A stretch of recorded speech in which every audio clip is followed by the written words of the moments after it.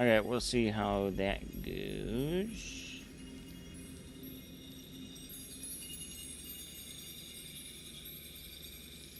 Oh, man. Not the most fun game ever. You know what? It seeks not to offer. Okay.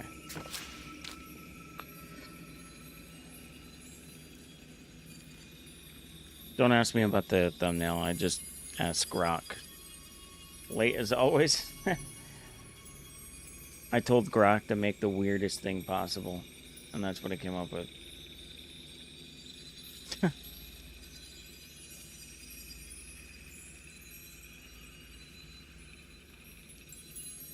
Being a slacker as always.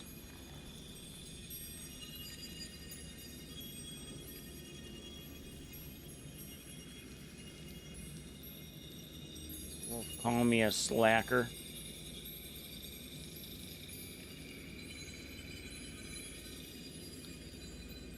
I tried to fix my microphone. Hopefully it sounds okay. I know I...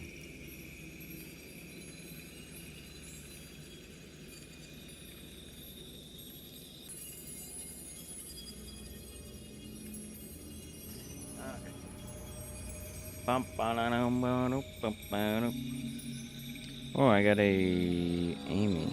Nope, that ain't right. Oh.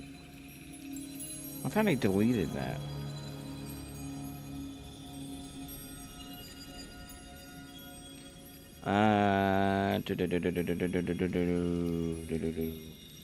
So,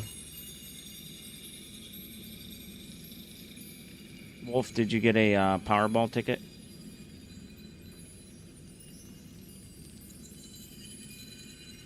I bought a Powerball ticket, and whoever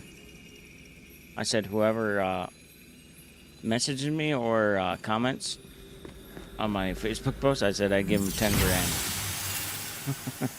If I won. If I somehow won. And I'm saying that because I'll never win.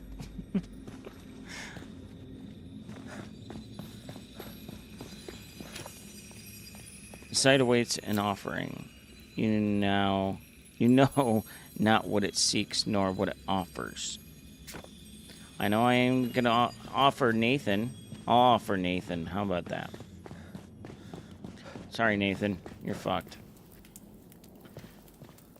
Ooh. I like what they've done with the place. Can you imagine, like, these weird-looking things that go around killing everybody? Like, they took the time to make this nice and neat.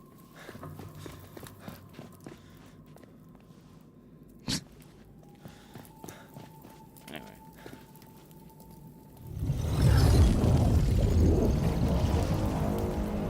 Oh, yeah, son. Oh, shit! What?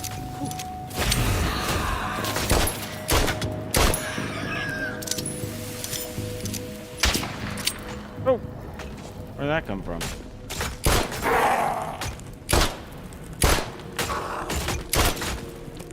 Really, bro?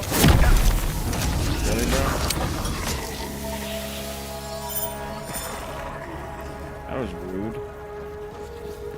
Super rude. Super rude.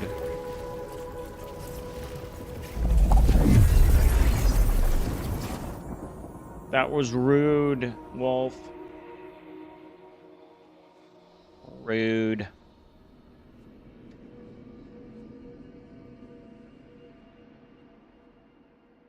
Rude. Not available.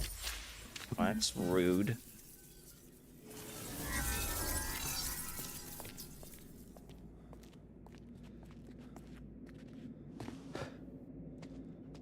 Where are we, Nathan?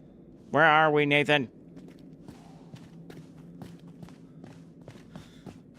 Nathan, what did you do?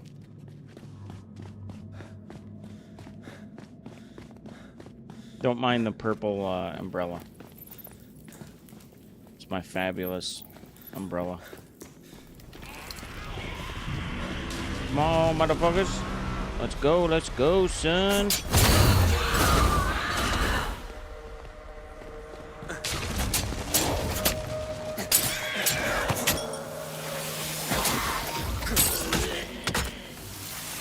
Oh my god, what do you do? Whoa, whoa.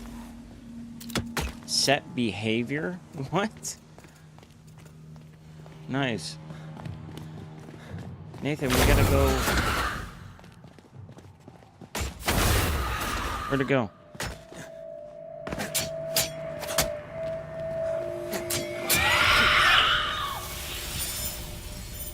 Bitch. Nathan, what are you doing?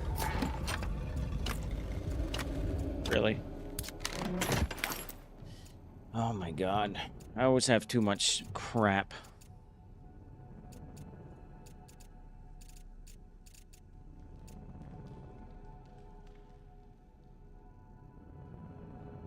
Crap. I don't really have anything I want to get rid of, though.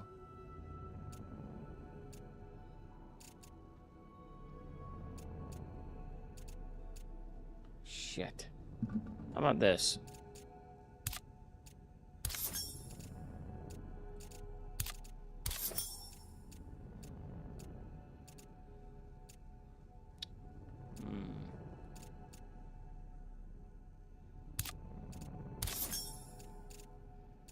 What else?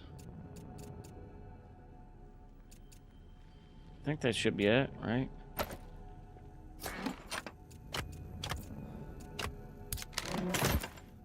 Let's eat the apples. Might as well. Might as well. Ooh. Down here.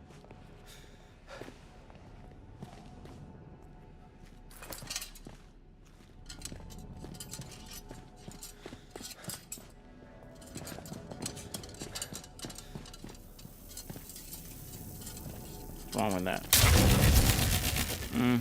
I knew something was up. Nathan, don't step on that.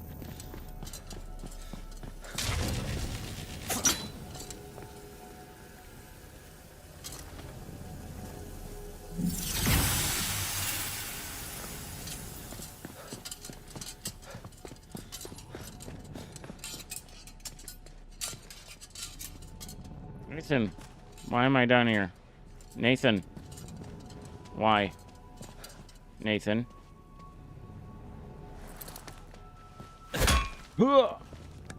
Watch out, Nathan. I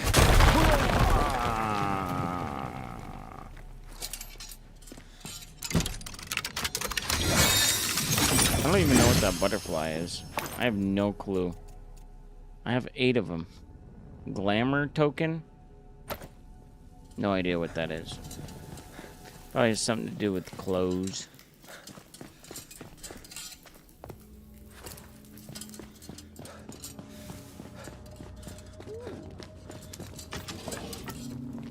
Diggity.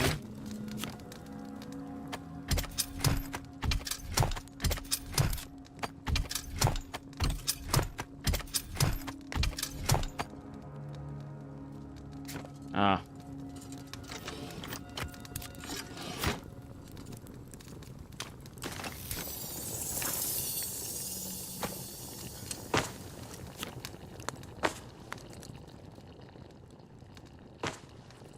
That it?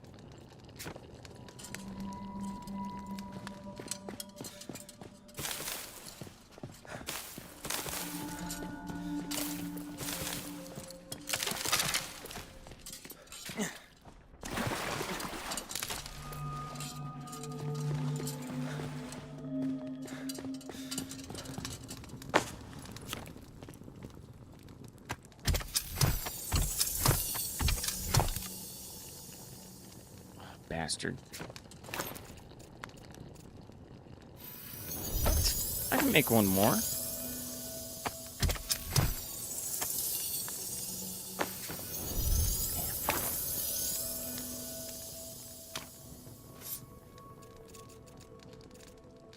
Okay. What next?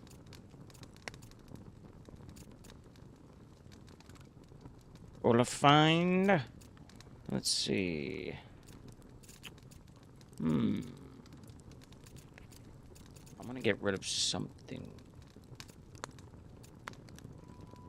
Fable. Okay. I feel like I should get no.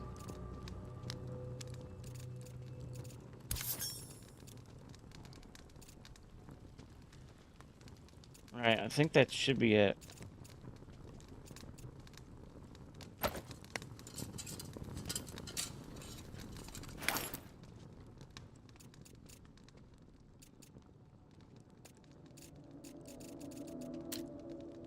Where'd all my stuff? Oh, shoot.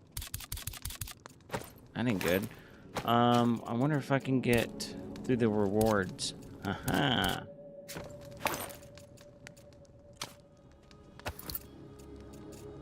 Just like that. That's how you do it. It's better than not having anything.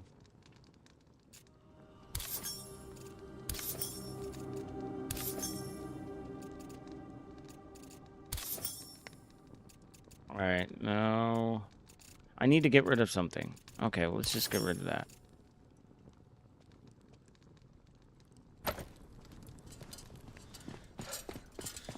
Alright.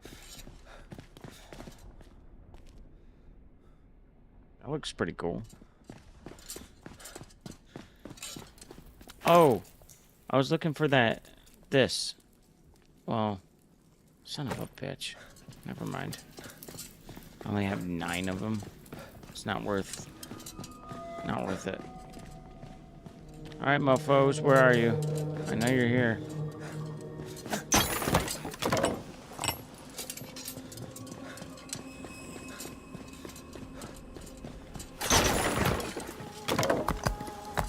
Wait. It's just wood and...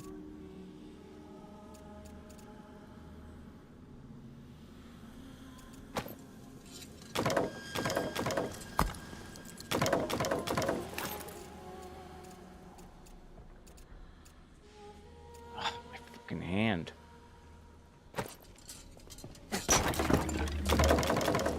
Why are they giving me all this? Oh, huh. Well, I can fix that. There. I just want to get everything, all the goods before I let these assholes come in here and try and kill me.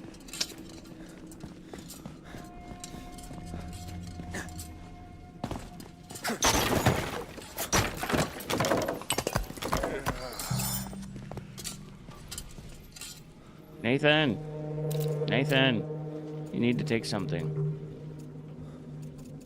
Of course you won't. God damn it. You're useless, bro. You are fucking useless. When it comes to...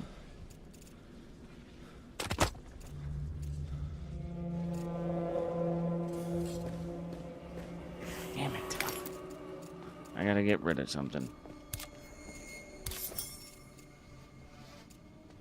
I got a lot of wood. I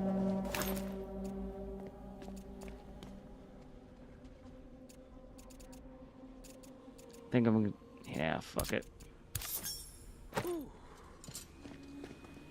All right, we ready? Here we go. Get ready, Nathan.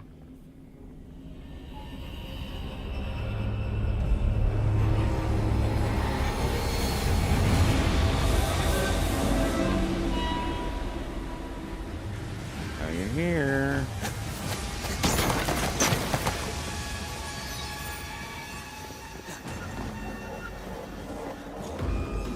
Yep, they're there. Oh, I gotta remember that's there.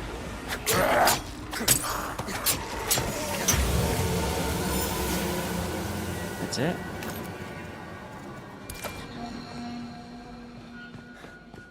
That was it? No way.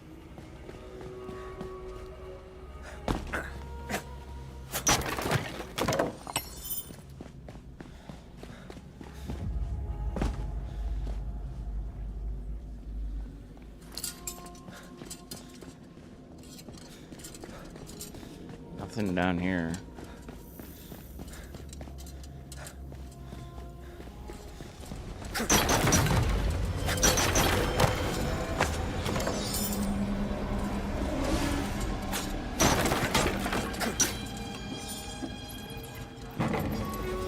Come on, Nathan. Trying to kill us. I can hear you.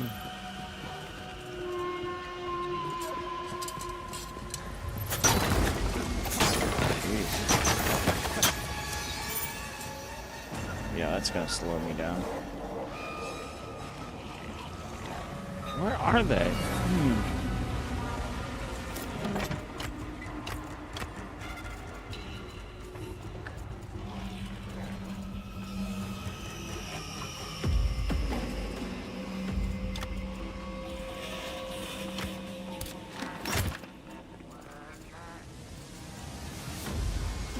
Is that gunpowder? Which one's coal and which one's... Okay.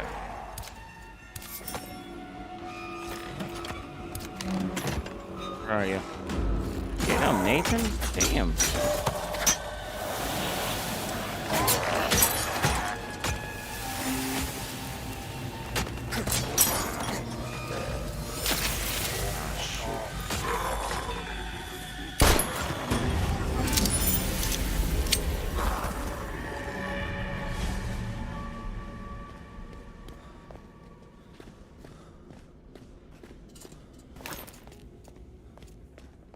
Man, I really wish they would make the inventories bigger. I'm really tired of doing this. This gets old. And that didn't even work. God damn, man. I don't know.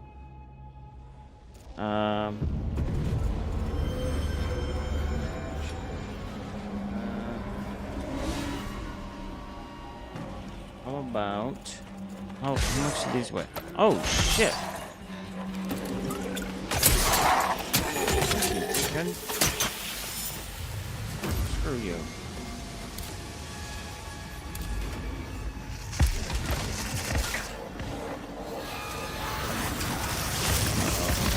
I weigh too much.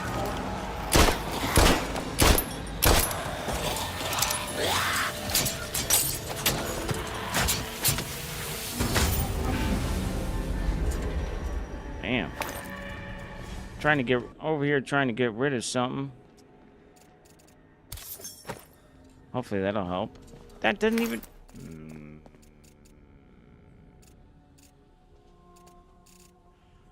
Oh, no, no, no, no, no, no, no, no, no, no.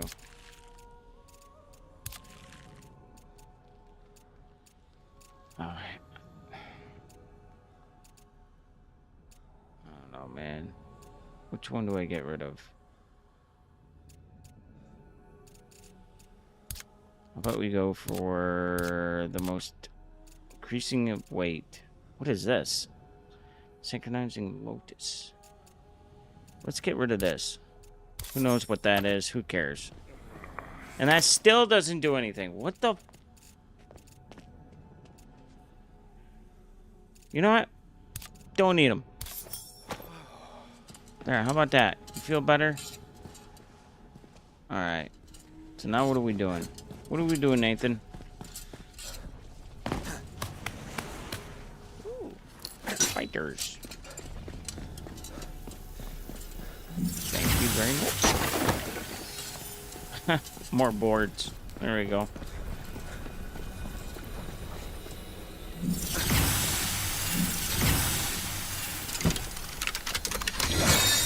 Uh-oh. Boss fight. Definitely a boss fight.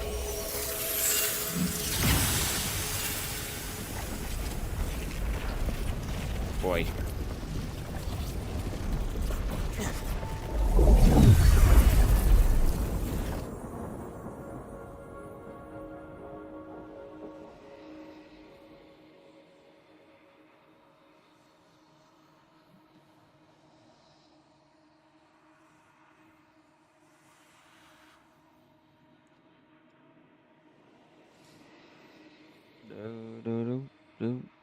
That'd be... I wonder who's gonna win this Powerball, man. Dude, can you imagine? Overnight, $700 million. God,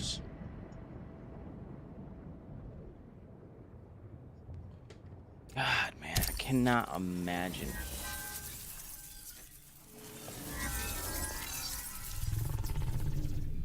How nice that would be. Become almost a billionaire overnight. Uh-oh.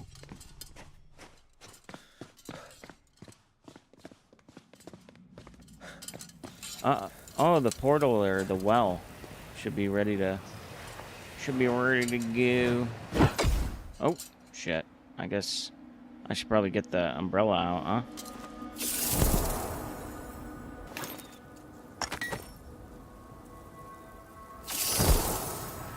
There's my little shack.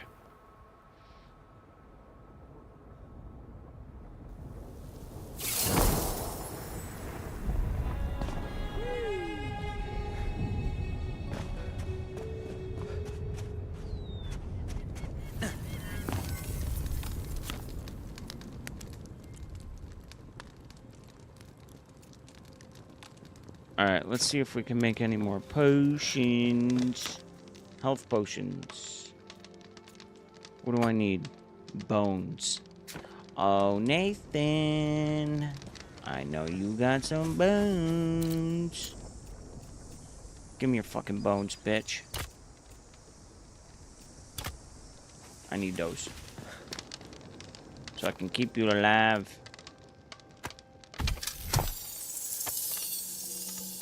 Oh, fuck. Now I need glass.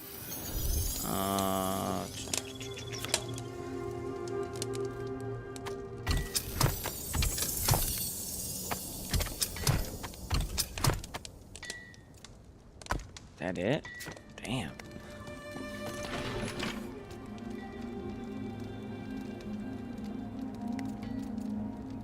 Wait, is that for making glass? I don't remember.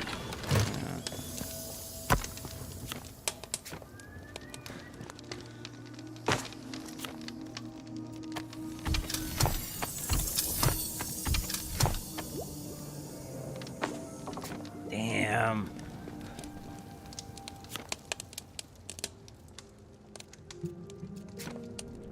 I just got rid of all the gems I had too. Huh. Go figure.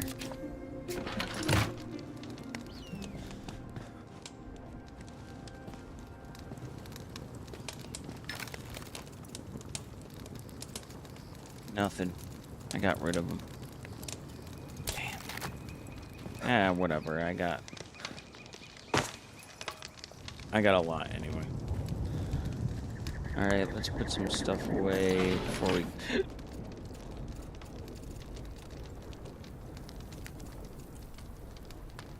I don't know what that is. I don't know what that is. That is.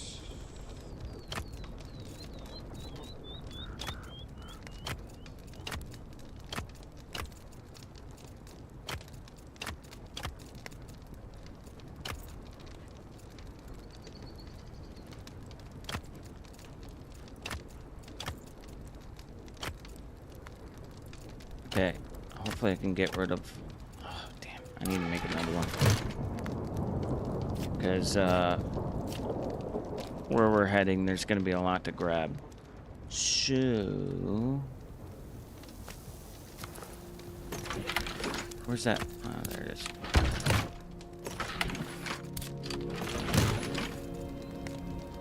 Did I use all those boards? Holy cow. Exactly what I needed. Perfect.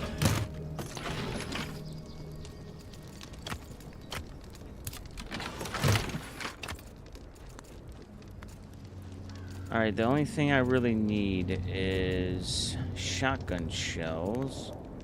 I know this... Oh, this makes portals. Don't need that. I don't really need that either. Don't need that. Oh. Alright, so shotgun shells.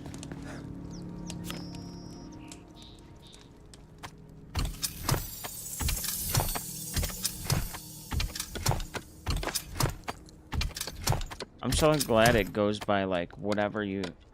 I think it does. It goes by whatever you have in your storage, too, not just what's on you.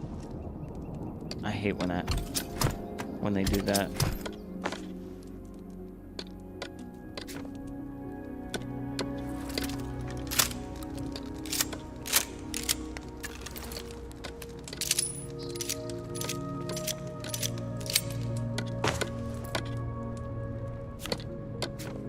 Alright.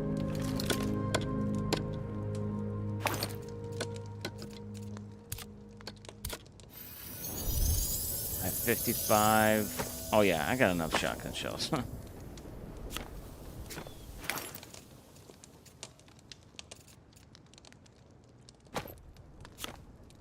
Rifle. I don't need rifle.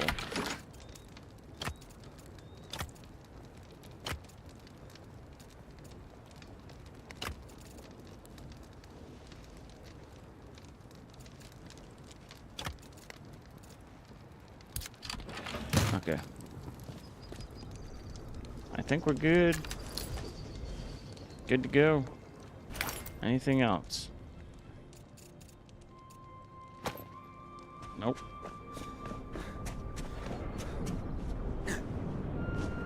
Oh. The one thing I need is my hat.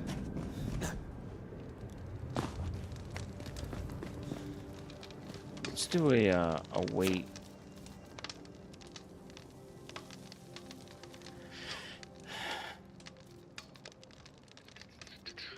Or do something where you can...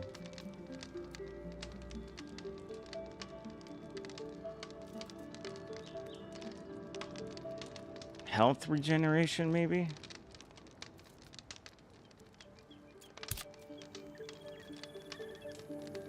Where is it? There it is.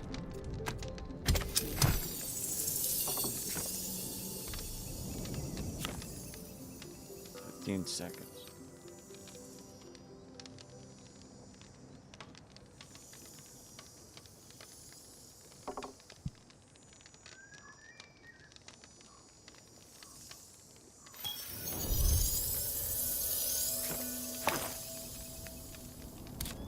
Used to my hat. Perfect. Let's go. Wait. Why am I not able to go in there? Why? What's going on?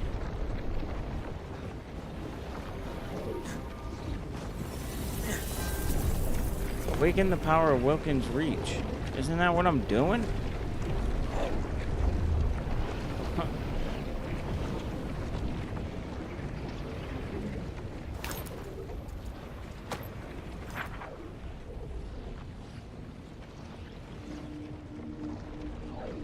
Where the hell do I go?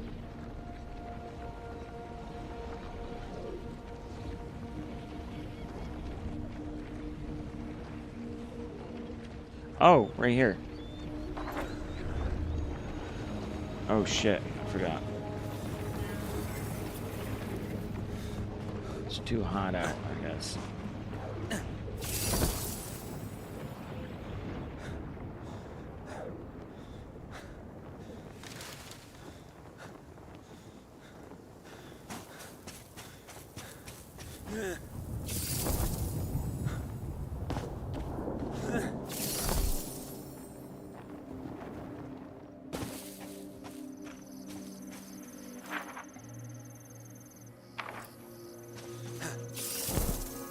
Go over here.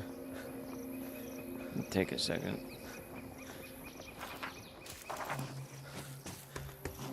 So the should be up here somewhere. The cave. And of course I got rid of my climbing picks. Go figure.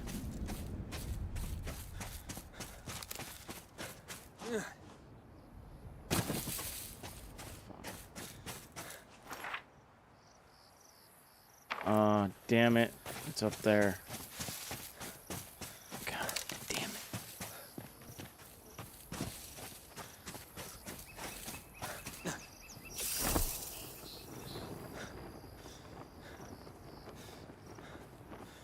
Man,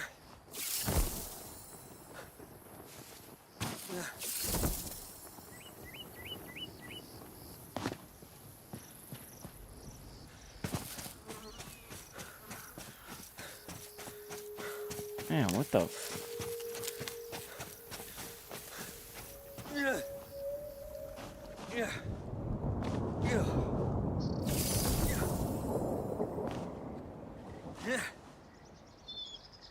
Oh, for fuck's sake. The one time I get rid of...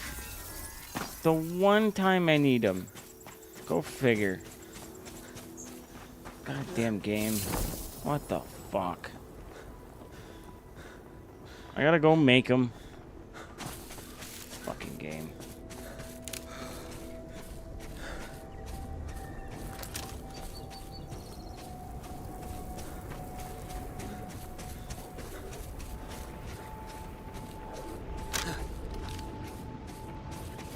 Oh, you think you're going away?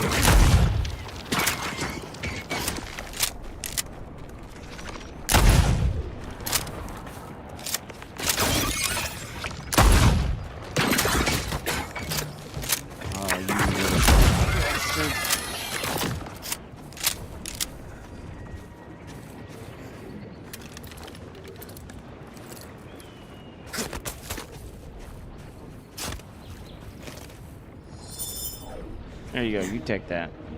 I get on my face, Nathan. I'm annoyed, Nathan. Get out of my way.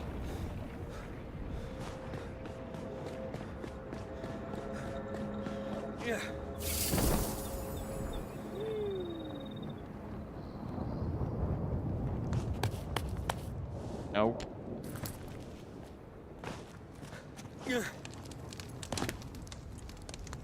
Alright. Climbing picks. Olafine climbing picks. I need lumber. Nathan, you got lumber? Of course you don't. You're useless. Ah. God damn it, Nathan. The one time you don't cut down trees. This guy is obsessed with cutting down trees. The one time he doesn't.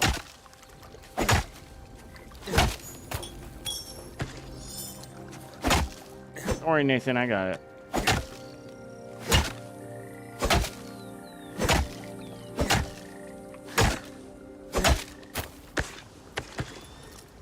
Get out of my way.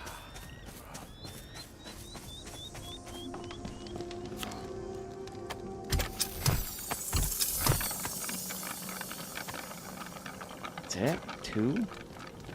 How many do I need?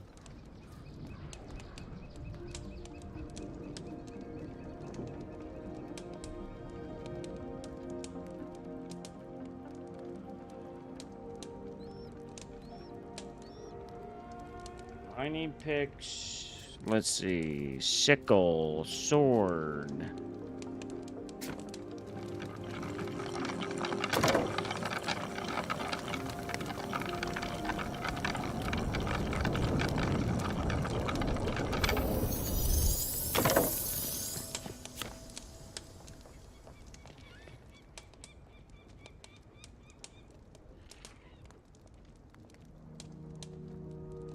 It should be right here somewhere.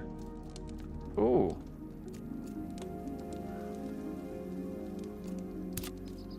I want one that's not, you know, purple. Sickle, maul.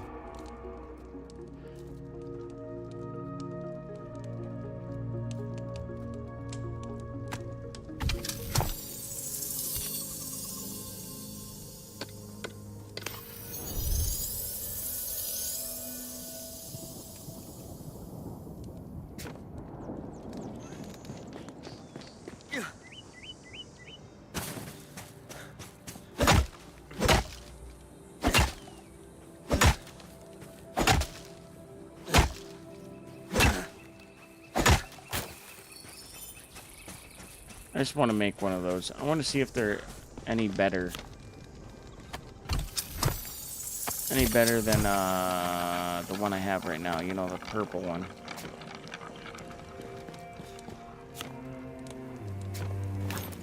Do I have them? There they are.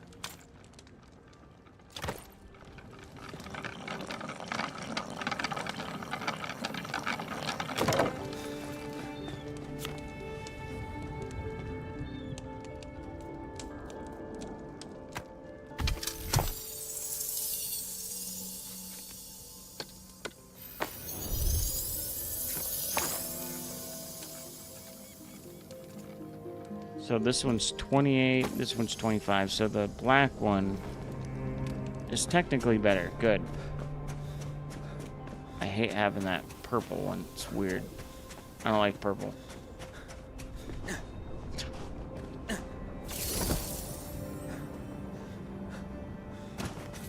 I'm not comfortable with my masculinity, so I don't like purple. That's the only reason why I don't like purple, guys.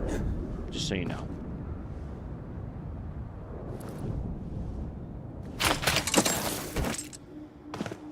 Not comfortable with my masculinity.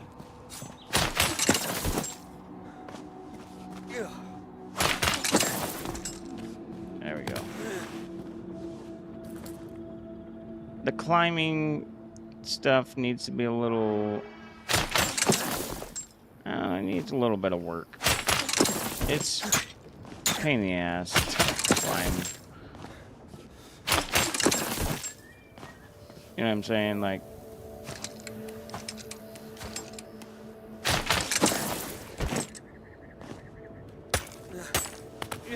Oh, okay.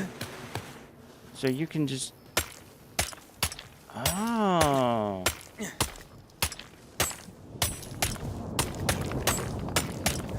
So you have to... If you just, like, do this, but go up against the wall, just go, whoop, and he automatically starts climbing, which is cool. I didn't know that. I like that. I like it.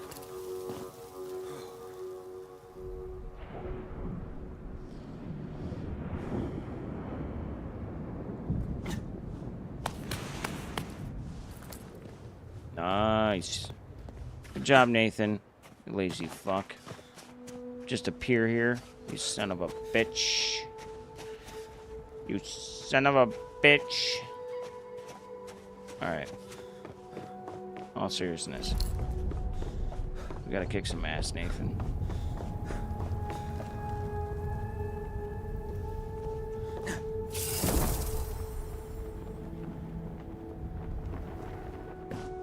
Oh, I've already been up here.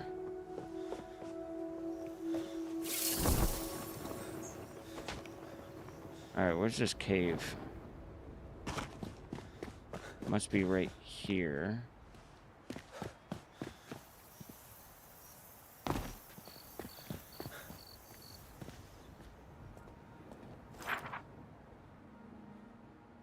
It is right below me.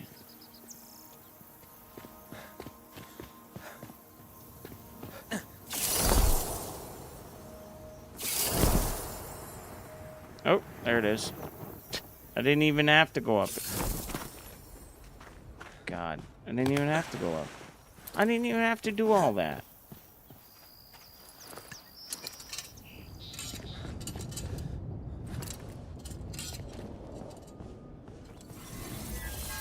It's okay, Nathan.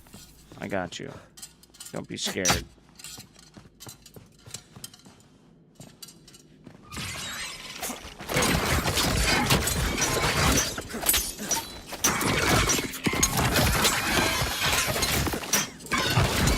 You always gotta give me once, don't you?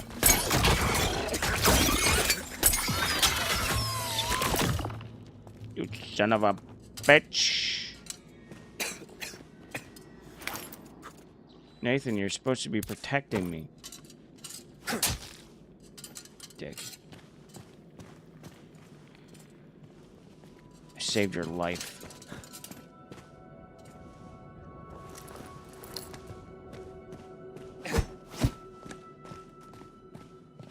Let me in.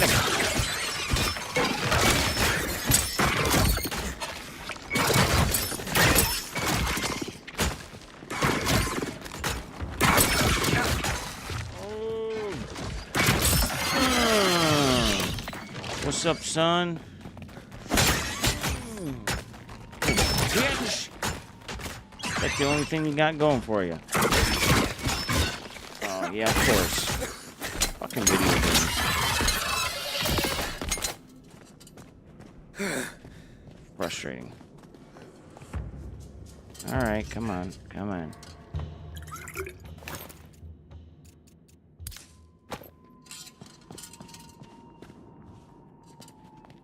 I just feel like it's always, oh, I gotta get him at least once. I gotta hit him once.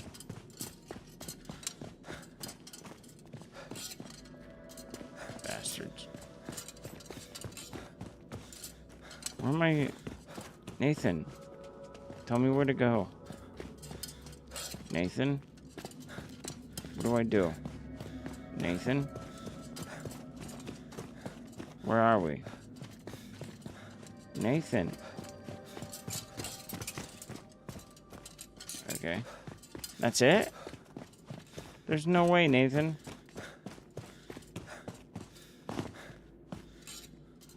What?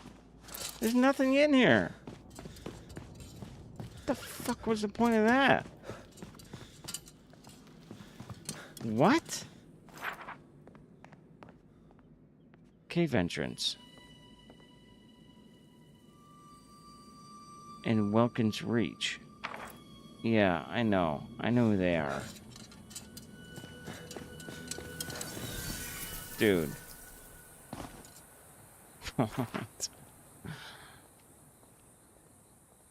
There's no way. Oh, I was looking for this one.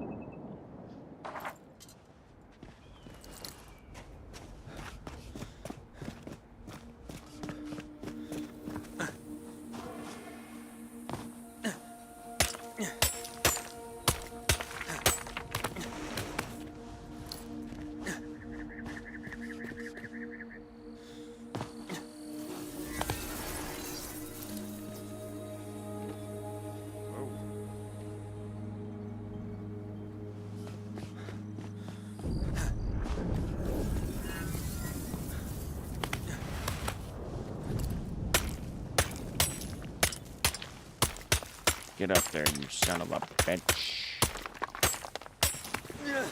There you go.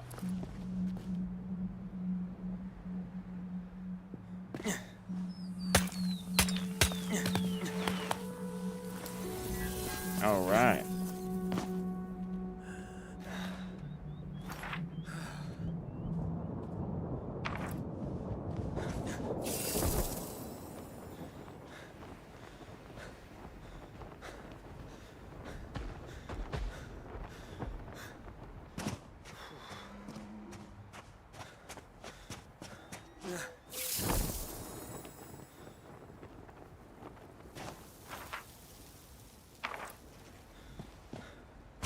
It's just a stupid cave.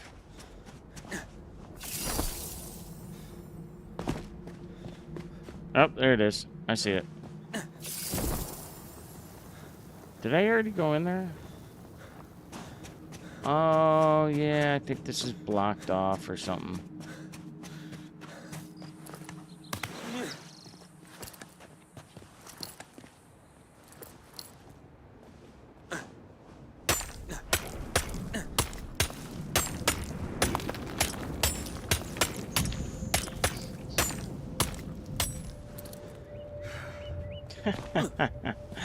Alright, whatever, dude. Oh my god. Whatever.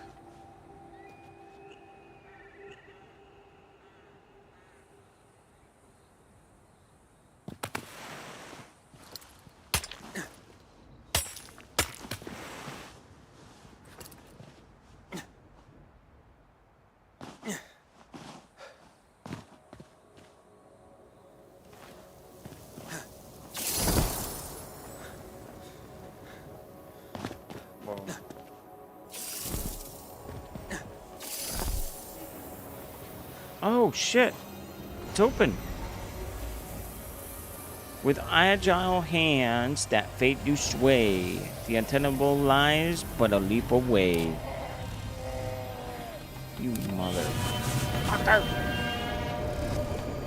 I'm gonna kick your ass. You understand me? I'm gonna kick your ass. Piece of shit. Come on, Nathan. Fuck him. Fuck him and his groupies.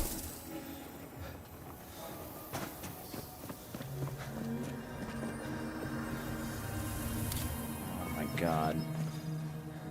Enough with your fucking riddles. Let me in.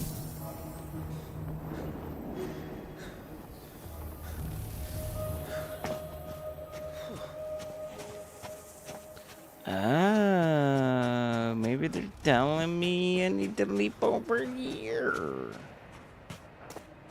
Yeah. Watch out, Nathan.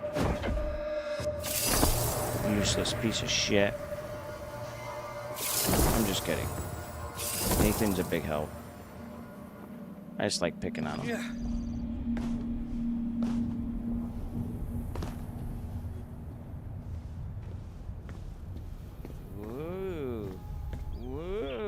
Whoa, whoa, whoa, whoa, whoa. Nope, nope, nope, nope, nope, nope, nope, nope, nope, nope, nope. No, no, no, no, no, no, no! No, no, no, no, no, no! No! Jesus, man. Not so fast. How do I get in there?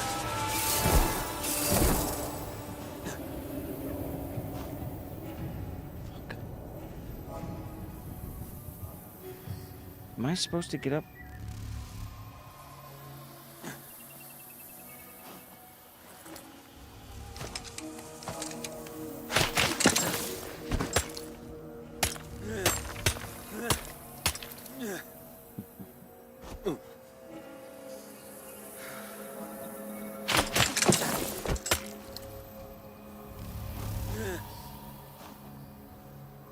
We'll get up there.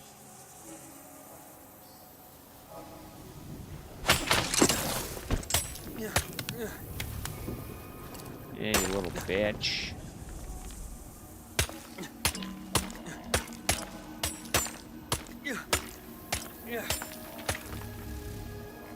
Whoa, whoa, whoa, whoa, whoa, whoa, whoa. What are you doing? See that? I'm thinking. See what I'm thinking here.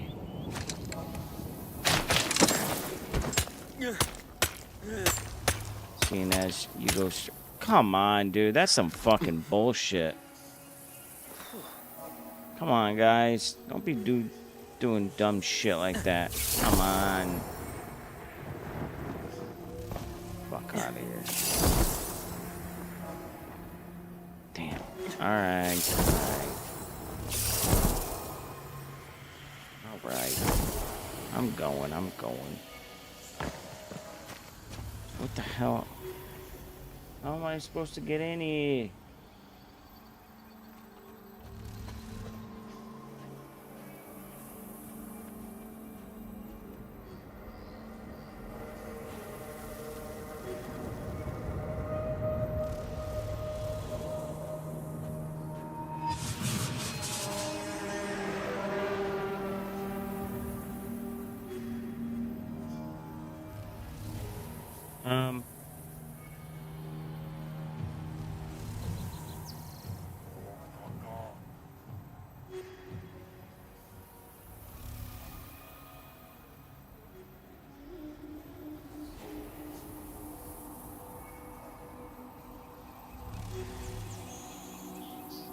Trying to see how you get.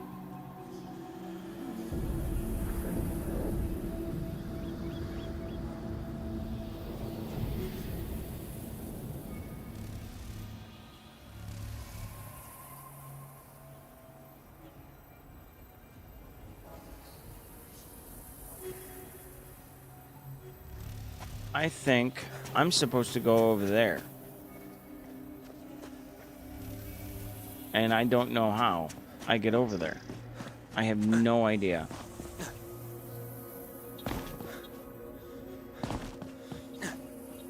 I have no fucking clue.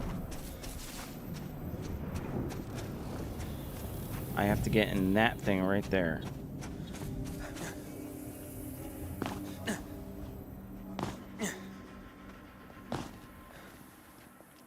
Maybe I should go up on top of there and then jump off of there.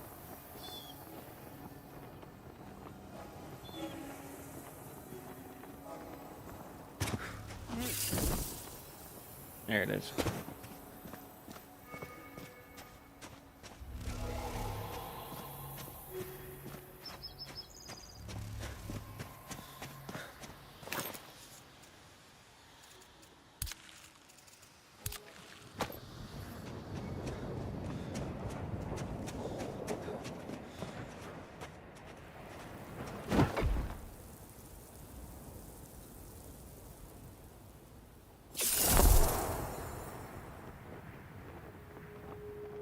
Yeah, I'm not gonna make it.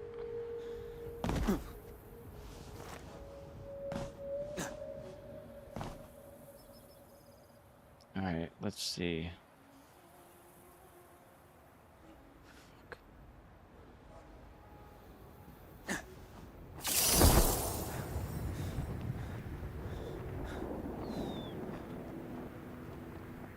Ooh.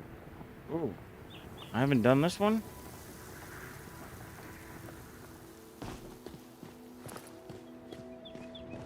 Red. Yep, I didn't think so.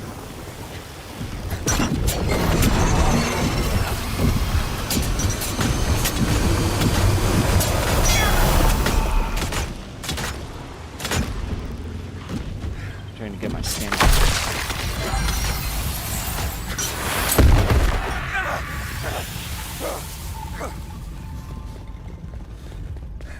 Where is he? There you are.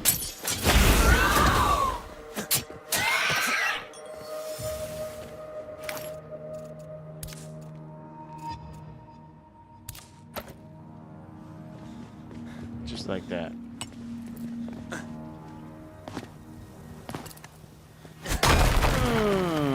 What's up, son? Why did I take that? Actually, I could,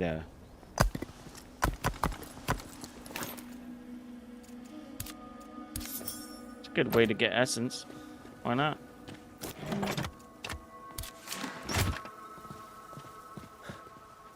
Know what I'm saying, Nathan? Bam! Right to the dome. He doesn't mind. Alright, so... how do I get over there? Somehow. I need to get over there. Somehow. So, the only thing... no, you fucking dumb motherfucker! Oh my god. I'm gonna go find the dev and punch him in the goddamn face. God damn it.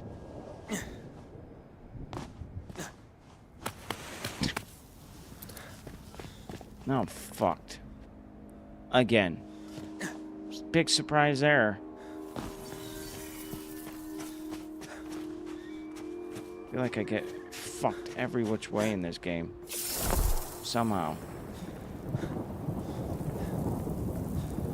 Maybe I just suck. I don't know. Yep, this is where I was at.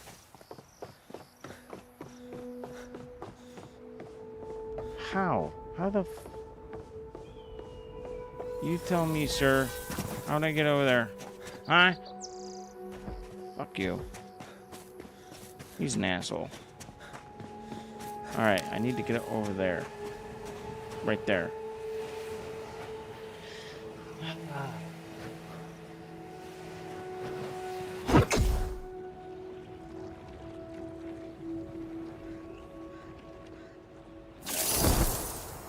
Oh.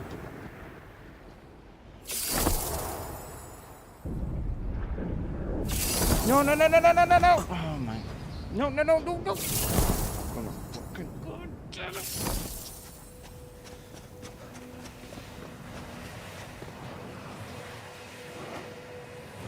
Damn it, Nathan. Idiot. There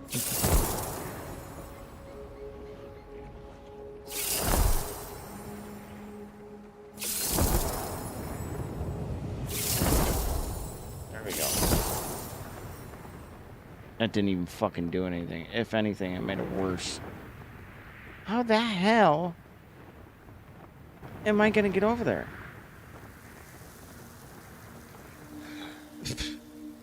Well, there I go. Hi.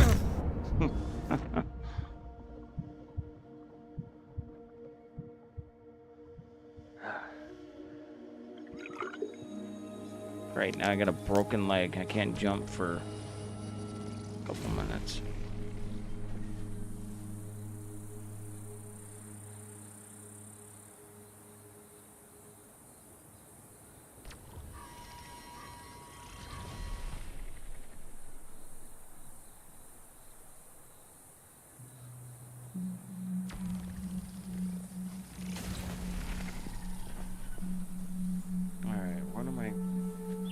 Need to get up there.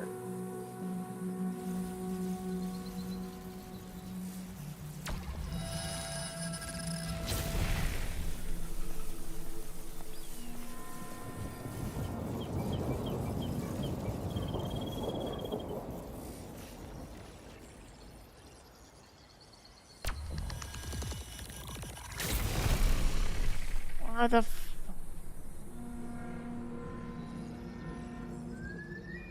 Hold on a sec. Alexa, what's the weather?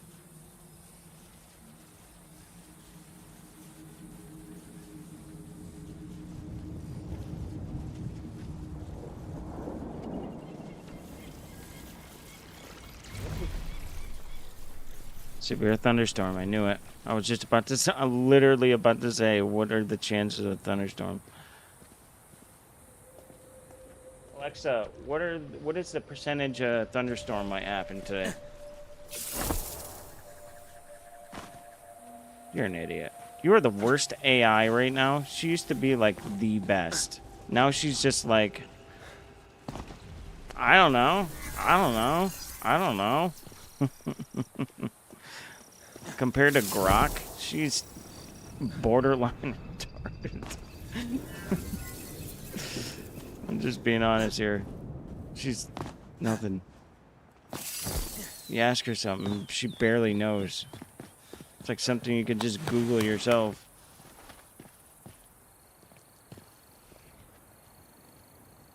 Amazon's got to catch up, man. How am I going to get up there?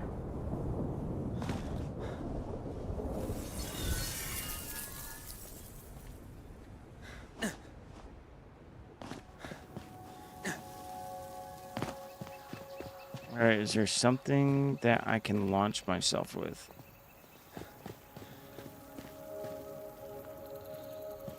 Oh shit, it's raining outside. My window's open.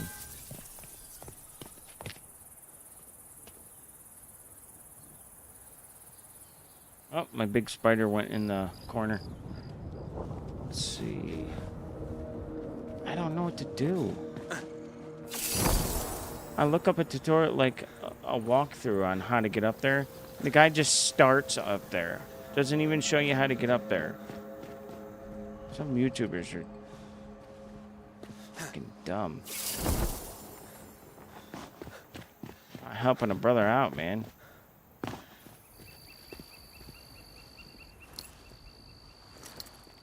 That's probably the biggest part of the whole thing is getting up there. It didn't even show that.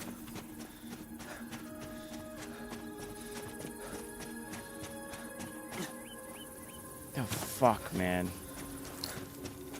Alright, I'm taking out my aggression on you asshole. Get out of my way. Stupid bug.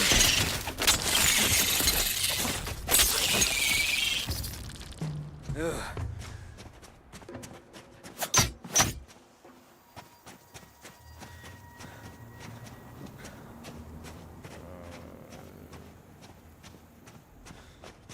Dude.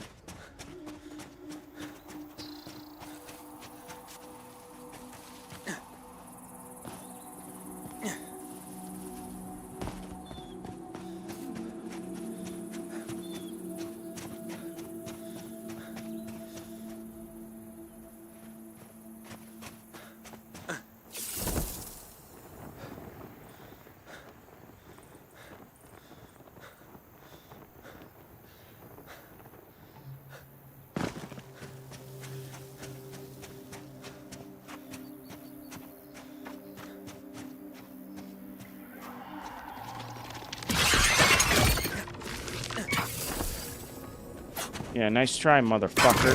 Hey, Nathan, how about you do your fucking job?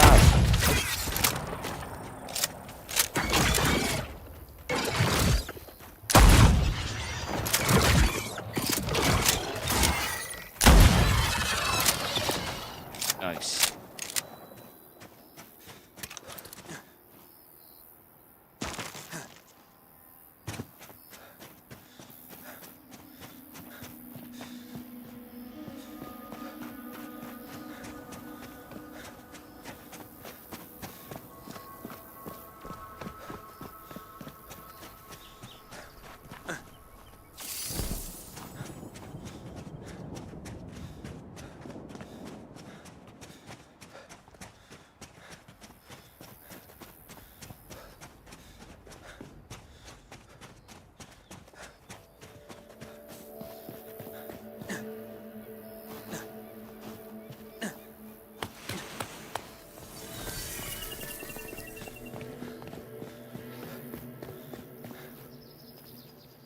How the fuck do I get up there, dude?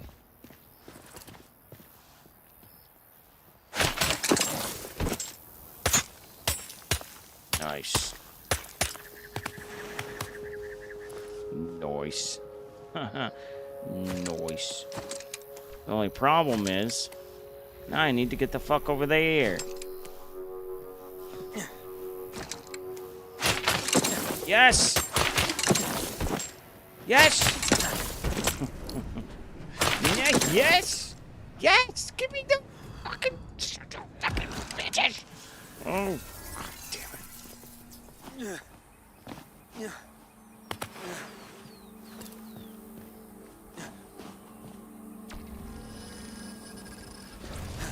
Oh my God.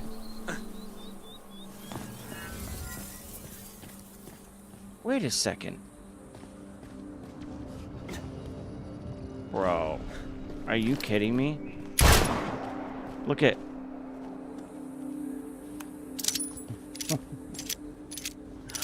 No way.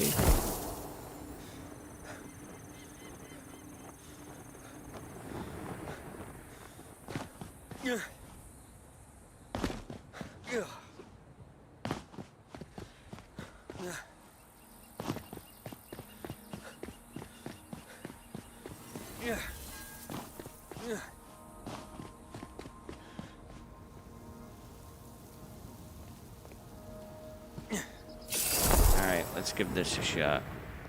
I'm not sure if I'm gonna make it.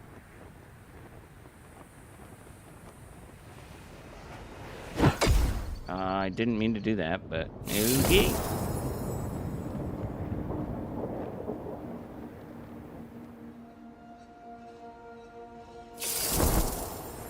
Look at the wood on that gun.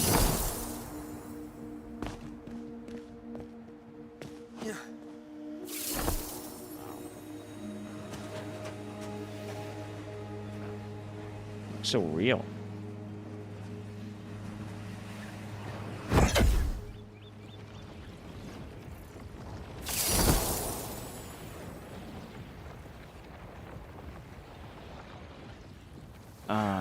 How did that go?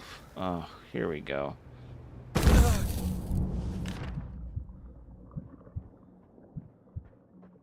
Come on, Nathan.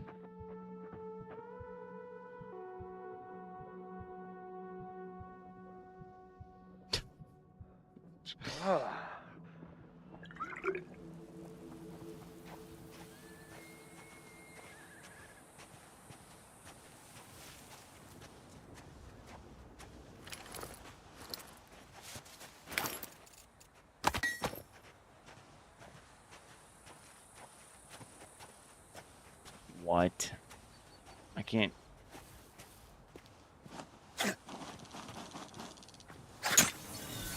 God. All right. Well, I guess we'll sit here and wait.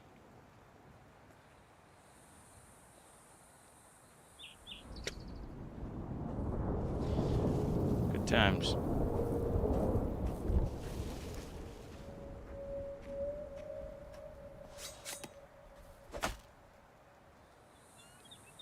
Dying Light 2 has gotten a little hard. Can't wait to play Dying Light the Beast, man. 14 days. I didn't mean to do that. Nathan, you son of a bitch. Why did you make me do that? Why did they make you look so dark?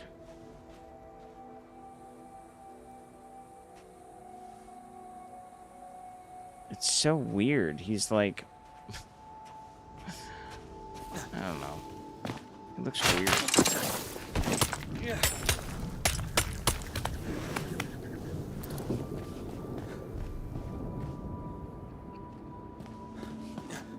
Oh, shit.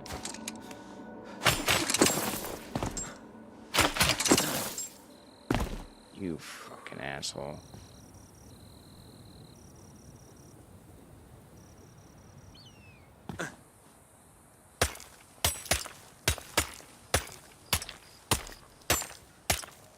Boy, I really need to get that stamina, man. It is so bad.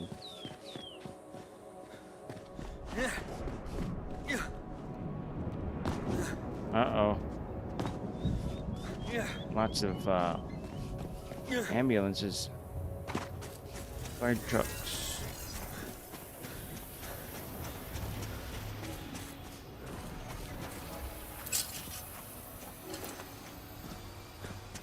Alright.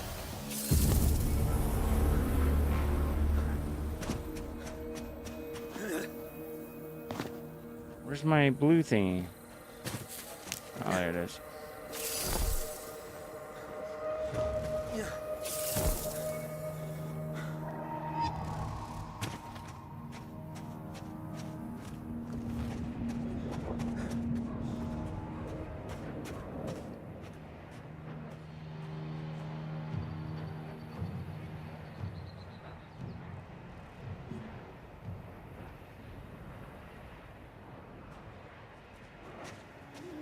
All right, here we go.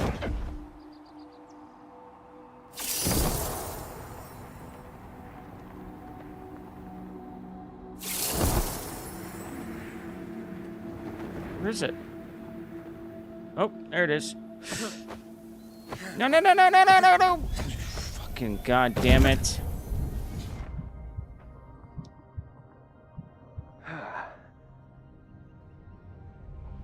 This game frustrates the hell out of me.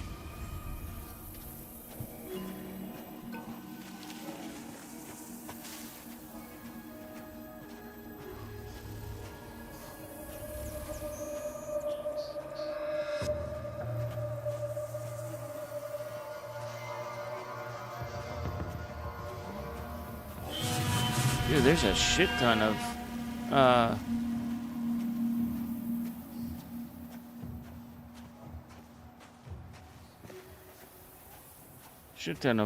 sirens going off.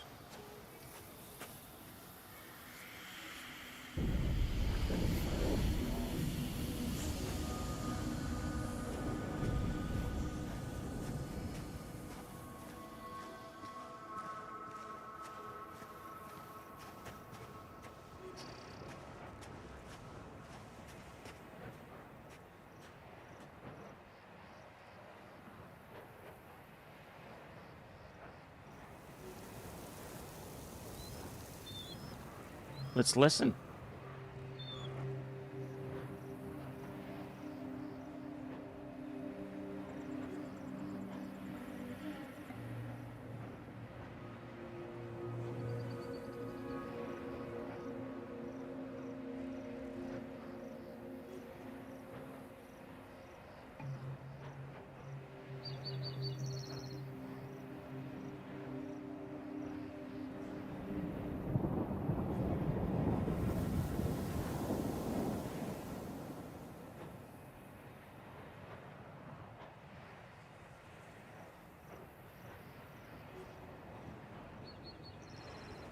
Sorry, I want to hear the, Oh, here we go.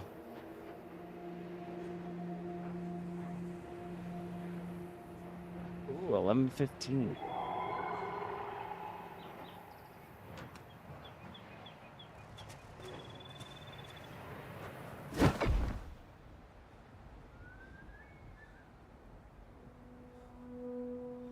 Holy cow, dude.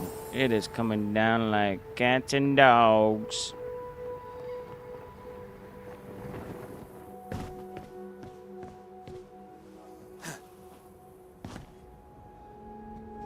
Alright, where is it?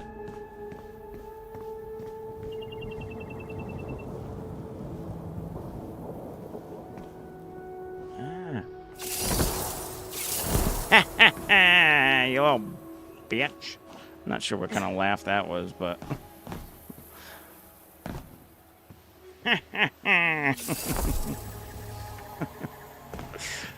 Oh my god. Ooh. A new chord. I feel no different, not enlightened nor blessed by this magic of the... Sorry. Empyrean. How could anything compare now that I know the feeling of the light? Still, I mustn't linger, or this favor might go to waste. I am no hero, but it chose me, and me alone. Me! The one who observes, who sees what others can't or won't. I am the cataloger, and if I cannot save it, I will make it known. Schleck. I name it, for all that was taken, for all that could have been, for all that we might still become.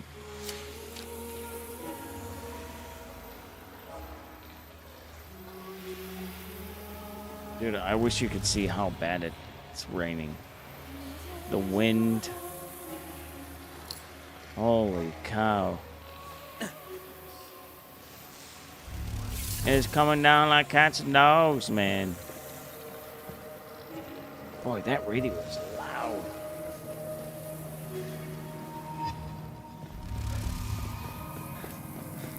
Ooh.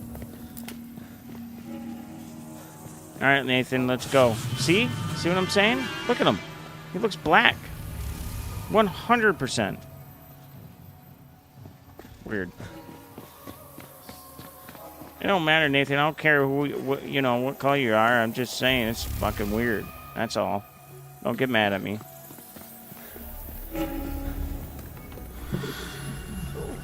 Got the first one.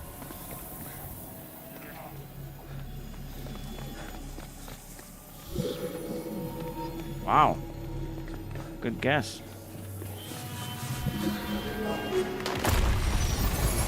Damn. All right then.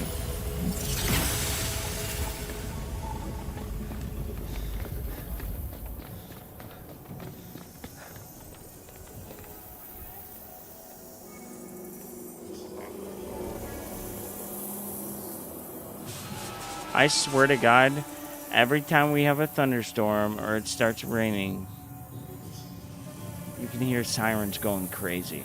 And it's always older folks saying, just like this call I just heard, they're shaky. So you got the EMS going. They're shaky or freaking out or... Oh, shit. Nathan, no. Oh, god damn it. No, I wanted to read that. Shit.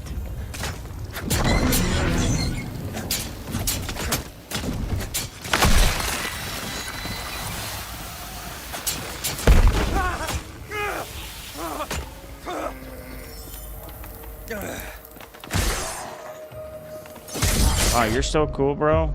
You're so cool. Bro, you fucking moron.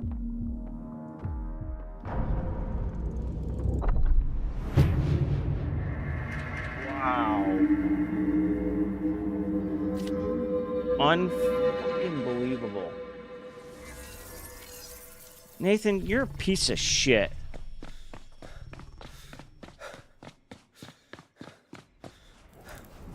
I gotta fucking get up in there again.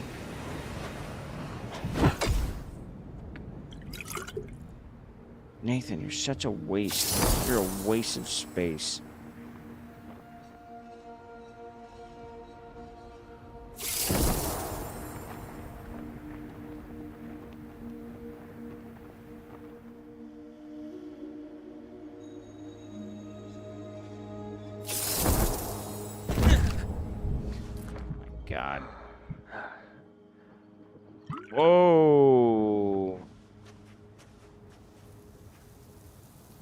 Alrighty then.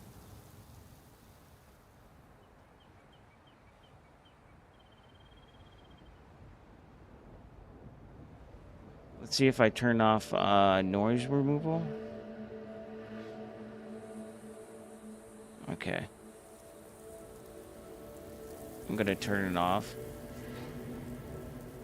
Maybe you can hear the thunderstorm. Whoa. Thunderstorm here. Wow, that is loud.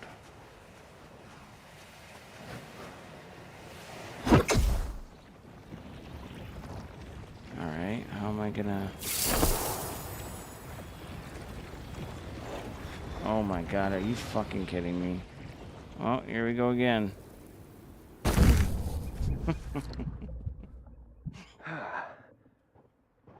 Oh my god.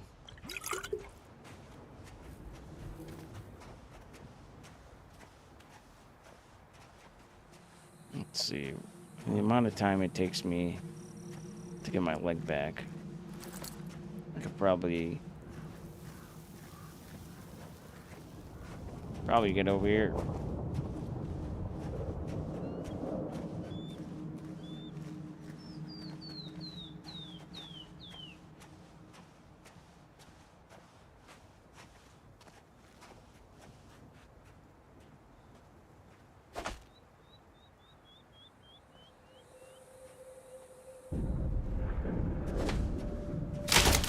DC insiders say that there is a $2 million effort to get RFK Jr. ousted, and it's led by Big Pharma. The plan was reportedly exposed by a leaked memo. The vax owners and CDC have reportedly turned some senators against him. No fucking surprise there. Big Pharma.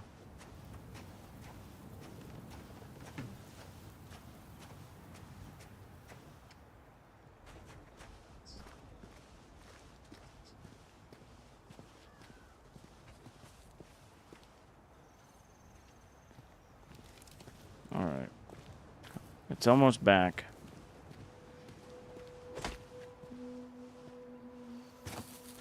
There.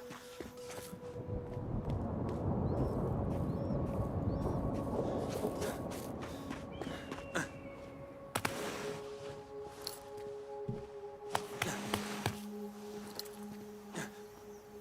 my god. Don't you fucking dare. Don't you fucking dare.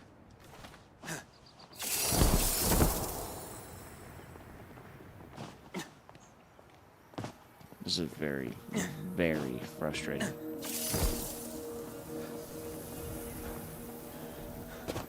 Nathan, I swear to fucking God. I swear to God.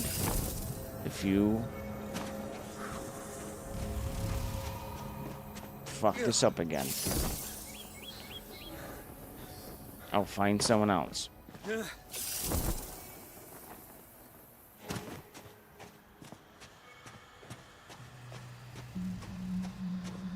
In fact,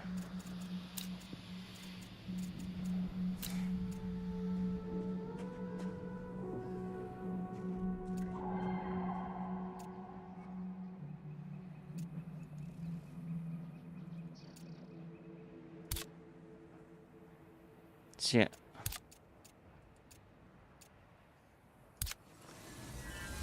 Sorry, Nathan. Pack your fucking bags.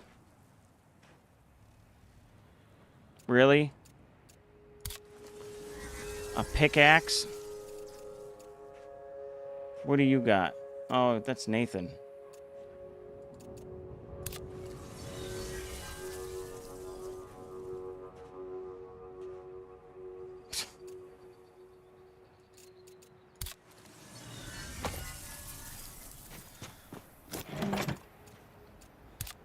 Nathan, pick your shit up. Great. Because this won't do any.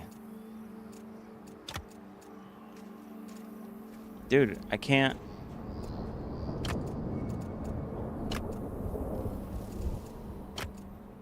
I mean, are you kidding me? I can't carry all this. Come here, dude.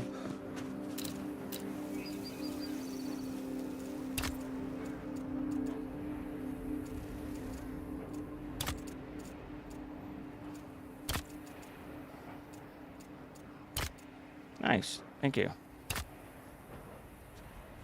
That works.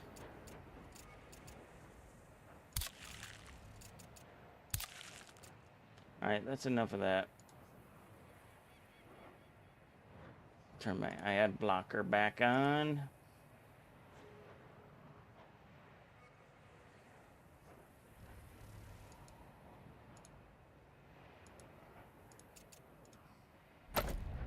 Oh, that's what I was doing. Maximum stamina.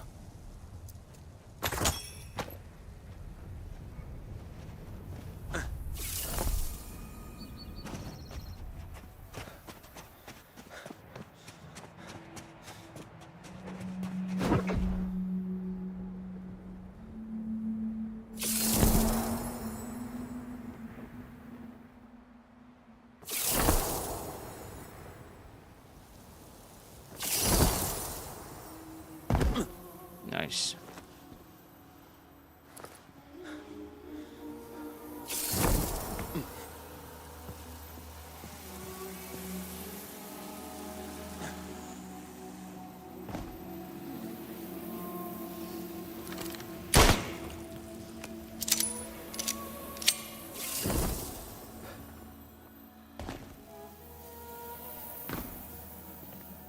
Where are you, asshole?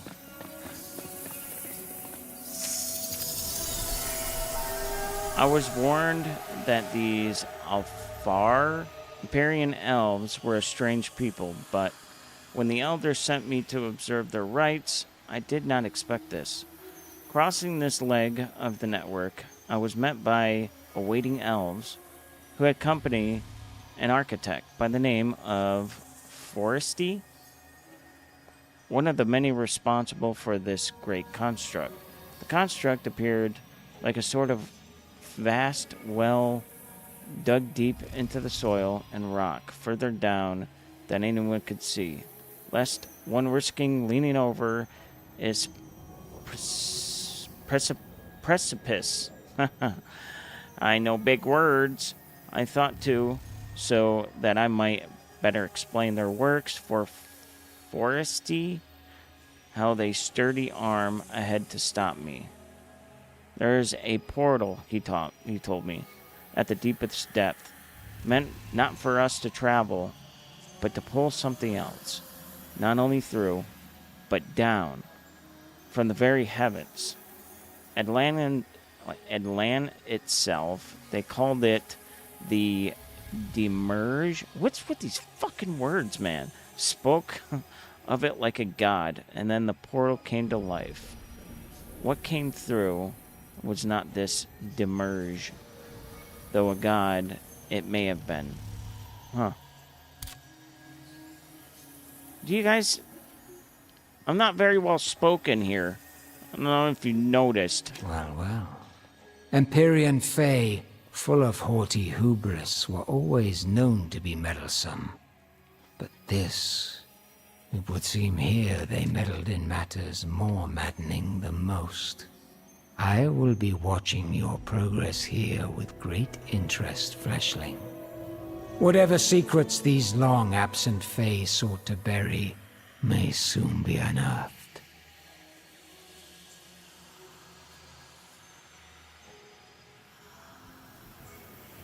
What?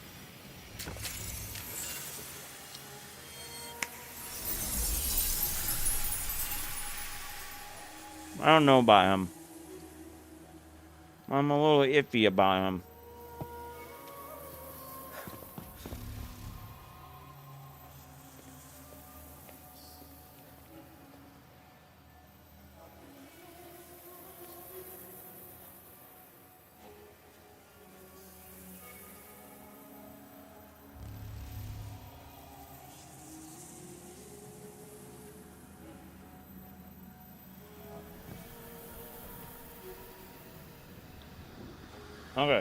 Okay.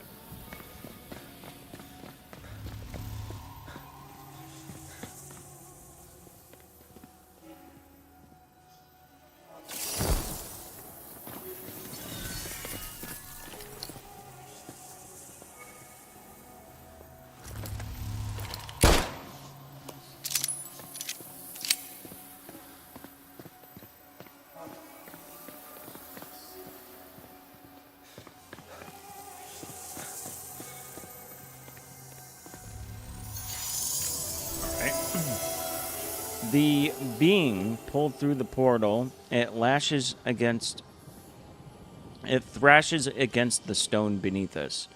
Tremors shake the ground. Loose rubble begin to rise, lifted by some unseen hand. You see Ski and Licorice on Twitch anymore? I'm never on Twitch anymore. Yeah, I stopped going on Twitch. I'll go on there once in a while, once in a blue moon. I accompanied Forseti to a forum this morning. Though I understand little of what he discussed, he has explained some in the time since. The elves know where the being has come from, but they believe it exists as it does now, formless, not by nature, but by some horrific failure of their portal. It speaks a dialect of their language, and though they have attempted to speak to it, it cries only for escape.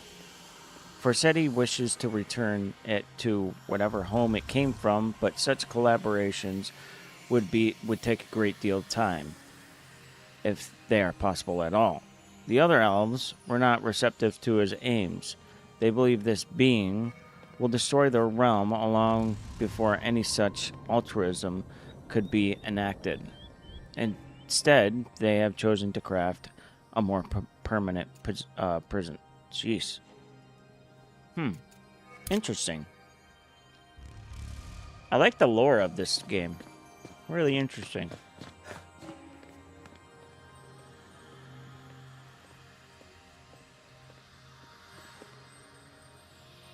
Yeah, I'm never on Twitch. I actually go on once in a great while just to say hi to Ski if she's entered on there.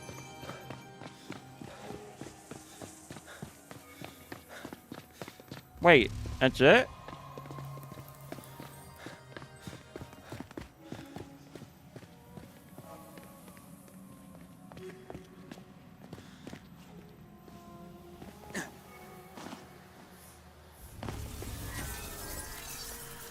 What the hell?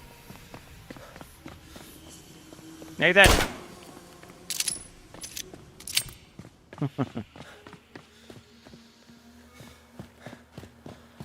What's with this one? What do I do with that one? How do I get in there? This? Oh, shit.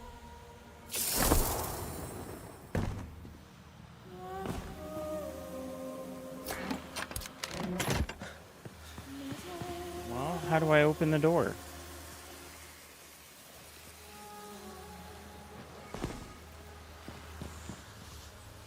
How do I get that door open?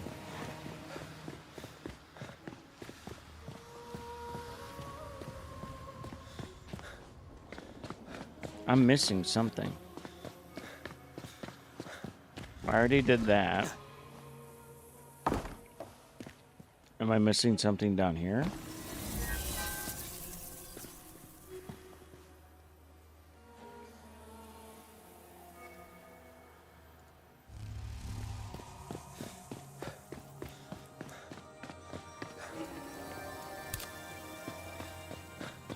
Oh.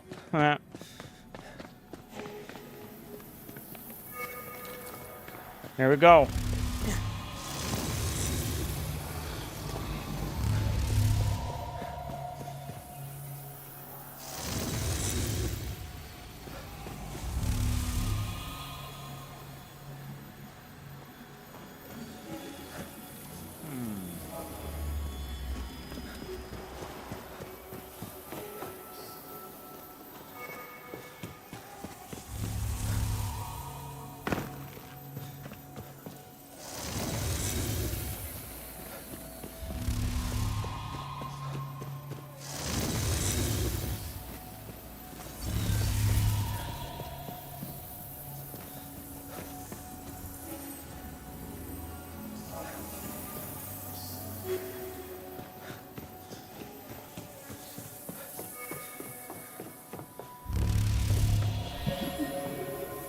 Oh my god, trying to figure this one out.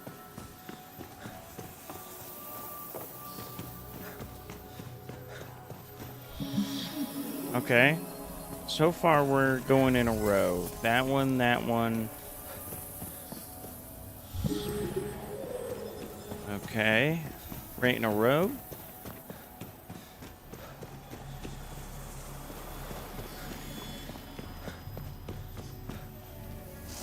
Ah! Ooh. Oh, never mind. Fuck it. No, no, no, no.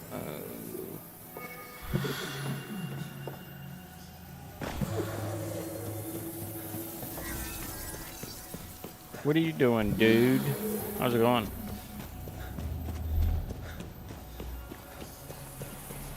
Alright, I already did that one. Where's the other one?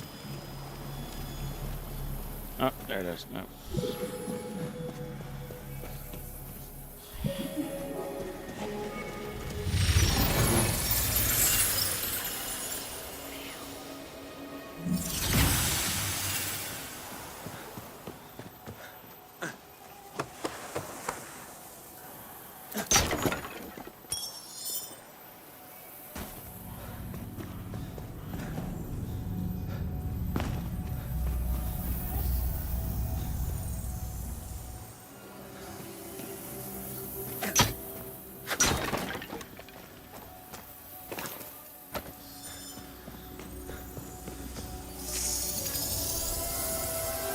I stood behind Forseti as the being was bound.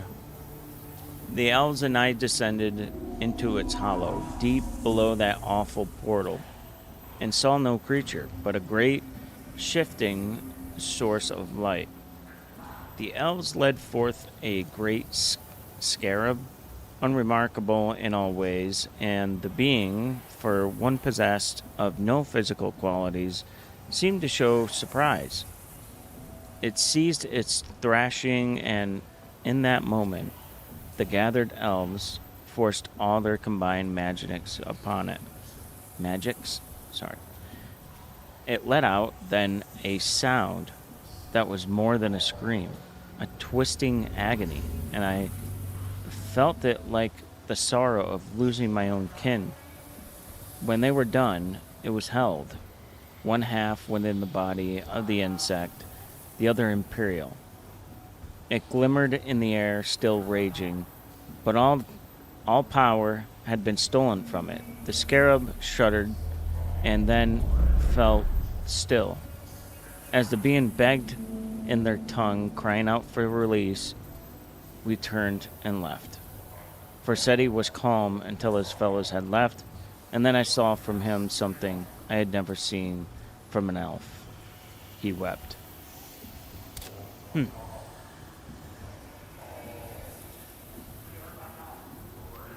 That's pretty fucking crazy.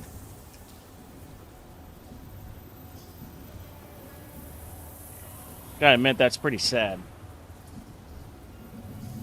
Things like a god, and you took all of its powers away and threw it in an insect. God damn.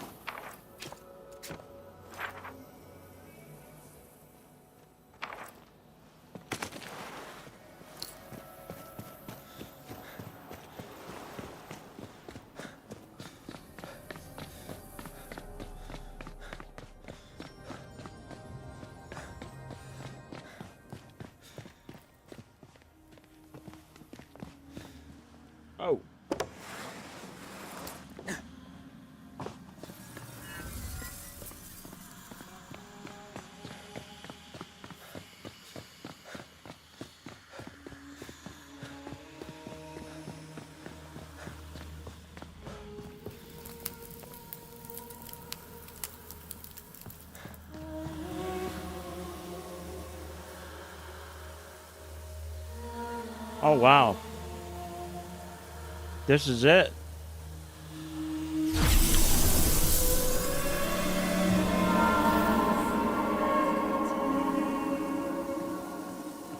Was that the thing that we were just reading about? Was that god? Their hateful gift shall carry you down to my despair unending.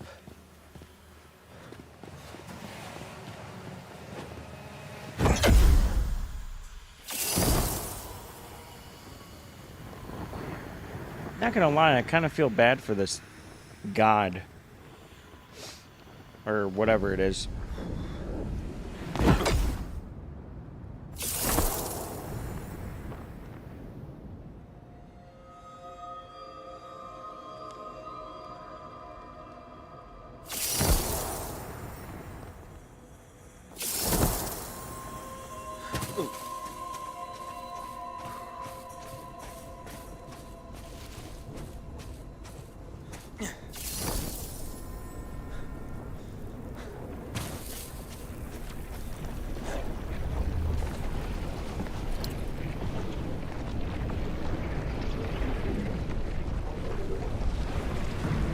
Dude, what the fuck?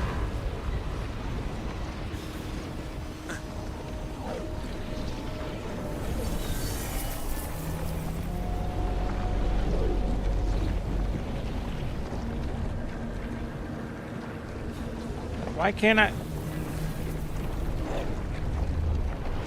What the fuck?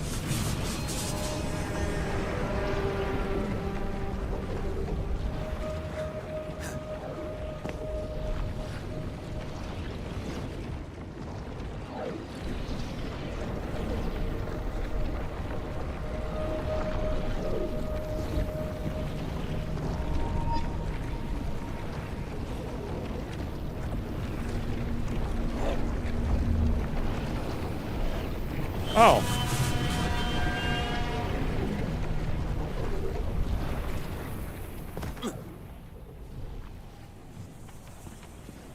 Oh, we good? Oh, cool.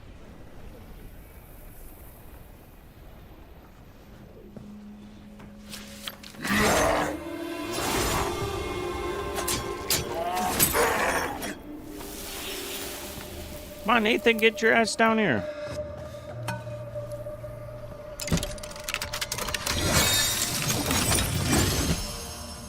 Nathan.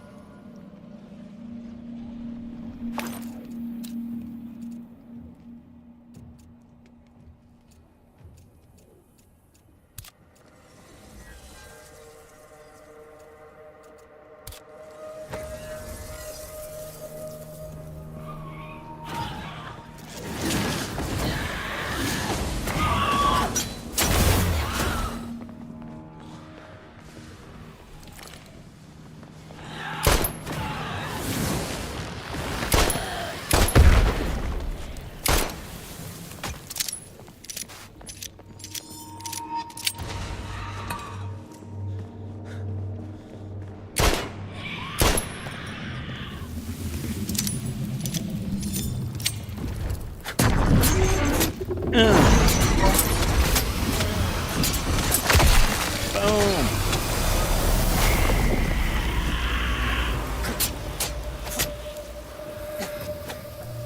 Where'd you go? Little bitch.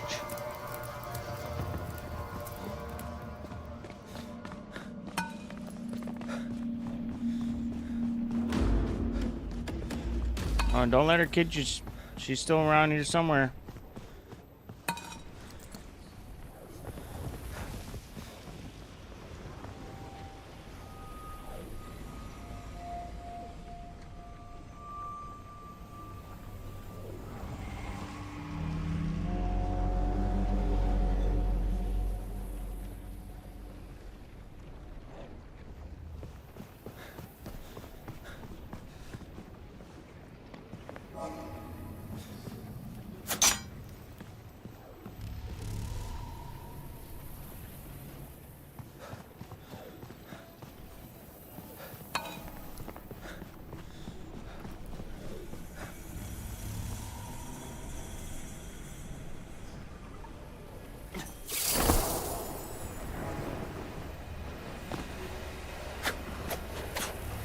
dude.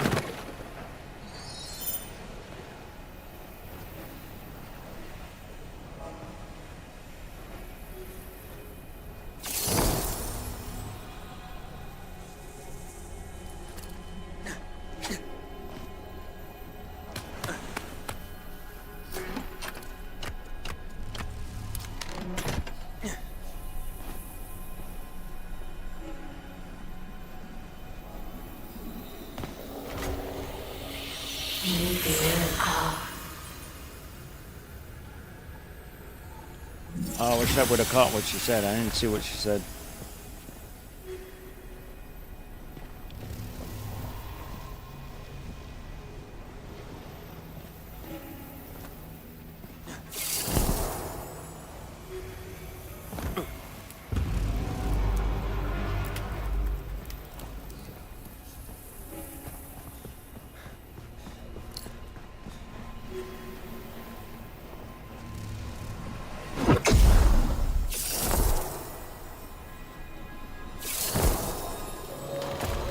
Just like that, motherfucker. Centuries. Centuries in this cell. That's what she said. Centuries. I don't blame her, dude. I'd be fucking pissed off, too. If some elves came by and tried to strip me of all my power from being a god, and then stuck me in a cell, yeah, I'd be fucking heated, too. Don't worry, girl, I got you. I'll get rid of these assholes.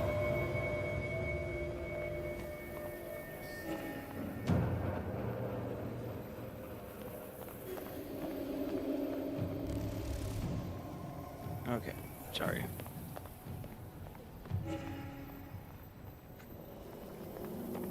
I had to check my Tinder. My Tinder. I sometimes see girls at work that are on there. I don't know why some people get weirded out. Like, what's the big deal? We're both on a dating app. It's a big fucking deal, man.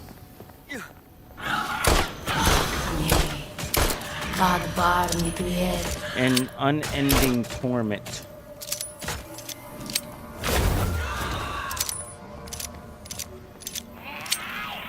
Guess what, motherfucker?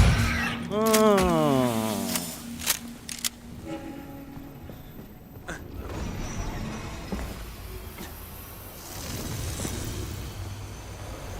What is this?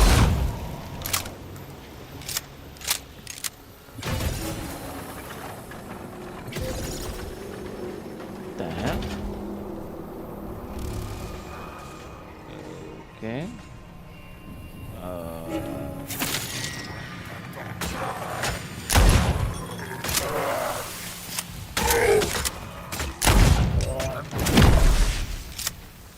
Motherfucker. Oh, you motherfucker. All the balls on you. I'm gonna go kill you. You understand?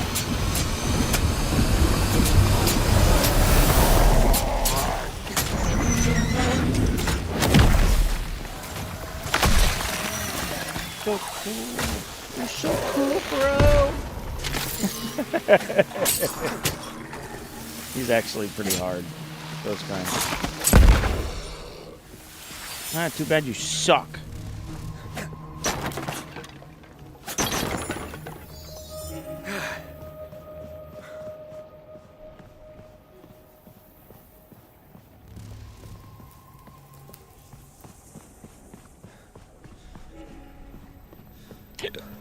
Excuse me, sorry.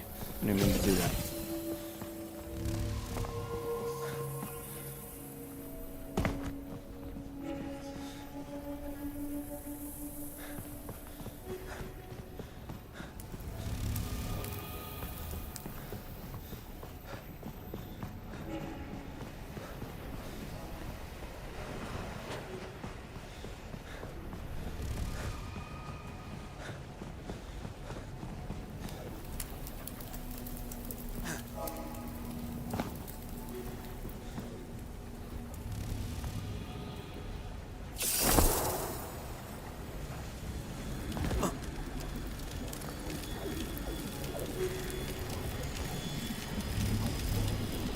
fuck?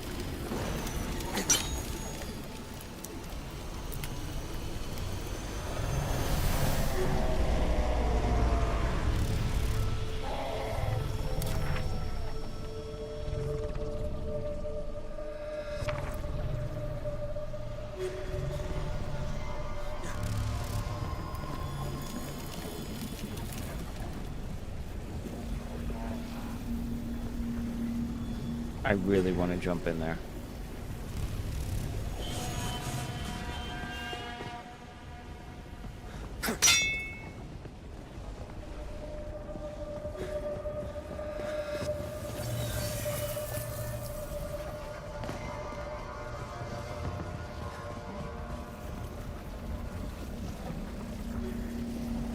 Whoa. What are you doing? Oh shit, what the hell? No. What the fuck? I don't know what the hell's going on.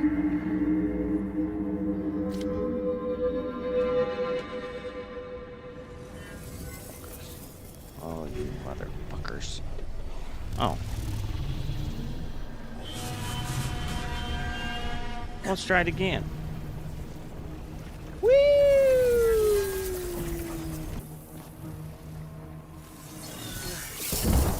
Oh.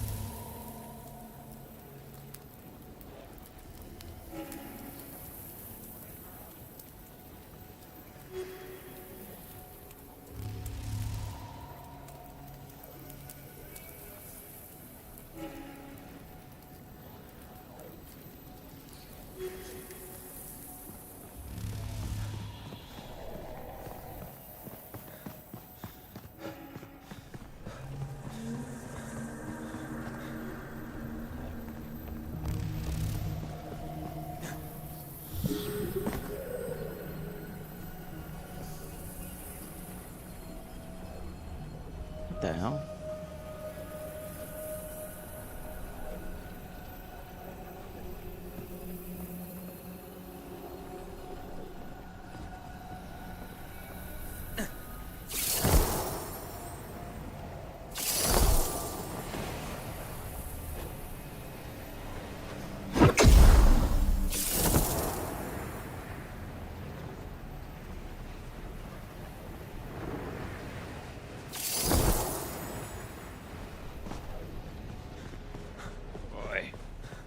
Girl is.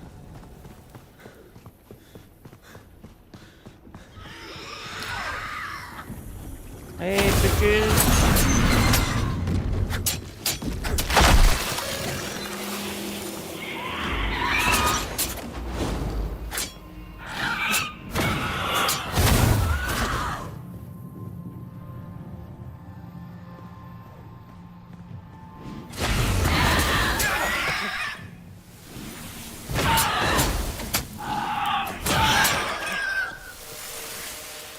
Thanks, Nathan. Thanks for all your fucking help, you loser.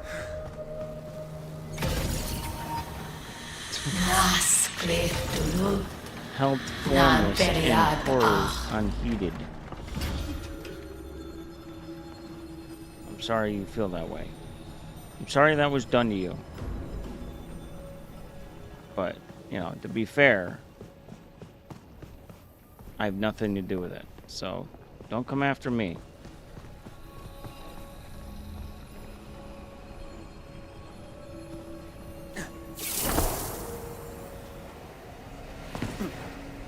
Okay, let's see. Over here. No!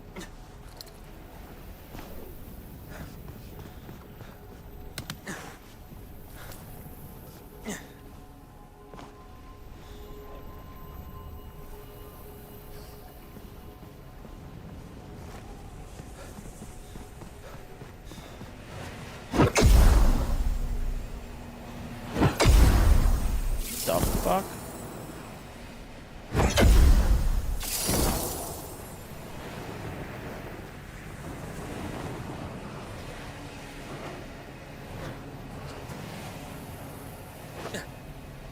Ah! Fight the power! Fight the power! Fight the power! Fight the power! That's a good song.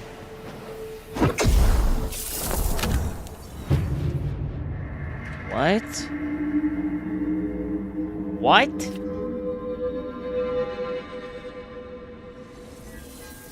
What?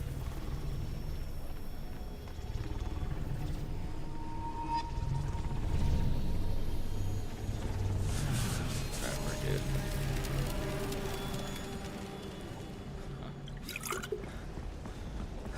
Give up. I don't know what you want from me.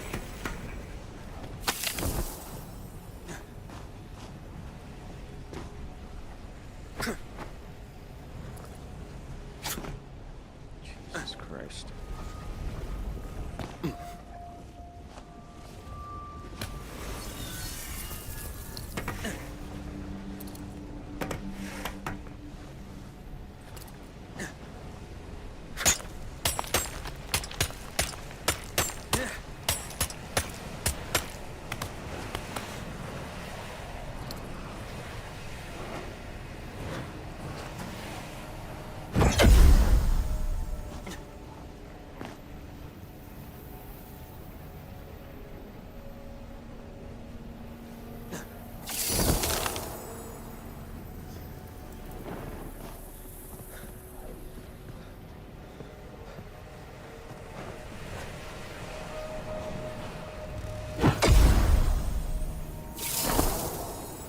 Oh my God. Alright, I'm done. I'm going to Dynamite. I'm not doing this.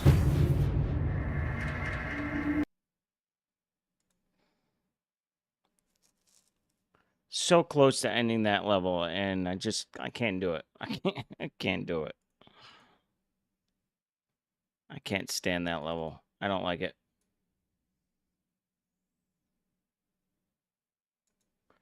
Hollow Knight Silk Song is available. It's like one of the most popular games that have come out.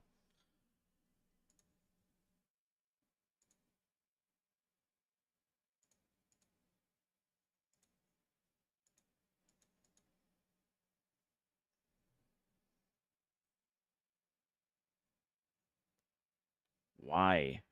Why do people go crazy for this? What? That's the game everybody's been talking about?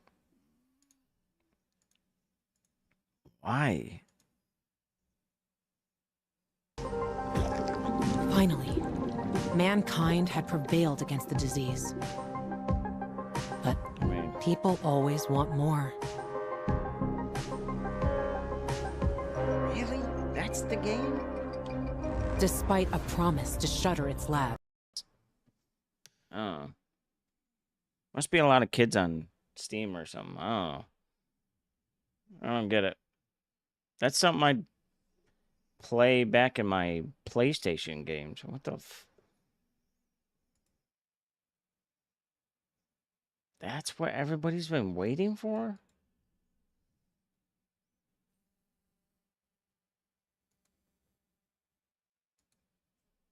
Strange. Okie dokie.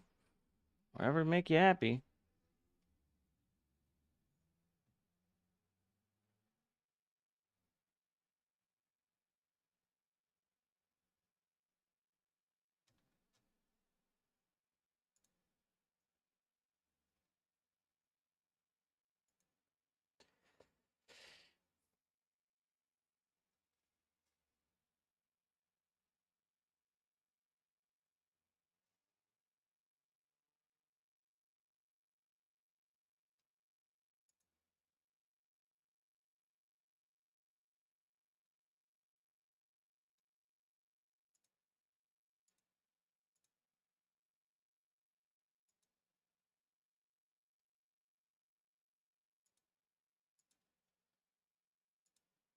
Okay, sorry.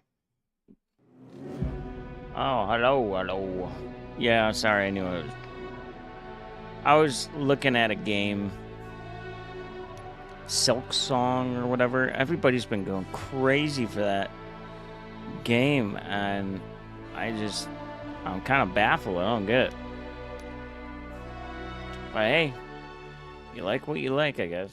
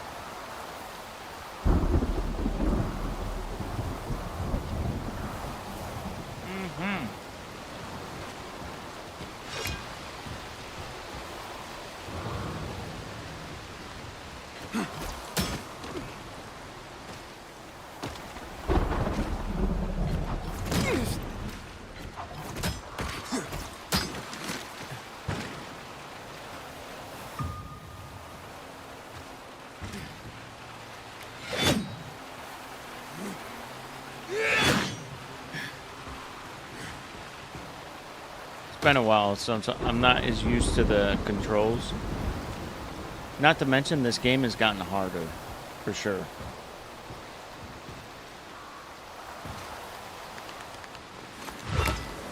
Shit. I forgot how to open my parachute.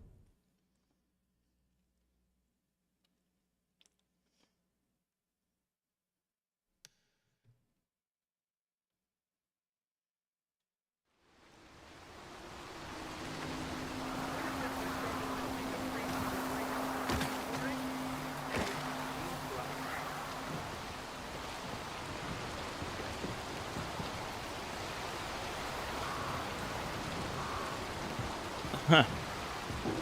Try it again. Nope. It's none of those.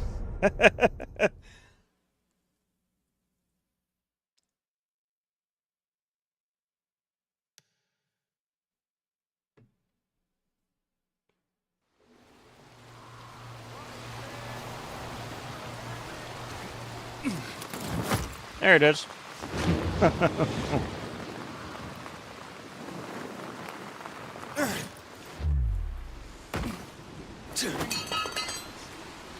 Uh-oh. I actually didn't mean to do that. Oh my god. My controller is messed up.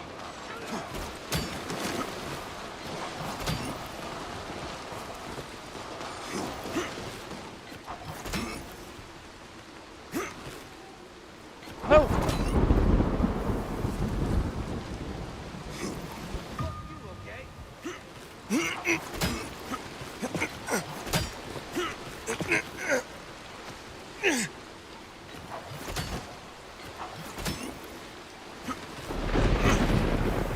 Jesus.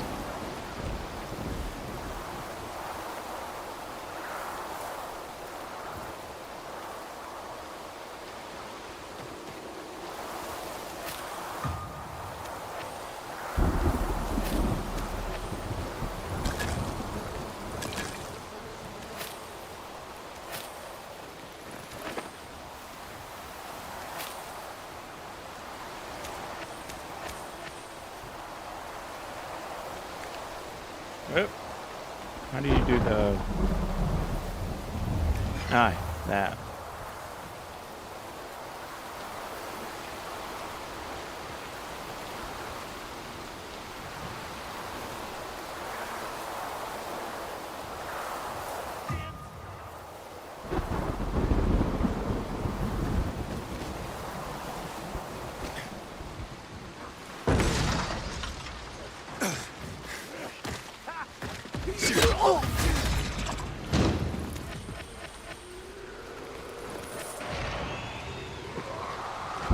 Oh, really? Yeah, that was pretty fun.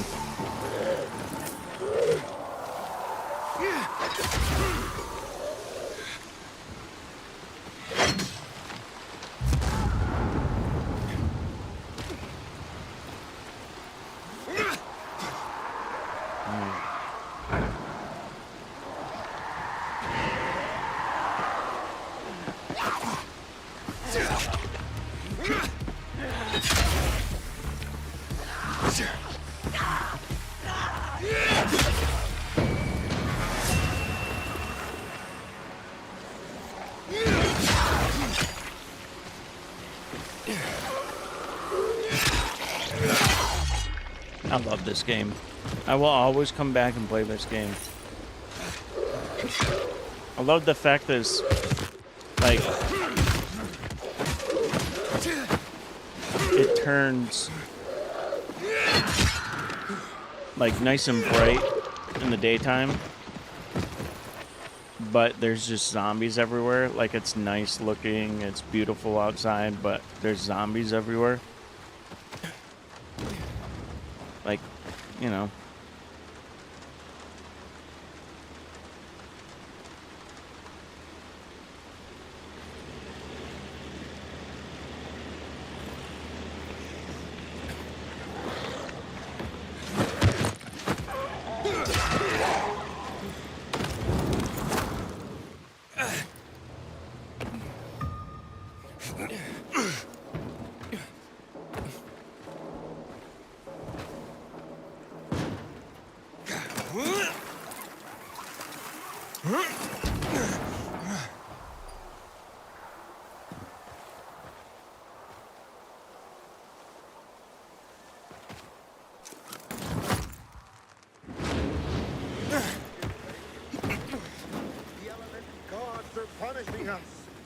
One day, paradise. Oh, shut it.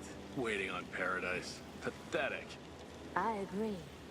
Okay. Dumb to wait for it. I've been there. After 10 bombs, sure.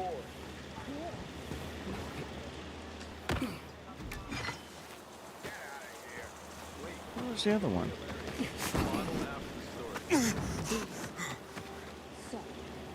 I just saw one. Where the hell did it go? To the end of the Civil War in 2025.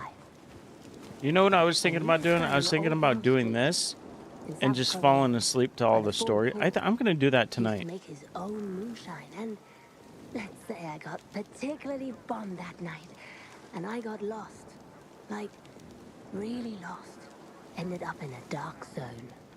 You're lying. You'd be dead.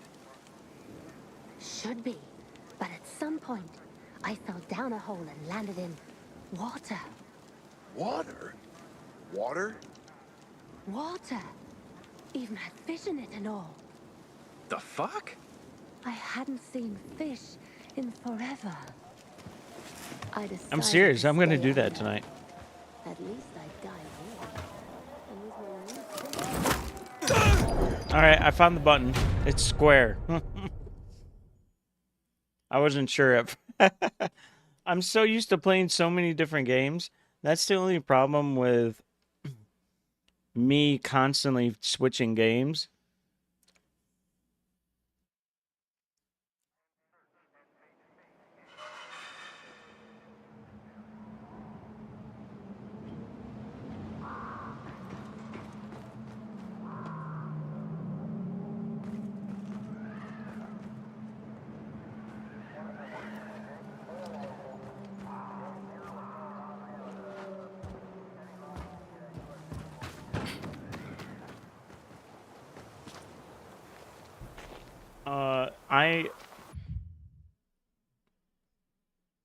I'm watching some body cam footage, and this guy is at Planet Fitness, and the cops go and talk to him. And they're like, "Okay, what's this all about?" And they're like, "We want him out now." And so they go to the front, and they're like, "All right, what happened?" And he goes, I was just working out, and I saw this cute girl, and I walked up to her. I asked her for a three-way, and yeah, now she wants me kicked out." He was like, "Whoa, whoa, whoa, did you wait? What?" He's like, "I asked for a three-way," and he's like, "You mean sexual?" And he's like, "Why does it matter?" What do you mean? Makes a big deal.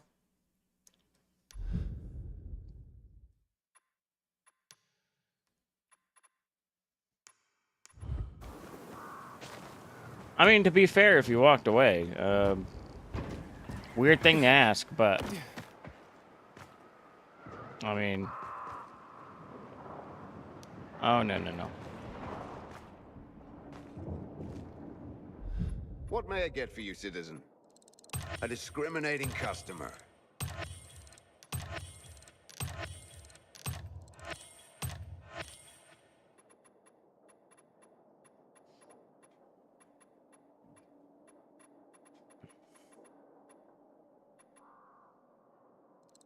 Sure, I'll fork over cash for that. And now he's gonna go to jail because he won't give his name. On behalf of the Peacekeepers, I thank you.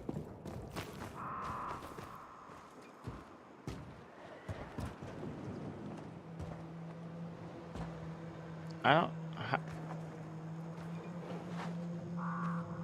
don't know. Does that ever work anywhere? Like just walking up to women and asking them? I'm not. I wouldn't suggest it. I mean, I would say if you asked just once and walked away, then he's a creep. It's kind of weird, but I wouldn't say that's illegal. I would definitely not suggest doing something that creepy. I don't think it would ever work either. Maybe not the ones you want it to work.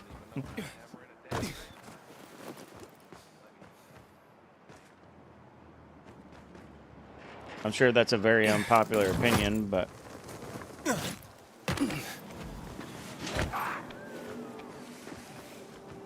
oh. I'm trying to fit. How do I? No. There's got to be a way to drop kick. Whoops.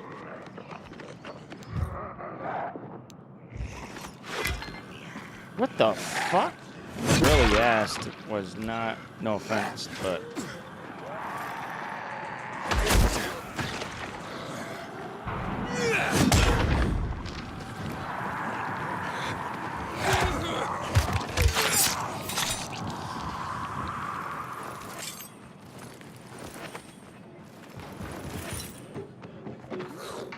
Yeah, I would just leave. The guy's like refusing to leave. Yeah, I would just leave, my dude. Oh!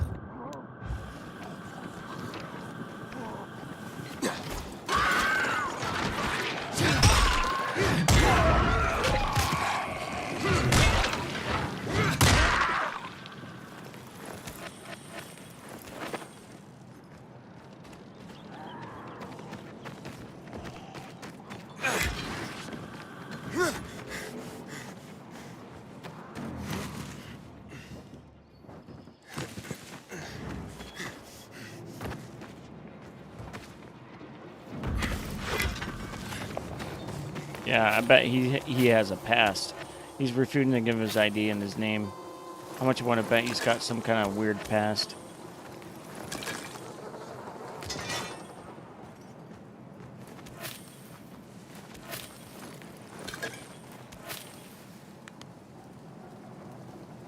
Whoa. I didn't know you could do that.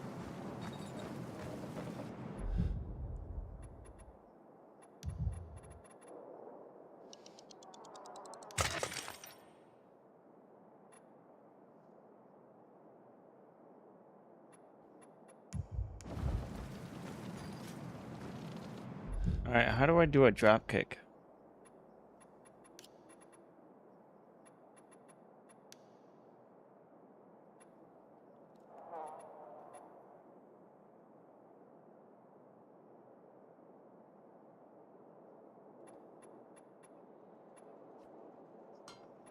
Yeah, he's a piece of shit. Oh, here it is. Running at enemy, hold R1 to jump and press L1.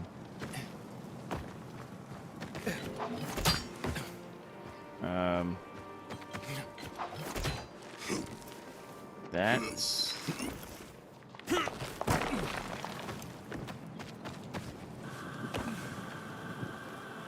Mansplaining. Oh.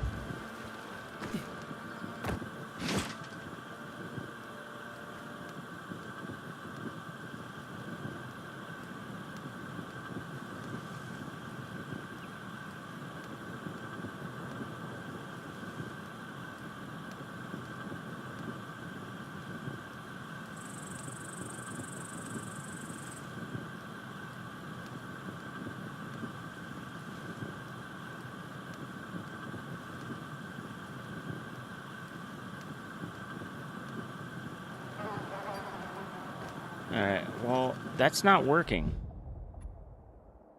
Press L1 twice. Nice.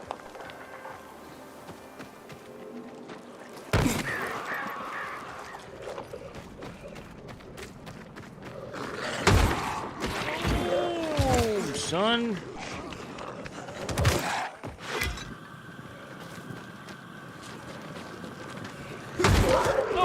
Oh.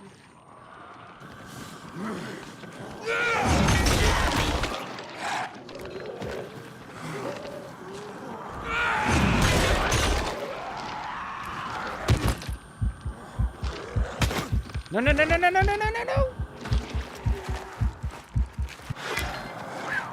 That was close. Yeah, I know. You gotta get a hit in there. I get it.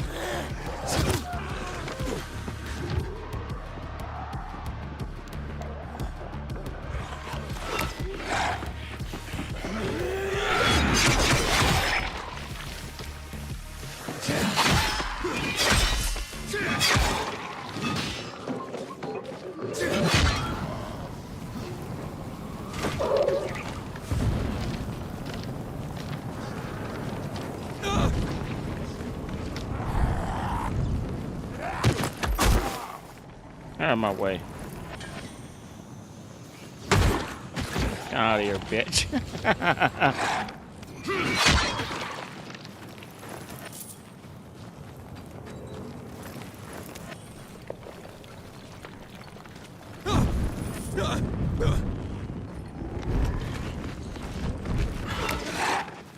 You see that? As soon as I started doing health, that's when he started running at me. Little bastard.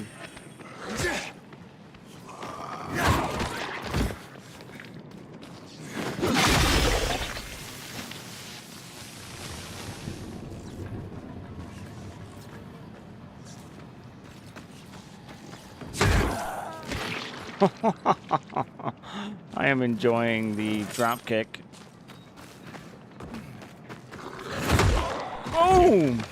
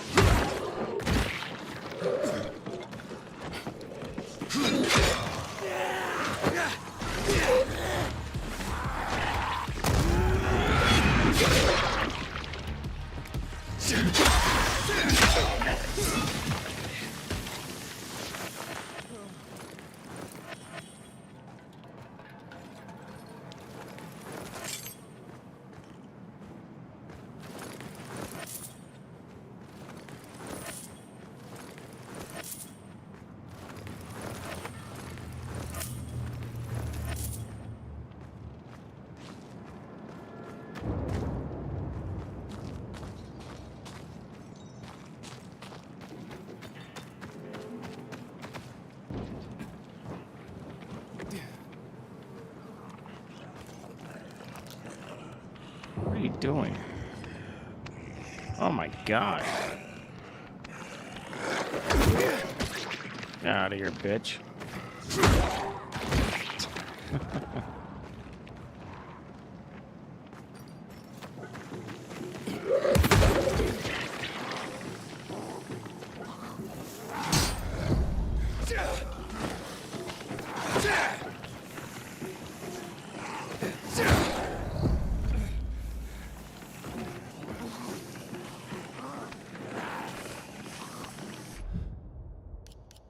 Let's see if there. Do I have any guns?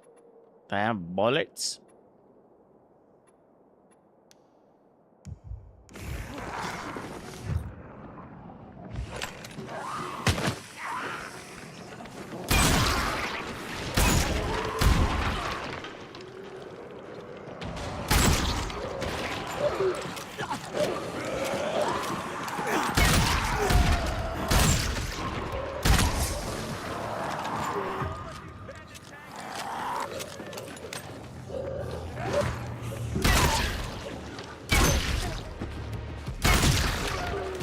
You bitch.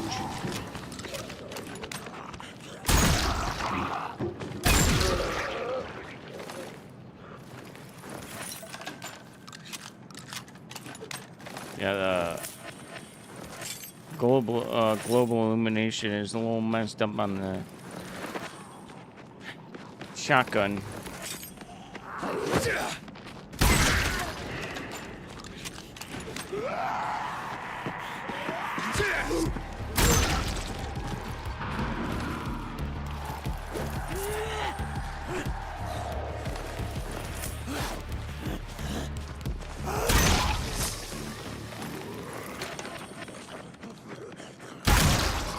Oh, I just kicked him and shot him.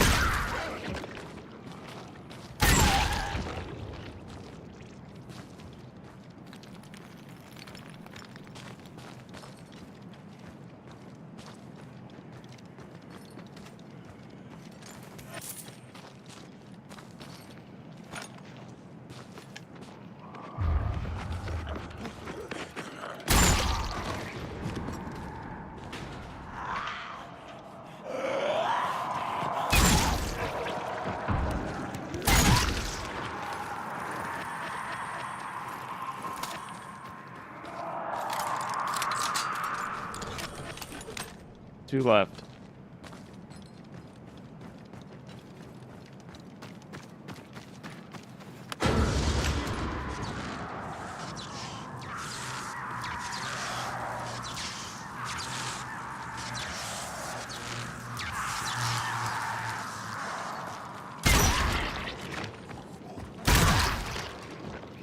That's it.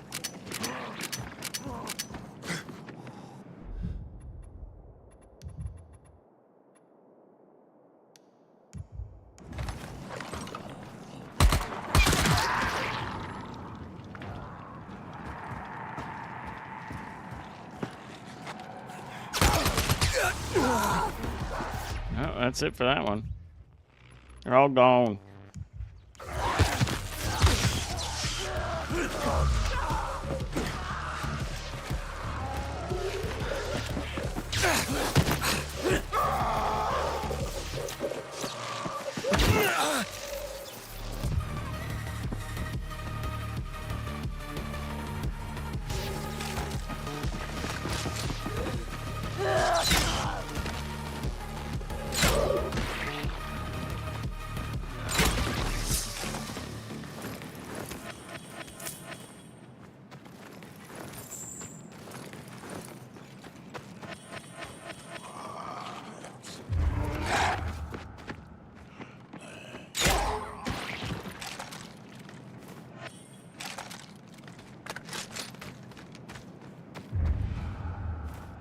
Give me my shit back.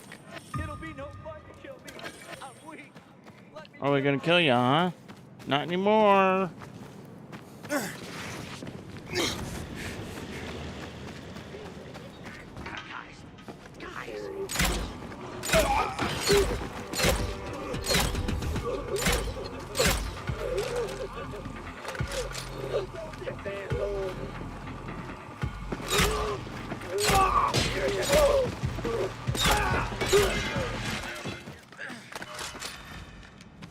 There you go, buddy.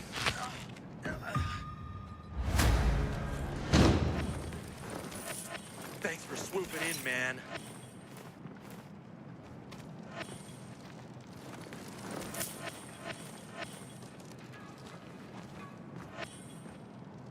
Thank you.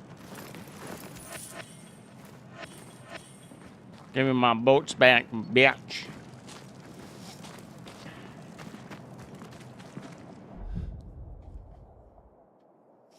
All right, what do we got?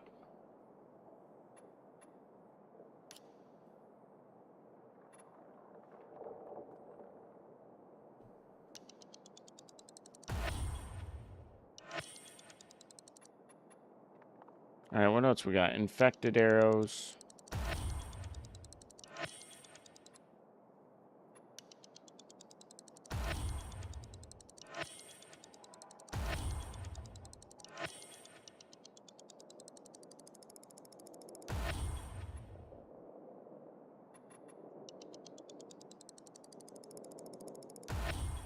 Boom. All right.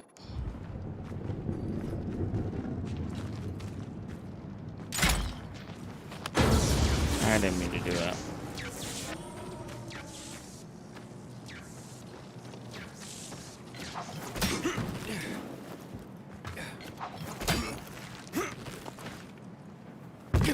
Shit.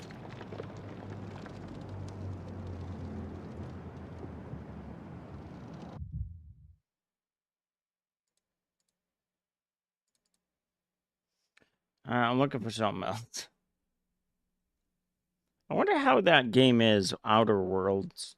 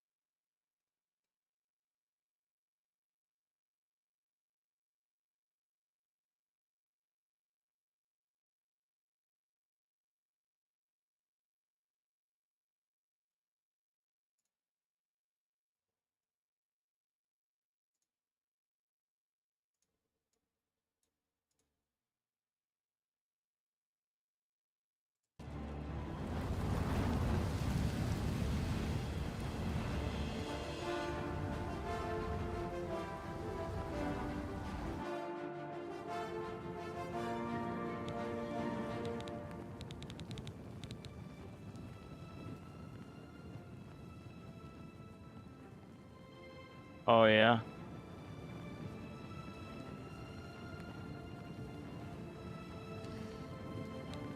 You know what I haven't played in a long time is Star Citizen. I wonder what they've done in that game. Anything new?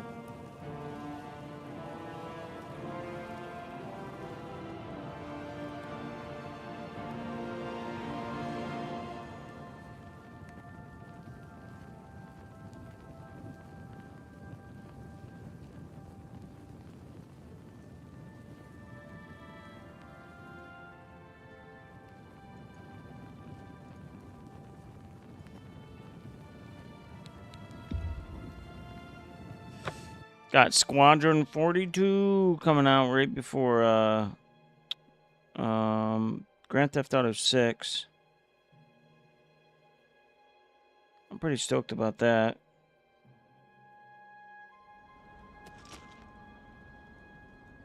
I know they got base building coming out, and actually I think they have already come out with it.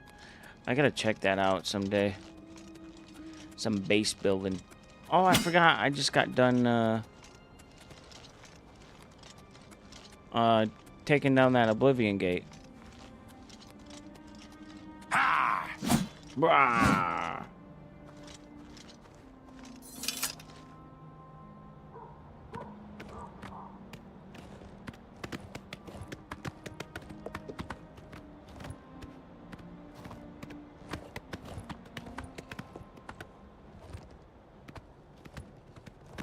Man, I don't know, man. It's one of those days where, like, no game is scratching the itch. Not even this.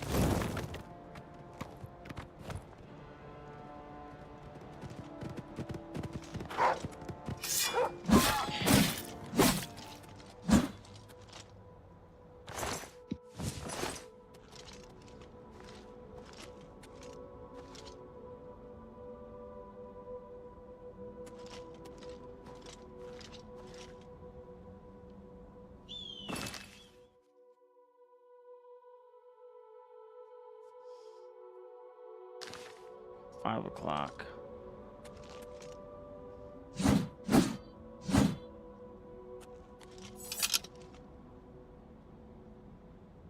trying to find something though. Scratch the itch, Wolf. Something's gotta give. I'd go back to Black Is Us, but Black Is Us, Hell Is Us, but I don't know. Not feeling it.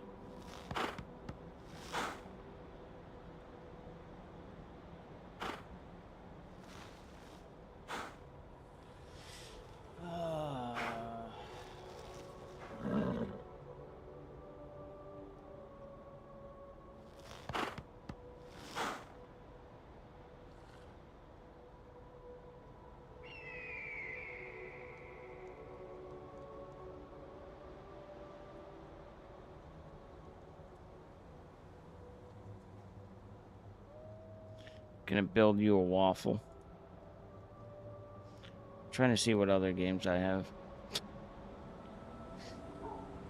Whoa.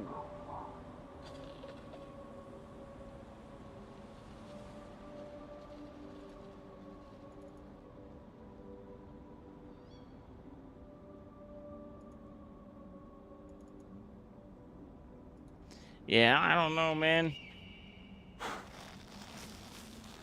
I'm actually trying to get, the reason why I haven't been playing this is because, what the hell? Is because, I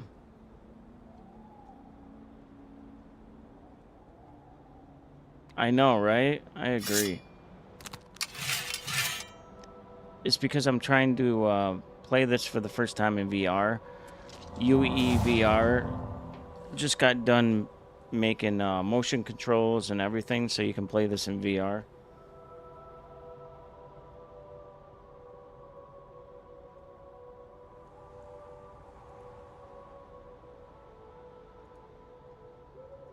God damn it.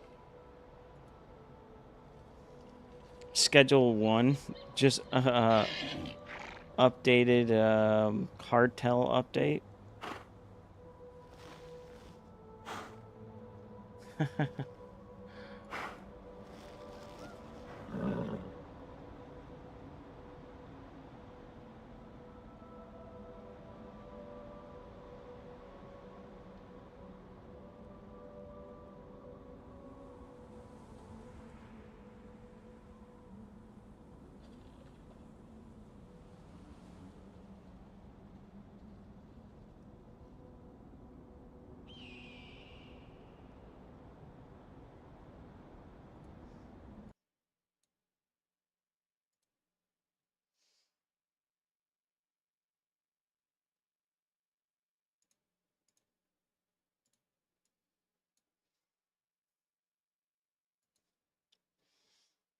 Yeah, you're right, though. I need to learn how to make my own game. Maximum Football. That's actually a pretty good game. It's just super fucking hard. That game is hard.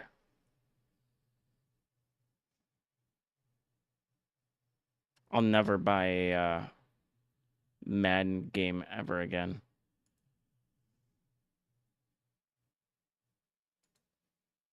Man, they have not updated anything in almost 6 months.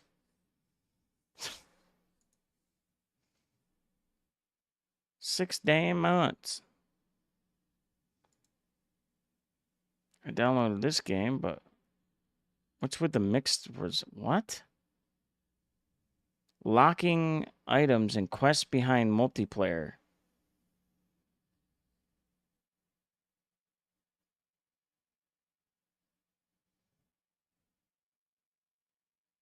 Yeah, right.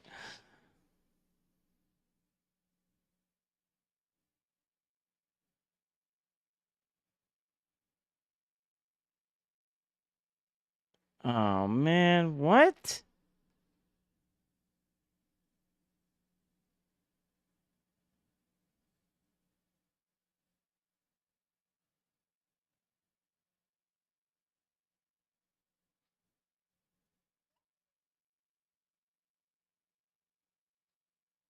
Oh no. Are you serious? So I don't know. Yeah, rooted. For what they have right now, you can tell it's going to be a really good survival game.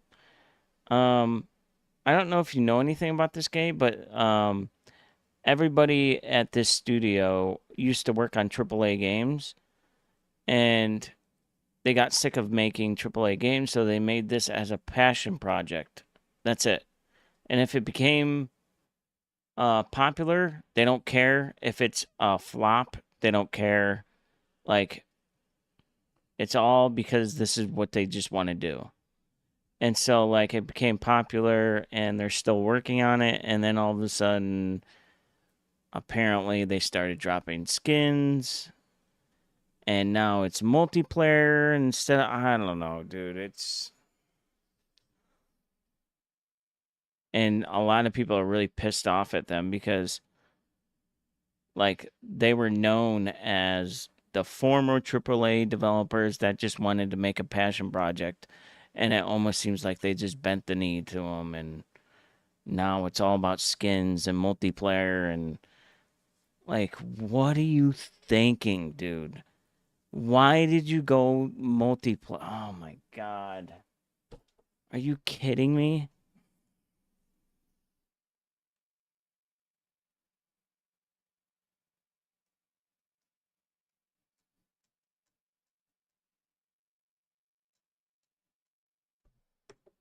I love this game too. It's just so fucking hard. But like the idea of it is brilliant.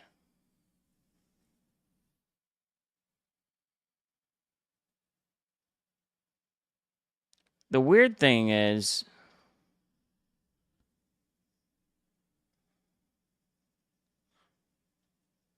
so like if you know anything about it, it's an all-out war that's been going on for millennia for a long time. Oh, I know. No, I'm okay with the skins. Some people aren't. I know you got to make money. But yeah, some people don't understand like you got to make money somehow, especially if it's still in early access. Um the thing I don't understand is like you are the rat or the bee on a battlefield. Like you are literally just there to collect whatever these massive machines leave behind. Like engagement is a very bad idea. Like you're supposed to be doing everything opposite. So when I first started playing, my first like 10 times of playing, I did everything possible to never shoot, not even once. Like I snuck behind things, like I would wait 10 minutes to run over here, to run over there, like I waited for the perfect time. But unfortunately the computer and the AI is like it doesn't have its own process, I guess. Like it's in a predetermined thing. So like I don't know. You would think with a huge battle going on, the AI would be a little bit better, but they said they're working on it. So I started playing with someone else, and all of a sudden, as soon as we got on a map, he starts shooting at things. I'm like, I am so confused. And I'm like, why are you shooting at things? Like, we're going to die. And he's like, no, that's what everyone does. Like, I was like, what? You're supposed to be the bee on the battlefield. Like, that's what I love about this game. Like, you are not supposed to be, like, if you don't shoot your gun, you're good. Like, you're unbelievable. Shooting your weapon is not a good thing. So it kind of seems like they're running in a direction that is completely opposite of why they made the game, you know?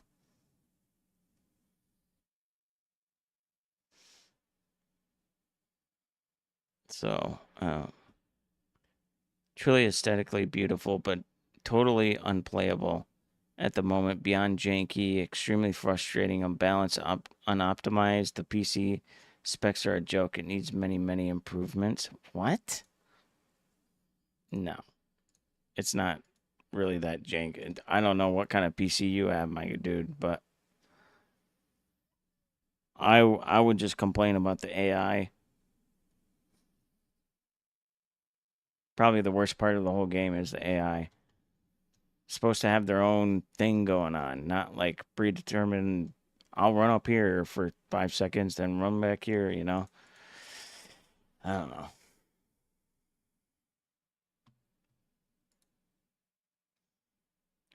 I hate this. The reason why I never watch these is because I get so jealous. I get so angry because I want to play it right now.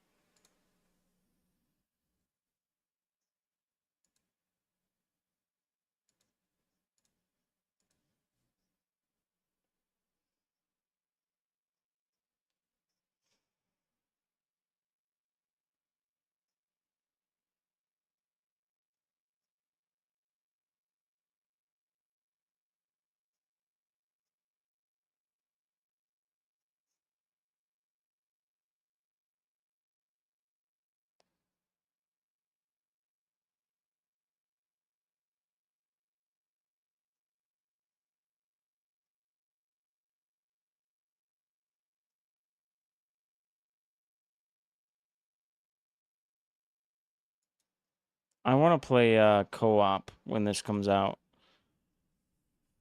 You got to get it.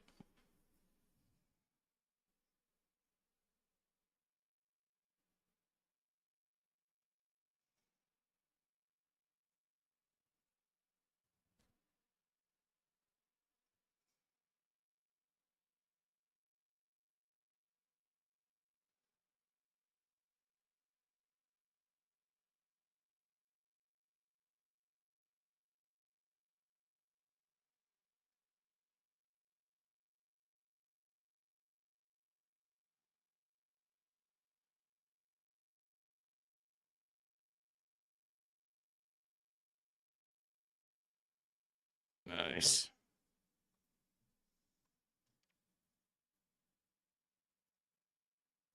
I cannot wait.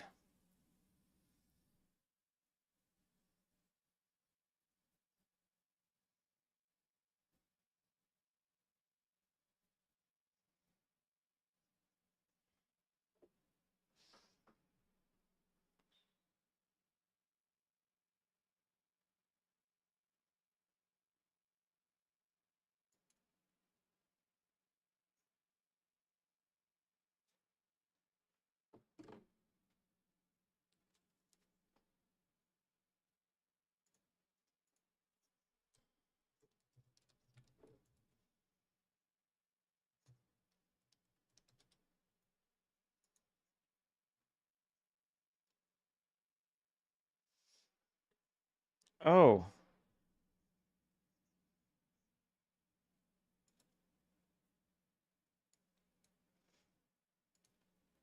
So they're joining Unreal Fest Stockholm 2025.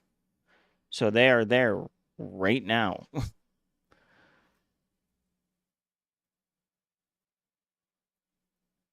That's why they've been gone, because they're trying to get ready for that. Probably showing off the game, maybe. Expanding the Rooted team after Alpha Phase 2. Expanded its development team following Alpha Phase 2. Thanks for the insights gained from Backrooms extractions with exciting new Rooted.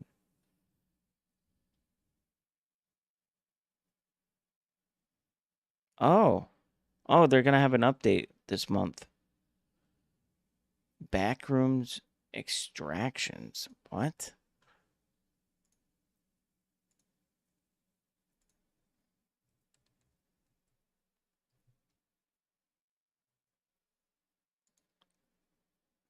What? They've been working on another game?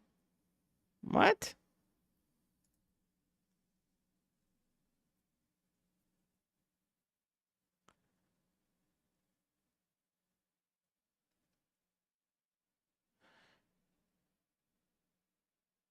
Oh. I didn't know they were.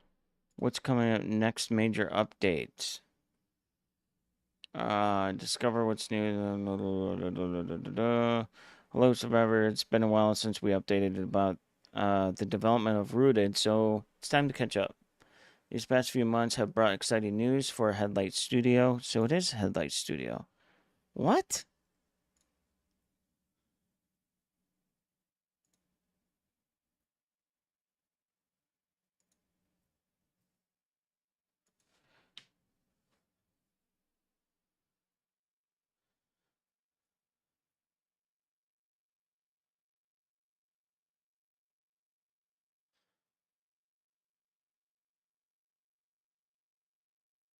Oh my god, what?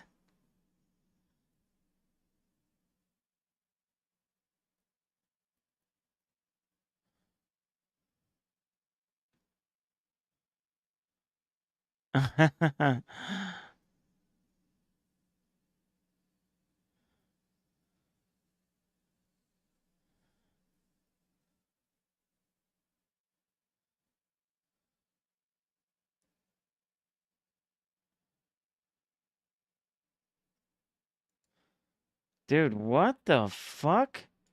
Apparently they're good at making horror too. That's pretty brilliant.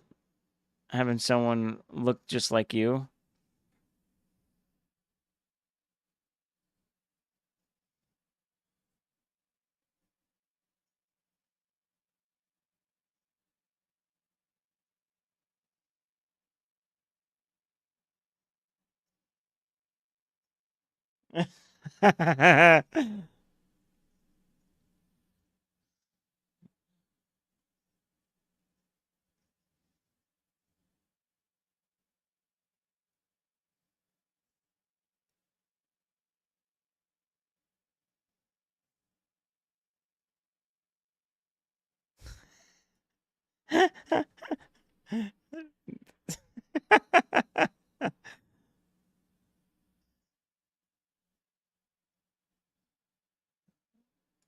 I gotta say, dude, that's pretty fucking funny.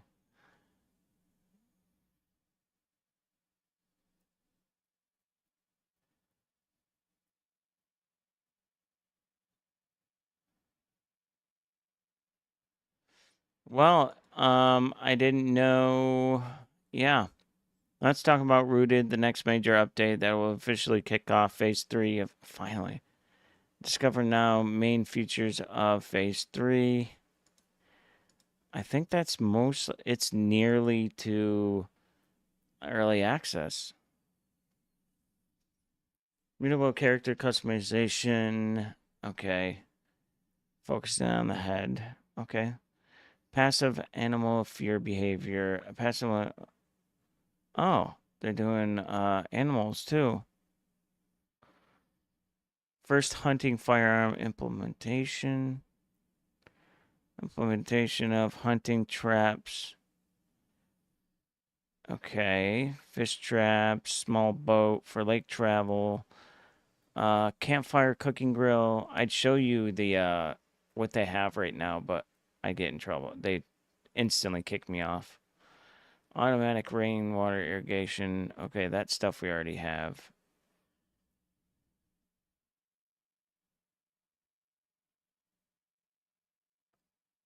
Aggressive storm events. Nice.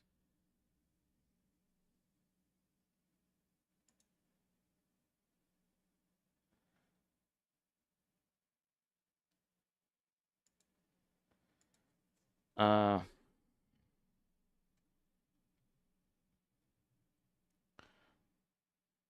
love storm. Oh, wow.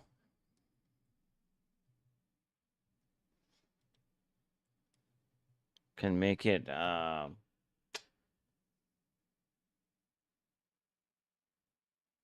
don't know.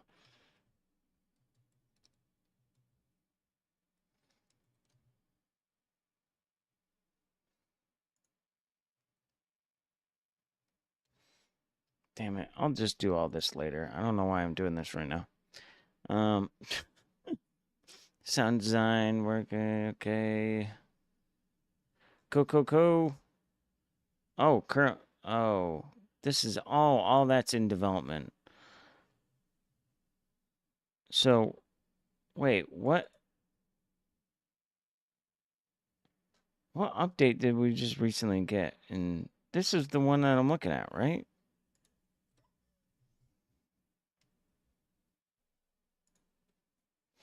March. March is the last update that we got. Text chat feature.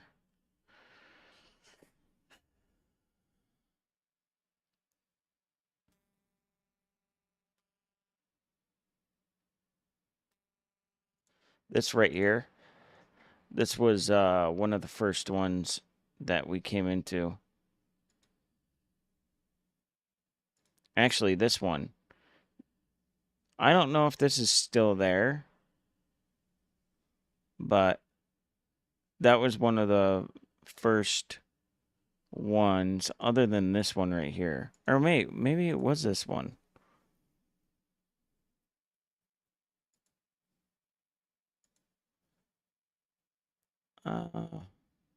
This one right here, this is what I bought. I'm gonna have my own little cabin. Oh yeah. Yep, gas station's there. I remember that. I have a place set up right now, actually. It looks kind of like that. Kind of weird.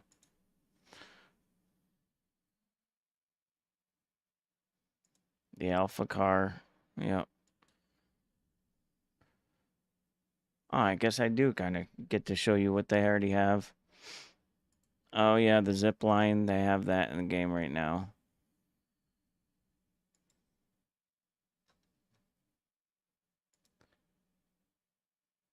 Yeah, for it being in such an early state, it actually looks really good.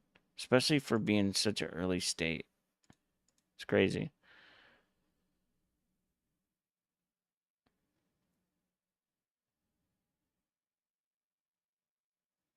Oh, so Alpha 3. Fight.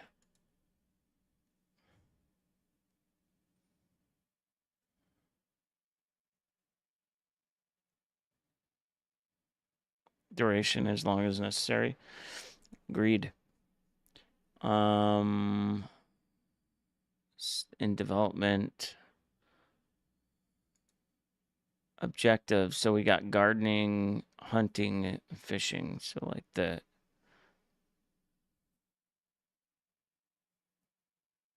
okay. There's the church. Yep, there it is right there. Yep, that's the first house that I woke up in. I think this game is going to be super good. That's my opinion though. Communication tower. Yeah, that's kind of in there. There's no textures on it though.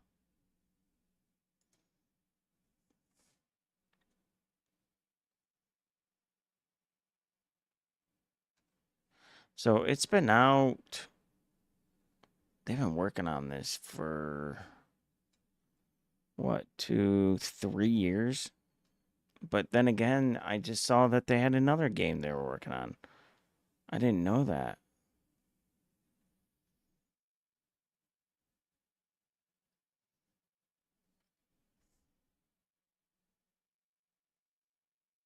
Damn, dude. I had no idea.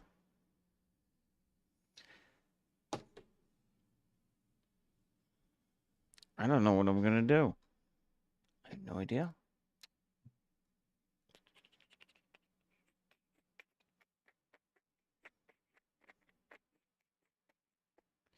Well, I mean,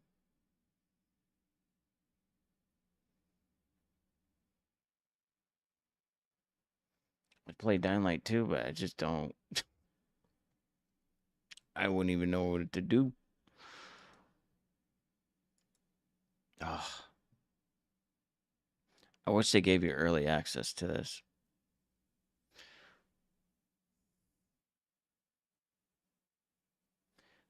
Alright, well, screw it. I'm gonna take off. I don't even know.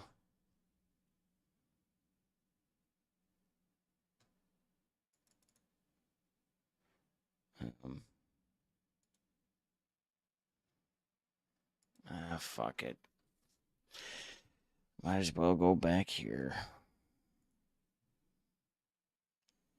God damn it.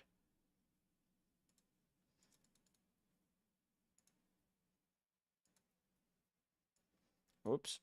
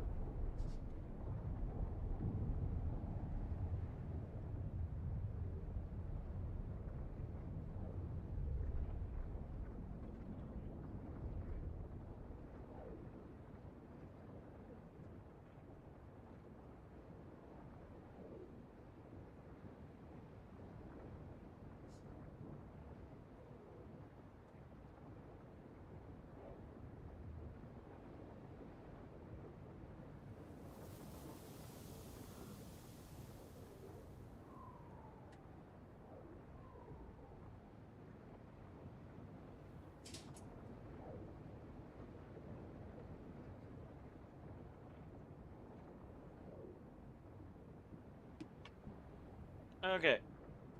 Well, I guess I ended up back here.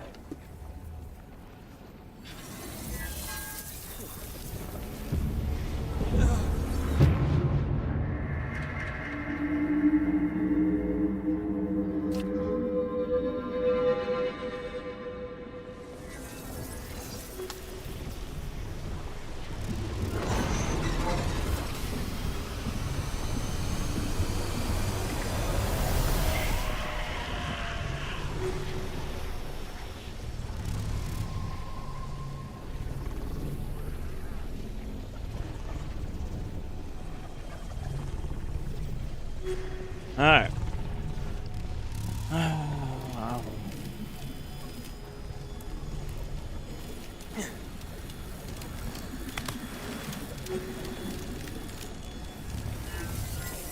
The hell?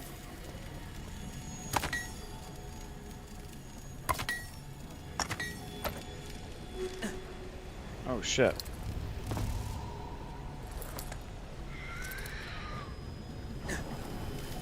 What?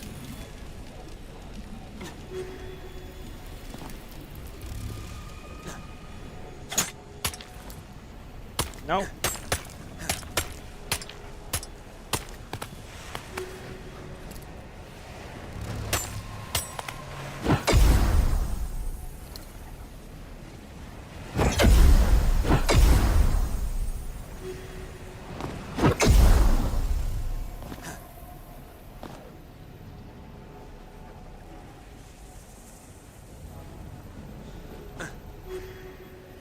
What the fuck?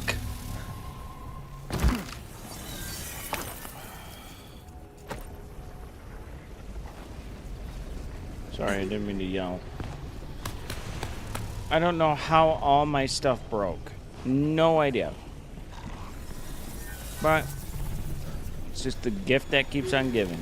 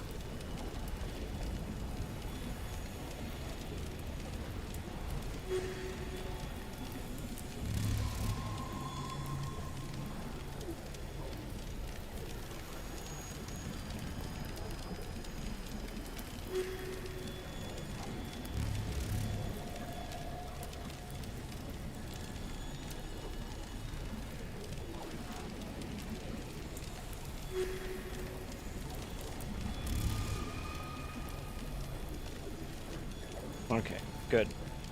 Good, good, good, good, good, good, good.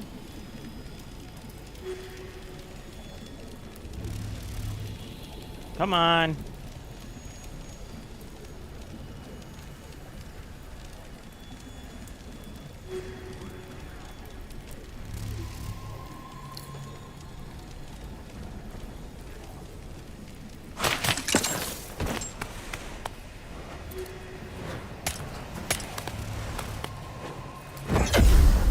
Oh shit.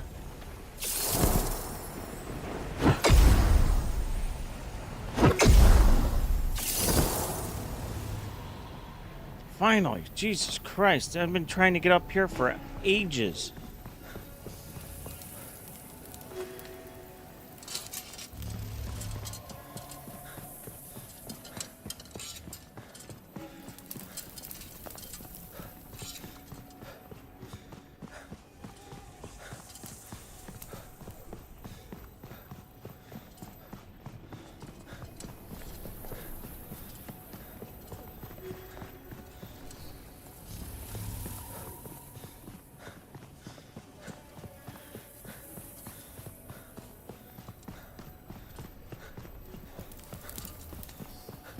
Yeah.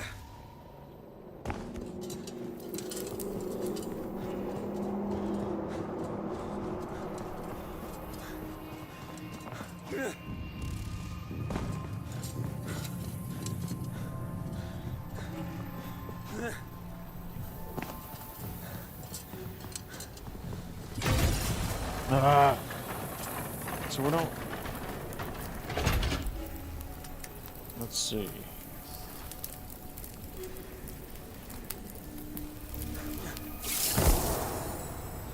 Maybe come over here.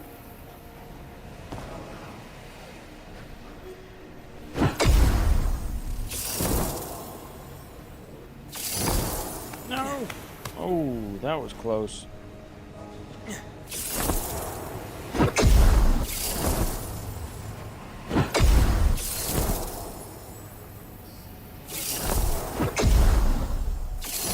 Nice!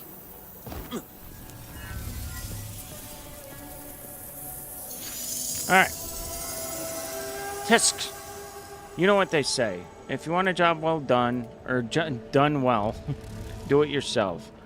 For all the good Antonia insists this research can bring, I can't possibly fathom it being worth so many lives lost. But never did see eye to eye. What sorry friends we were. Disagreements aside, job is job, and I'll be damned if I'll just sit around waiting for Antonia to stop hallucinating and help. Getting inside this gravitational well surely wasn't easy, so it better be damn well worth it. Now, to reach the bottom. Wait, what? Is that the bound? Here? No, how? So many. This changes everything. I need to warn Antonia. I think he died. I'll be right back. Go to the bathroom.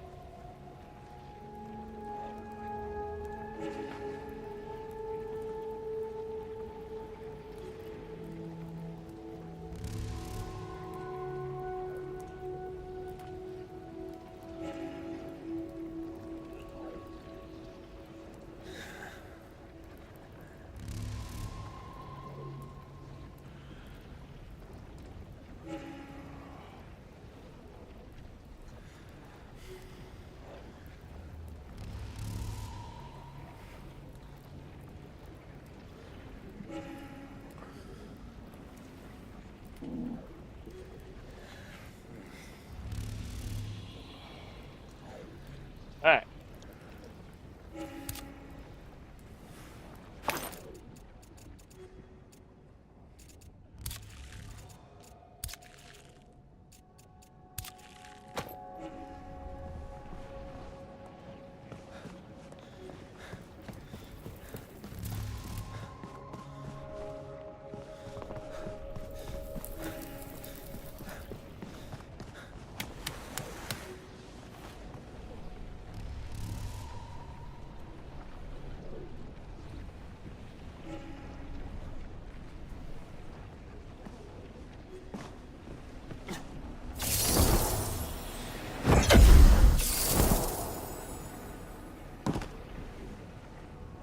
Wow.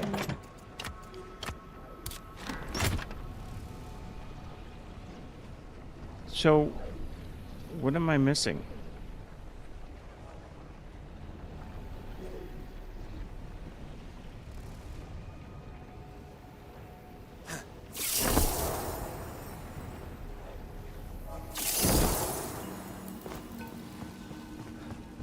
The fuck am I? Oh. Oh no!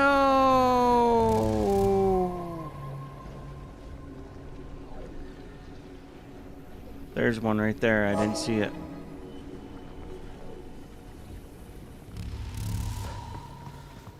Fuck.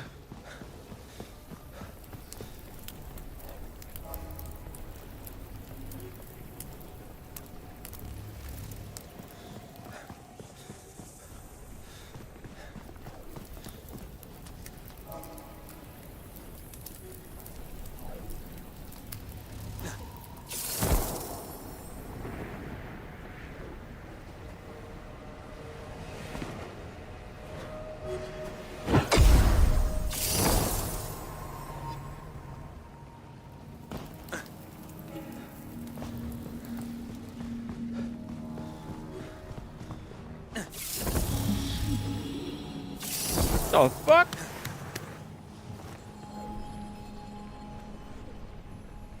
Alright, or now what's next? That one over there.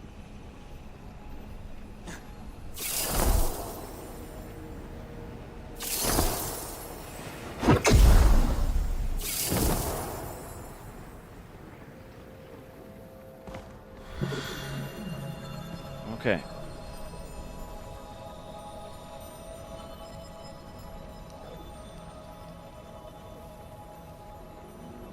How about this?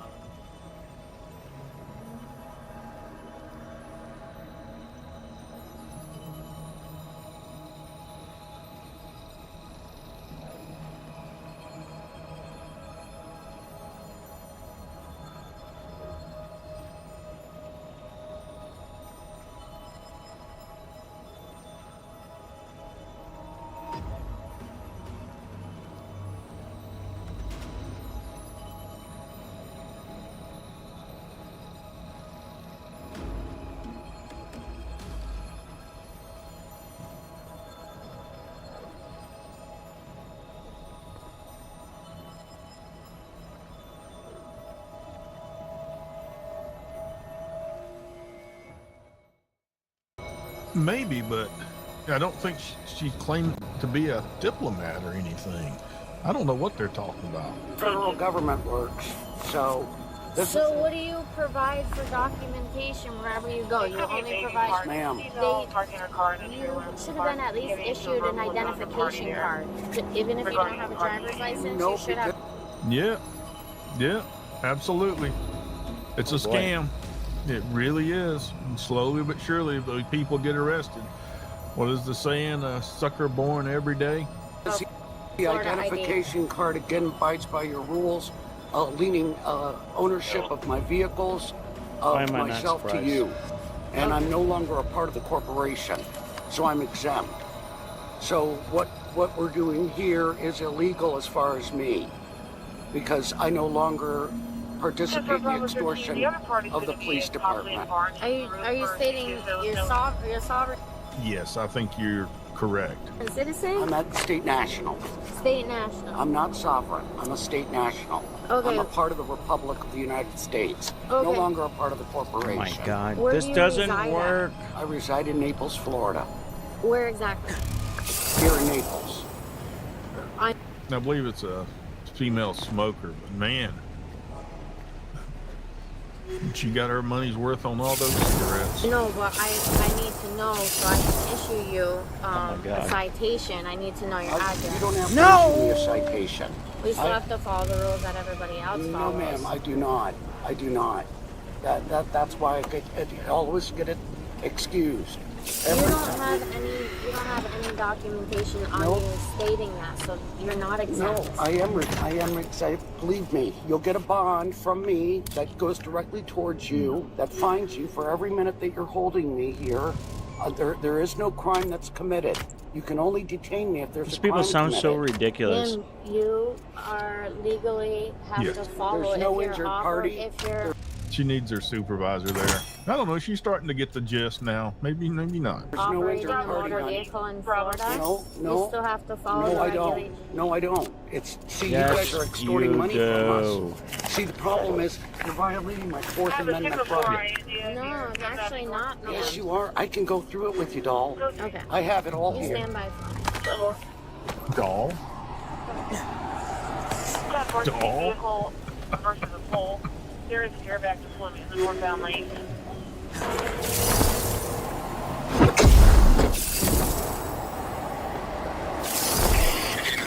Okay, good. Sorry, do you have a minute?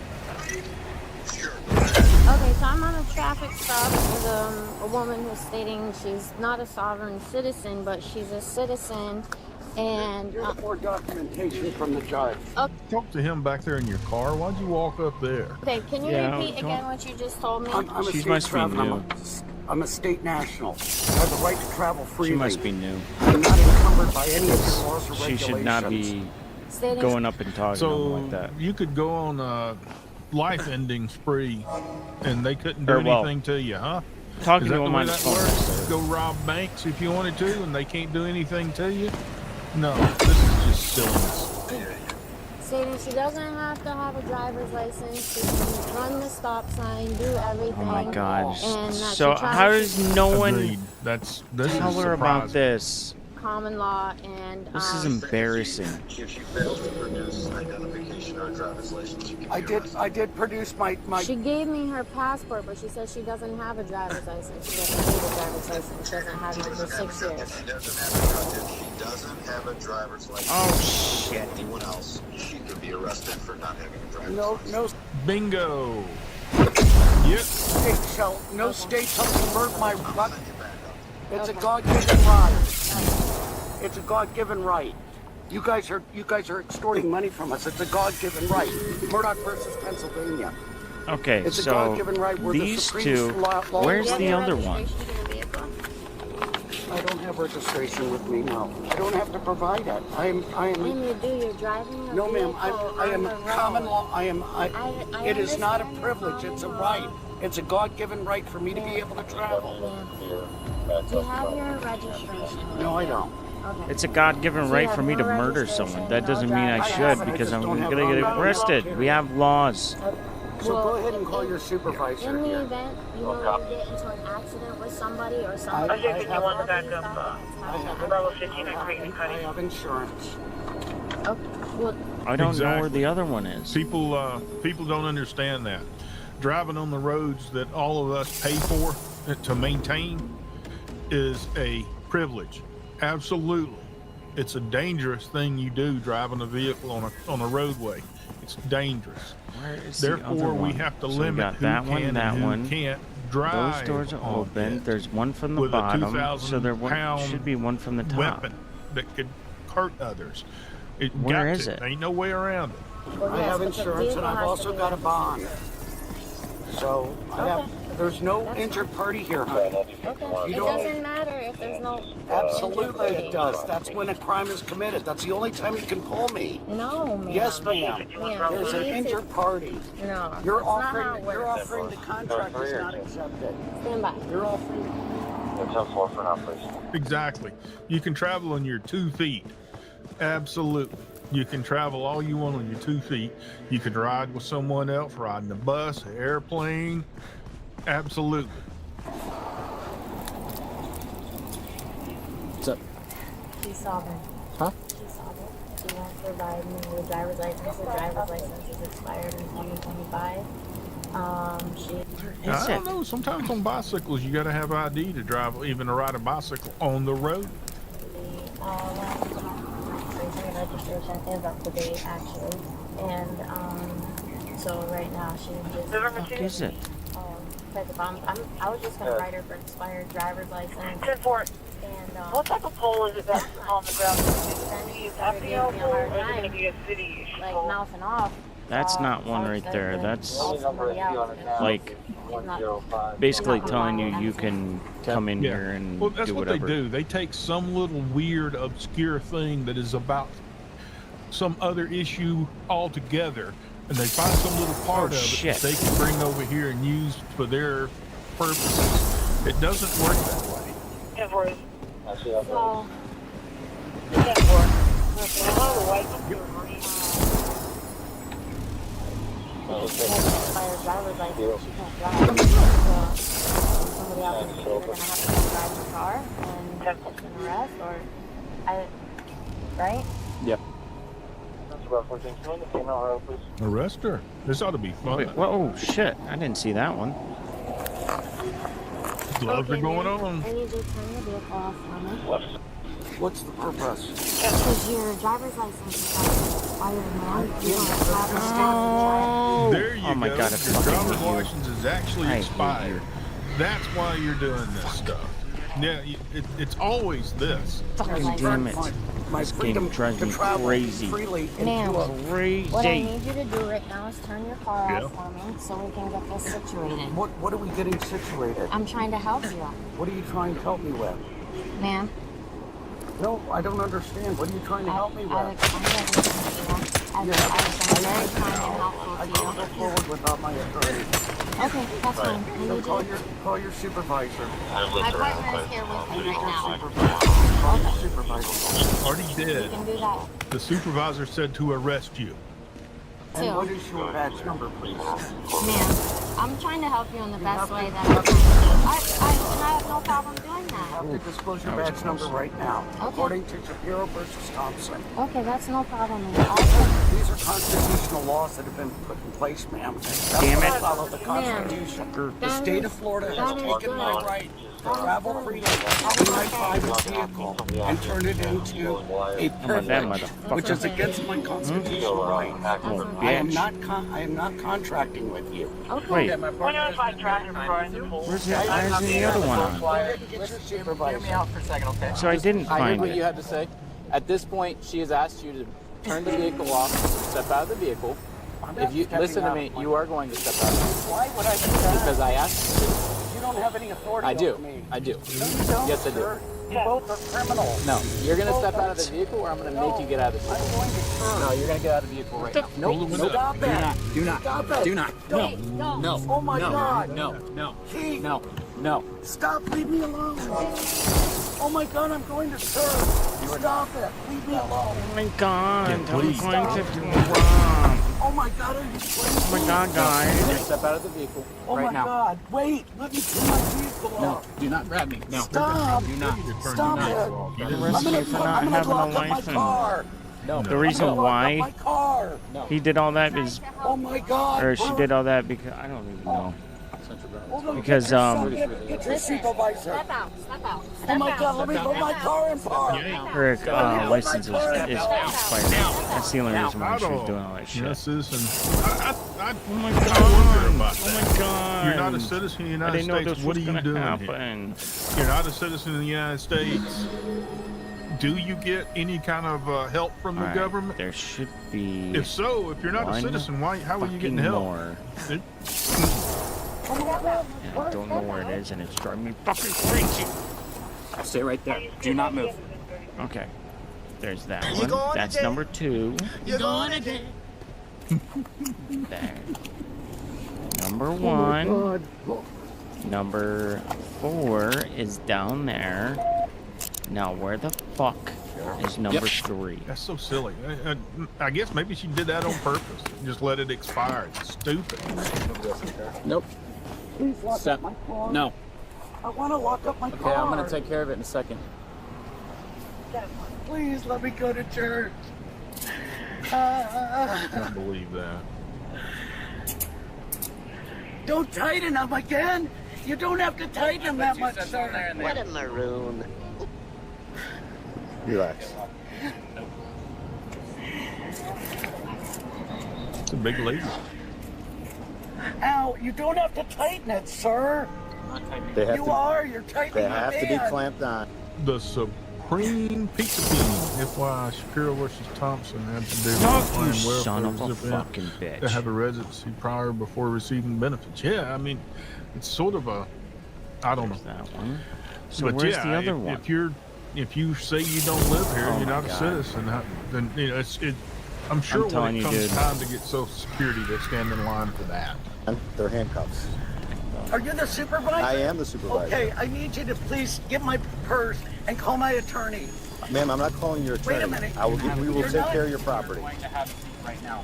Don't handle me like that. Call my Sit down attorney? and put your legs in. Really?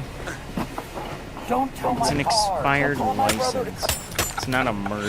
No, they're towing the car. Jesus Christ, how pathetic. Please don't tell my car. These people act like the smallest thing, like Call my brother. they'll be in court Why? going crazy over like a Why? trespass. Yeah. That's A theft. trespassing ticket? It's like, what? Sir, you're stealing my car if you impound it. Okay. Sir, can I I'm please looking this secure up, my dude. vehicle? This is ridiculous. Sir, Yeah. let me secure my car, please. My purse and Hey, everything. right, How am I Jade, supposed to give get me out my of jail? Might, like I said, plenty of golden What about my caskets and personal small loot belongings? crates to go and get. They will inventory your vehicle and write down a list of everything that's in your car so that if something goes missing, they'll be able to identify that it happened and you could go after the tow service. Sir, I've got money in that purse. Please don't do that to me. They'll take your purse. I have over Trying to $2,000 figure in out- that purse. Please. I can check with the supervisor and ask him. Please let me have my purse so I can post bail. Please. She would like to bring her purse with her to jail. Making sure I see a lot of lighters, so I Okay. just want to make sure Okay, there's just nothing confirm. in here that's not supposed to be in here before we bring it to the jail. Brosaki! Towing the car. They're towing the car. I know, I Okay. love He's that. going I love it. after- We're towing it. No, don't tow it. While you're doing that, I'm gonna type the. Wait, did it jail stop? intake. She can have her phone too. I gotta do them over again? I will bring your purse Why? and your phone for you. Thank you, sir. Yep. Can you please roll up my windows? And Where did he find I that can't one? have the coat towed because it's on a security. It's gonna get towed. It's gonna get towed. Emily, go back to the last video. So those Driver, are the driver, only driver. three. Thank you. Dude, you can shoot it? What? What if you pick up my car? I didn't know How do you that. know that? Because we notate any damage on it prior to the tow. There is no damage on my car. How do I get it? You'll be advised on where it's gonna get towed to. You'll have to go pay them for storage and the towing fee. How long am I going to be in jail? I can't answer that question. I don't know. That's not up to us. Well, we need a magistrate here to tell me that right now. Oh my god, dude. Wrong. This entire time I had She was no charged with idea. failure to obey a police or fire department orders, resisting an officer with violence, and battery on specified Oh my God, personnel. what are you Share doing? your thoughts in the comments below. Wow. Yeah, I don't know what to make of that. That's not very bright. And I guess if it's just as expired, that's different than, you know, having it taken away. And it just seems silly. You think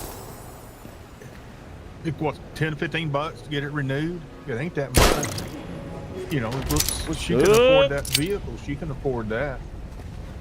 Let's see. Where is it? Oh, here we go. Here we go. Where is This it looks again? like a good one. Oh, it's at the bottom, isn't it?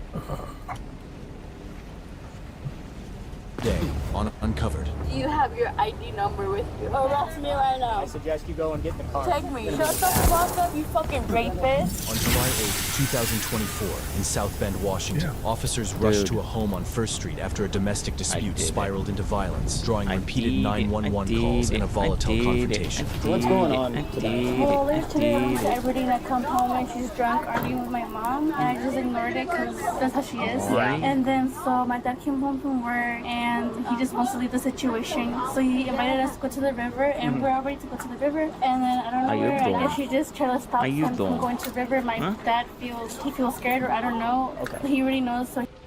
All right.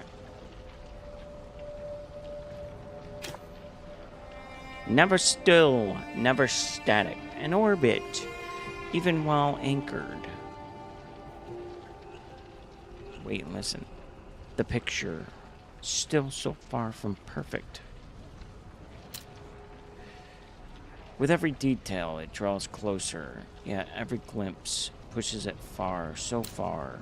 Yet I document every minute, even as fresh strangers lurk, ready to take a claim and to lie, so they must.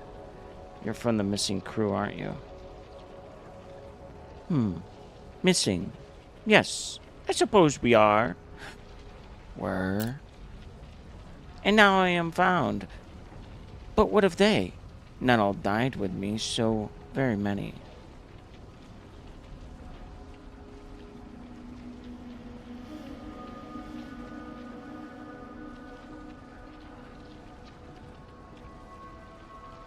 couldn't tell you. Single-minded, helpful in some ways. Not to them, of course. But is an affliction we share. Your rescue proves fruitless, then? I have no need. There's so much to do here, much yet to catalog. Shalik, it calls, and I, dutiful student, will attend its many wisdoms. Okay.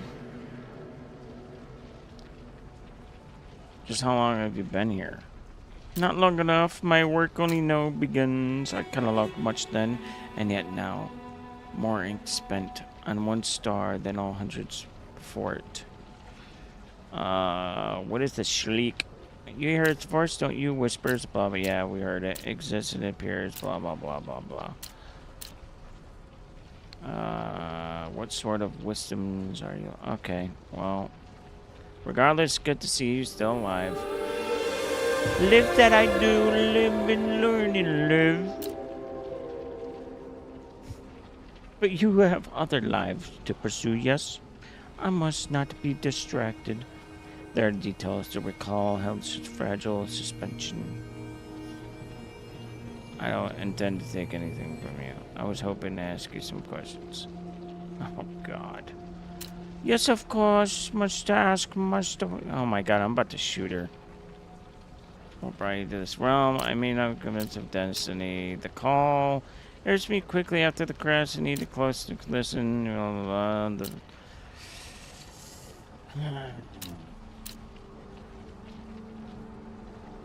Who the fuck are you? Cataloger. I'm telling you, I observe, I write. No detail be missed. That's enough. I'll leave you to it. Huh. My God, that felt good.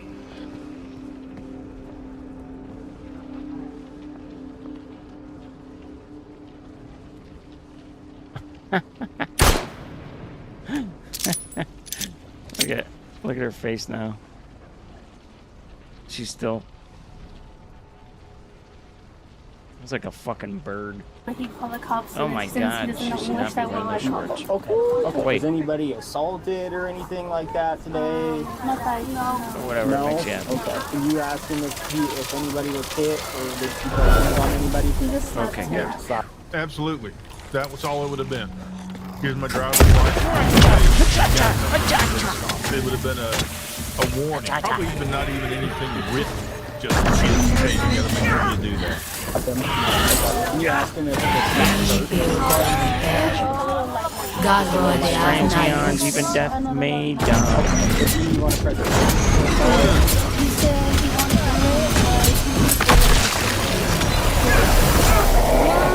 What do you want? See you next. What? Oh, sorry. What officer is this? Doctor. Doctor what? Looking Where at is your she? neck. What happened? Okay, what? What happened? What do you want? What happened? I need God, some look water. at her. What's up? You bleeding from Someone the else nose is or here. anything? Am I Come on. bleeding? I don't know. That's what I'm trying to figure out. I can't. Boom. Bring me on, sucker. I'm not. I don't Bring me fight to the back. boss. I'm The sorry. boss I don't man. fight back. You didn't fight back? No. Yeah, that, we were just saying if he went and got his driver's This is it, license dude.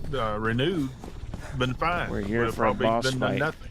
Okay, so do you want to By the tell me time what I get actually out of happened this with you and fucking I Raphael? don't even know. Can you uncuff me? We can do that in a minute, but what I want to know is what happened between you and Raphael. He didn't assault you, he didn't punch you, he didn't put his hands around your neck? No, he's my brother. He would never do it. Okay. So what's with your arms? Probably my mom or my stepdad. With this officer check on your arms, so just face this way for me, can you? My brother would make it hurt me. Okay, if that's the story you're going with, then that's fine. Yeah. Are you serious? So Sorry. what's gonna happen today? What's gonna happen? Tell me. You're getting taken back to Seattle. Okay. Okay. What does that mean? You're going back to Seattle right now. Because it's either go back to Seattle or go back to Okay. Okay, quit approaching me. Oh. Big ass You telling motherfucking me? fly. I just want to We're let not go doing of that. this. Just going up against the car. So what's going to happen is you're going to be swapped because there's me in Seattle right now. because otherwise you're going to jail. Okay. That's the situation. Like get a campfire right now, okay? So once they're ready to go, okay. You get on the bus, you gotta get what you need. So what if I tell you guys that they were pretending if they were being aggressive or against or son. That's what I'm asking. Okay, because I don't want nothing to happen to them. Okay, if you're not gonna tell me the true story, how am I supposed to know what that's going on? Because I don't want nothing to happen to them. Like I said, I can't do anything unless you tell me what's going on. I just want nothing to happen to them. How was that? Go, motherfucker! Go! Go! What are you doing? Okay, if that's what they Oh my god. I'm sorry, I don't mean to yell, but... What I think is, when you got out of hand, you don't have a grasp of what's actually kind of going on right now, okay? But like I said, the option is go back to Seattle right now. Standing there. That's why they're going to take you back to Seattle. Okay. Part of it. Who's it? They can bring you here all they want, but that doesn't give you a right to act out and do what you did. Okay, but you're not telling me. I'm not going to play this back and forth game. Okay, so you need to tell me what the play is. Okay, well that's where we're at then, okay? Yeah, take the handshake now. Do you have stuff in the house that's yours? Yeah. Okay, what's going to happen is for one of us, or both of us, all three of us are going to come in the house with you while you grab your stuff. We're going to grab it really quick, and you're going to come back out and you're taking off. Thanos got it. I'm taking you back home right now. Like I said, it was that or that. That is that. You can walk. Go get your stuff. Okay, listen, knock it off. You okay if we go in the house if you want to? Bro, what are you doing? You're useless. Oh no, it's everywhere. Oh my god. My mom probably has it. You didn't grab anything with you. She does. Trust me, I know. Oh god. Oh yeah, I think this is very optimistic. This is going to work. I don't see it. Cohen Scar! Let's start that. Because she has everything. Okay.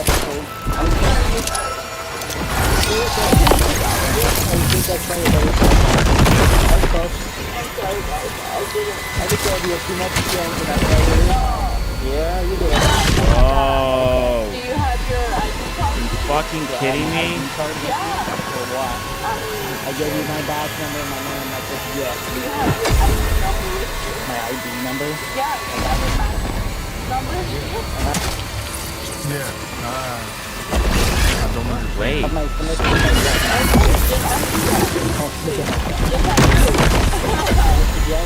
would suggest you. No, you say. Don't tell me to say. Cohen Scar! Yeah. But I'm telling him that I need him. We're not trying to let you need to keep your hand. Oh my goodness. Those are her children. Oh. Arrest me. What car are you going to take? Arrest me right now. Arrest me right now. You want to go next? Arrest me right now. What? I suggest you go and get the car. Check me. I suggest you go and I'm telling you to check me. Now. Yeah, I don't understand why anyone thought something else was going to be possible. I'm telling you to check me. Great timing, by the way. No, check me. Oh my god. Why are you pushing on me like that? You're going to go to your car and you're going to go to jail. Okay, wait. This is like the worst boss fight I've ever had. Take me to ground. The worst. 100%. Bro, and this fucking dude keeps fucking dying. Oh my god, intern, that's killing me. What was your name? Go this way. Bro, look at he has done nothing. Who's it? Dude, I don't care. You're on your own. You guys think I Fucking getting me killed, bro. Tell me what your name is. Tell me what your name is. Tell me what your name is. I'm so... You know, the outside I wanna ain't the best looking, smash but him. inside looks rather nice. Nothing wrong with that, you know. Just, what is it, 4:30 in the afternoon, and she's completely wasted. He keeps dying. I go after him. Then this stupid fucking bug jumps on top of me. I can't run anywhere. So at that point, if you're gonna be Of a fucking boss fight. They're still trying to make that work. Absolutely clusterfuck. I don't believe I don't have a free driver's license. I can't fly. Yes, I know. My mom's going to take me. Okay, is that what you're going to be willing to do? Yes. Okay. Tell her that I want her. But the best thing for you to do is just go back to Seattle, No, I'm not going to Seattle. You're going to go where? No, I'm not. I don't even know what these are. I'm trying to. What if I tell you guys that me and me when I was in town? She's dangerous. What if I tell you? Yeah, they're all done. She's dangerous. What the He fuck? needs to Oh, of course. keep her. Mom, what the? Where is he? I'm right here. Where's Nathan? Hold on. I'm not gonna do anything. I swear. My hands up. I'm my hands up. Get to the truck. Almost 2 hours later, officers were called back to the residence to deal with the suspect once again. Yep. I seriously think anything else is going to happen. Could they really think nothing?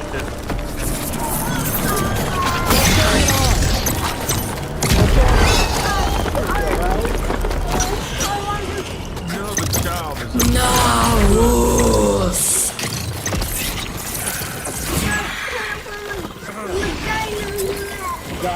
She got beat up from a guy.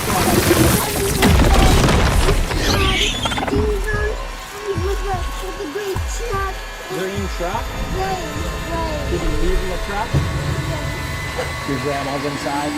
Yeah, I don't know. Yeah. Was it Raphael? Yes. Which way did they go? Do you know? I just saw them leave. Okay.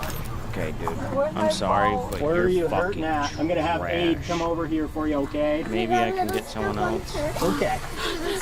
Can you tell me what happened? You don't know? Is Dude, Raphael though? Can you tell me at all anything that you remember that took place? Why is this? What is What going did on he right do to now? you exactly? So when were they back here in the truck? Which way did they go? Do you know for sure? Why are they back there? That, Why not? Why are we not exploring that? On the highway?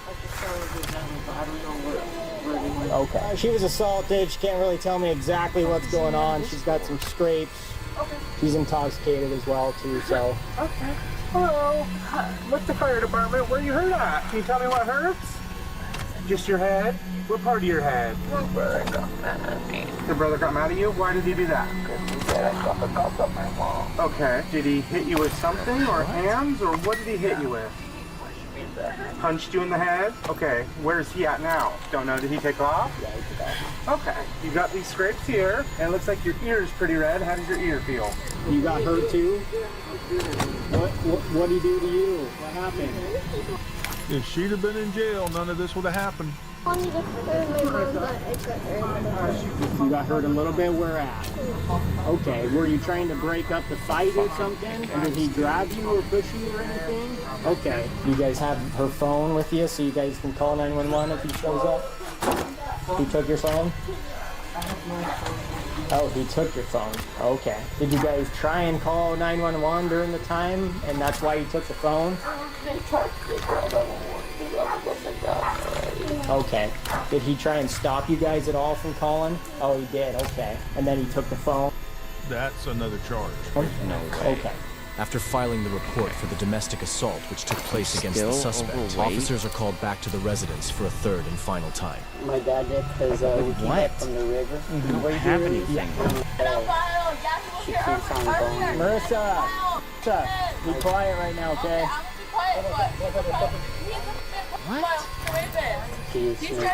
Oh. Yeah, that's a problem. See how dangerous she is? See all the things she's saying? She is dangerous. Can I come back here? Marissa, I'll come talk to you in a minute, okay? Okay. Don't get another criminal Yeah, I gotta citation here, okay? You don't need to be yelling. Okay, you don't need to be yelling, causing an issue. I have no guns on me. I have nothing on me. He's a fucking bitch. So we were just here again. You guys left, we left, then we got called back here again because Raphael beat her up earlier. So now so Manuela took him somewhere. I don't know where they are at. So we're looking for them actively too. What do you guys, so this is the hard thing for us, is that she's staying here right now and she has no way to go somewhere else. Does she have anywhere else that she can go around here at all just to alleviate this situation? Do you guys know? Well, she does live in Seattle. She does live in Seattle. Yep. Yeah, y'all tried that.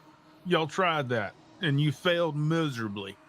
The way you handled that was miserable failure. But I do remember you said that if he puts a restraining order on her, then you could. By the way, this is Seattle, so criminals get away with everything. Yes, but that would take to go through the courts first. So he can't do that right at this second, put a restraining order, but he can, like tomorrow, he could go up to the sheriff's office and petition for a protection order in place if he wants to do that. And then if that protection order gets granted, then she won't be able to come here or even contact him if that's something that he wants to do. Yeah, that's what he wanted to do. Okay. She was bragging that she's like, you guys called the cops and you didn't do nothing to me. That's what she was bragging. Marissa, stop. No guns on me. Take me in. Take me in. I'm telling you to take me in right now. You guys had me If you'd have done it a while ago, you wouldn't have had to come back. This is cuffed earlier. Take me in. This is getting ridiculous. You need to go up. I know. What you need to do. I know. This is getting ridiculous. You don't even live here. This is not your house. Yes, I do. This is my house. You have no right. You live in Seattle. That's what you think. You have no right to say who and who's not here.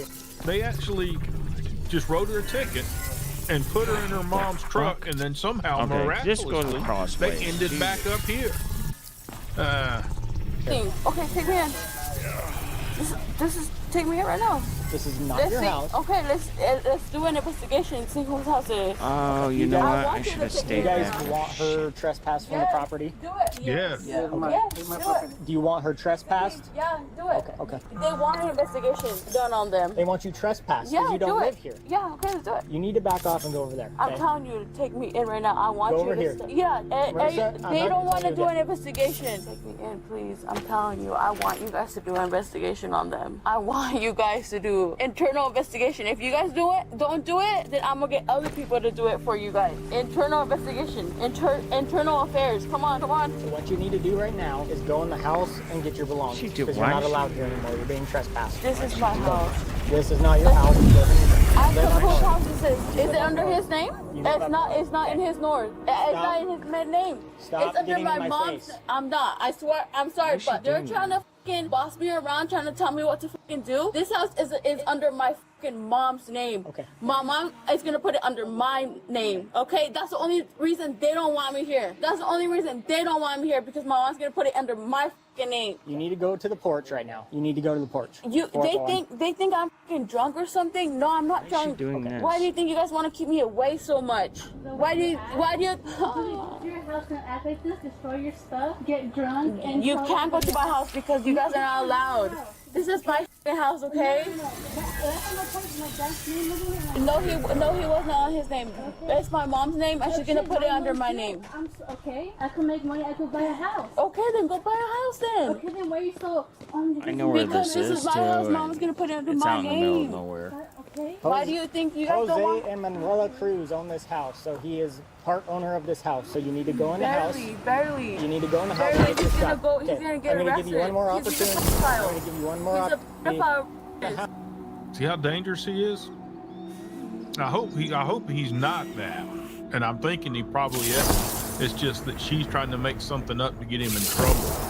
House and Or get your what? stuff, Or otherwise we're you're being gonna arrested for trespassing now. I'm telling you Okay, to take me. go in the house and get your stuff. I'm telling you to take me. I want you to take me. Right here. I'm putting my hands up for you. Look at him. He's a fucking pedophile. You think if I wasn't right, if I was in the wrong, take me. I want you to take me. Take me. Take me. Yeah, you can speed it up. Yeah, why don't you have a Trespass gun? now because she's gonna leave. Yeah, tell him that I want to go. gonna Shut be the back. fuck up, you fucking bitch. What if I gave her this? A file? Just wait. Just wait. Just if his name's on the thing there, the mom ain't gonna be able to put the use the property gun. anywhere. Oh. His name's on it. What if I gave you bitch? You fucking this? small ass. You think I'm fucking scared of you? I'm not a fucking kid no more, you stupid ass.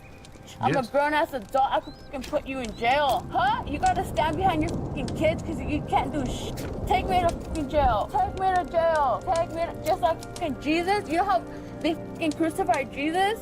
They made Jesus carry his fucking cross. They fucking Marissa, tortured Jesus. you're making 0 sense right now. No, you know I'm making sense. Go in the house and get your stuff. I'm sorry. I'm not scared of nobody. So, just for confirmation, he wants her trespass from the property. I'm not gonna Back off. I'm not gonna hurt nobody. Take me. Take me. Take me.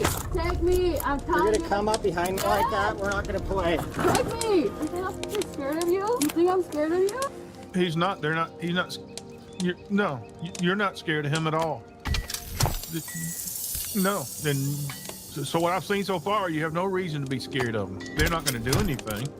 I'm just gonna make a They're bunch probably of not stuff. allowed to do anything. Really, behind a fucking wall. We're not gonna play your game here. Play my fucking game, bitch. I want your badge number and your name. Stop pushing up against me. Oh, you can say whatever the f you want. In God we trust. You believe in God? You believe in God? Who is this? He thinks I'm gonna f hurt him. I already have my hands up behind me, telling him to So arrest me. he's our owner of this house. He's Wants a to fucking trespass. pedophile.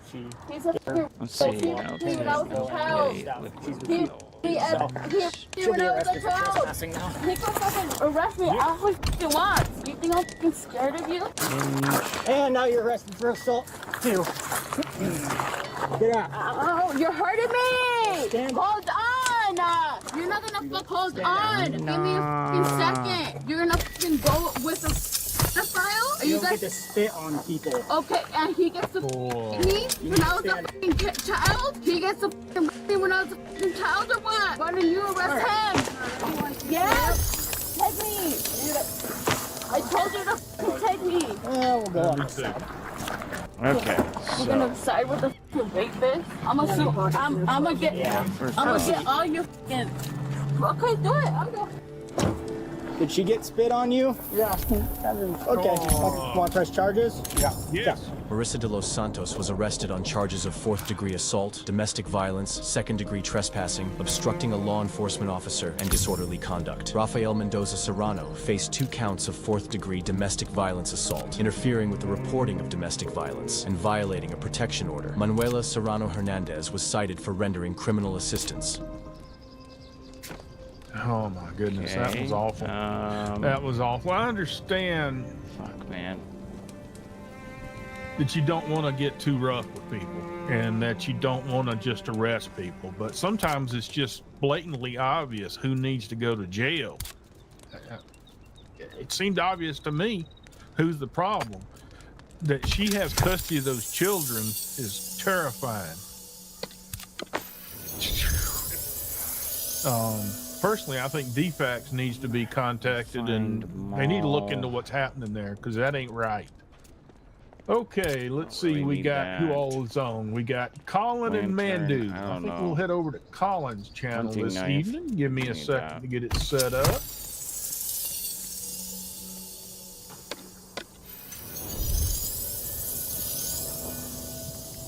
There we go. Well, okay. I sure do appreciate y'all watching. I really hope you enjoyed. And I'll see y'all again real soon. Thanks, Vic.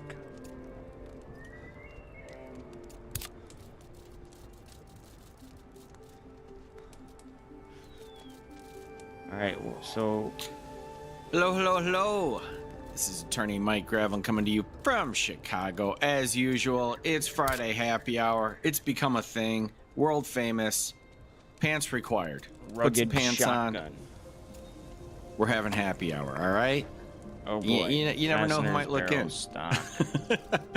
All right, I have a group of good clips today. They were all sent to me. There's a late edition from Chili. I got it on Discord. I got it on IG. You know who you are. I had to include it so Chili could take us in. It's so good. I can't take it. So it's mostly sovereign citizens. Oh, I've got a little Glen Serio update too. You guys may have seen it, but that's okay. That's okay. We need to watch it together. That's brief. That's at the end, and then I got a couple good sovereign citizens from the usual suspects. I'd like to promote all of these creators. One, I poached a case from Old Squishy Gardner. You know, I do that almost every week. Then I poached one from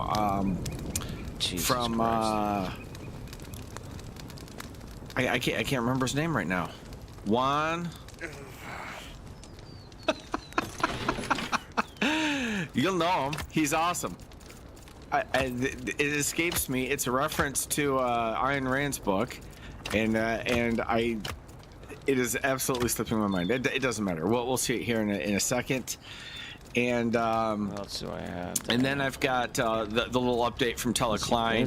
I'll put links to all their pages in the description below. I haven't yet because I was putting this together, but I will put links to all of them in the description below. They're all worth subscribing to and liking and all that good stuff. So let's get the party started. We're gonna have Chili bring us in here, and I will shock you all. It might be because I started early, but I'm gonna say a nice thing about Chili. Oh wait, I need wood. No, fuck it. Throwing it in me. Hello, ladies and gentlemen. I'm Super Necessary Human, and I'm here to help you. So what is intermittent fasting? People think about starving for days on end with no food, and they're dying of hunger. It couldn't be further from the truth. Most people who do intermittent fasting eat every single day. If we're going to define intermittent fasting, it's simply a specific measurable block of time in which you're not eating. The most popular form of intermittent fasting today is called a 16-8. That's where you don't consume any calories or up to 50 calories for 16 hours, and then you consume the bulk of your calories over that 8-hour eating window. Okay, first of all, this is all fantastic. It's just over the top, and it's actually kind of fun. Here's where I'm going to say something nice about him. But the part that makes me laugh is his explanation of intermittent fasting, which we're going into here, reminds me a lot of his explanation as to where the community tab is. If you stop eating today at 8 p.m., then tomorrow at noon, that's a 16-hour fast. If you stop eating today at 8 p.m. and then start eating again tomorrow at 2 p.m., that's an 18-hour fast. Whoa! If you stop eating today at 8 p.m. and then start eating again tomorrow at 8 p.m., that's a 24-hour fast. It's that. Wow. Thank you for that information. Okay, so it's funny. He did the same thing with his community tab. He told us in excruciating detail how to find the community tab. The wood guy. But here's the nice thing I will say about him. The man is in shape, at least at this point. This is a few years ago, obviously. He is in shape. Intermittent fasting is not voodoo. It works. I've tried it. So that, I mean, this is refreshing compared to all the other nonsense he spews. If he'd stick with this, I mean, heck, we'll go with the costume. Fine. We'll go with the campy thing. Sure, it's fun. No one's getting in trouble. No one's doing anything wrong. If somebody took this advice, they'd probably lose some weight. And he appears to know something about it because he keeps himself in shape. Good for you, Chili. Why didn't you stick to that instead of pretending that you know something about law? That's all I'm saying. Easy. Most people who intermittent fast consume calories every single day.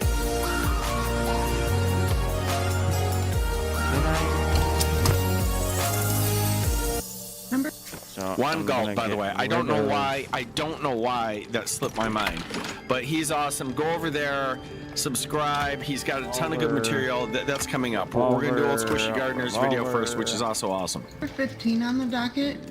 People versus Bobby Cunningham, 22-147 FH. Ludaner for the people.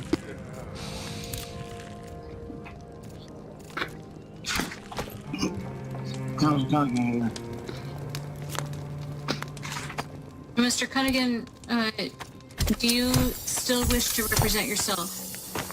Yes, remain as always. Which basically I put in all right. So documentation sent to the court. Blunderbuss. May have you review or we have the refined sword. Made a decision from there, We have the rugged sword just in case, I guess. Extract. Mr. Cunningham, what I have from you was from We have April, the and hunting it appeared to be an attempt to write a Wait. What's a going subpoena. on? 1, 2, And- number 3. I'm sorry? 4, so yes. Okay. Hunting rifle was there. I'm not going to sign that subpoena. First of all, it's not in the right format, and second of all, it's directed to people who are not subject to subpoena, court officers. Excuse me, this is only one of them. If I might, excuse me, quote unquote, put my words on top of your words. One of them, that's only one of them. The second one is actually showing, which has wrote the subpoena for. Ooh, that's a nice shot. Stating when I had got identification within the jurisdiction. Now, two, the jurisdiction that I came from, unequipped, before I came here, and we can get a new it's one not of the same, those. man. So, at the same point in time, I have not got no correspondence with the subpoenas that I put out, what I have put in the weapons myself, and also its contract to solidify these subpoenas to the necessary lantern people that are supposed to go to. Okay. Now, from there, and then after that, everything else I'm should talking be to closed. you, which basically pre-trial, which is at this point in time, if you want to make a decision with or with not, I'm putting it out hopefully to the end of July, if possible. Somewhere around 23, 25 days. That's awesome. He just gave her permission to do her own job if she feels like it. Thank you.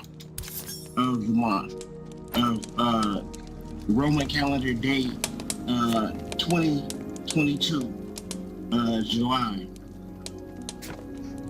So from there, from basically the subpoena that basically I'm trying to get to, which is supposed to be on the witness list, which is on the also, excuse me, I might be slurring my speech a little bit. Simple fact of the matter is I might be a little intimidated by basically who you may have associated with quote unquote RICO Act, which is you as well, which has to do with housing. Now there's some animal skin around here The somewhere. jurisdiction of the Washtenaw County. Now, excuse me. If you want to look at, which is basically supposed to be on their witness list, it's basically the thread. Oh. Excuse me.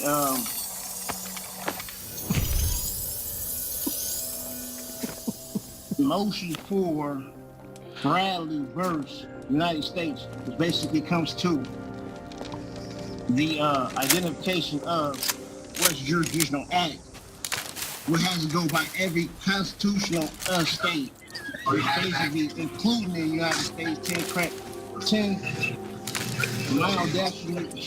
10 mile additional law. I had a basic contract with a passport. Let's say from there. Now, what they sent me is basically within any fiber. We can say go back to A1. Now, if we go back to A1, as far as the motion and also the other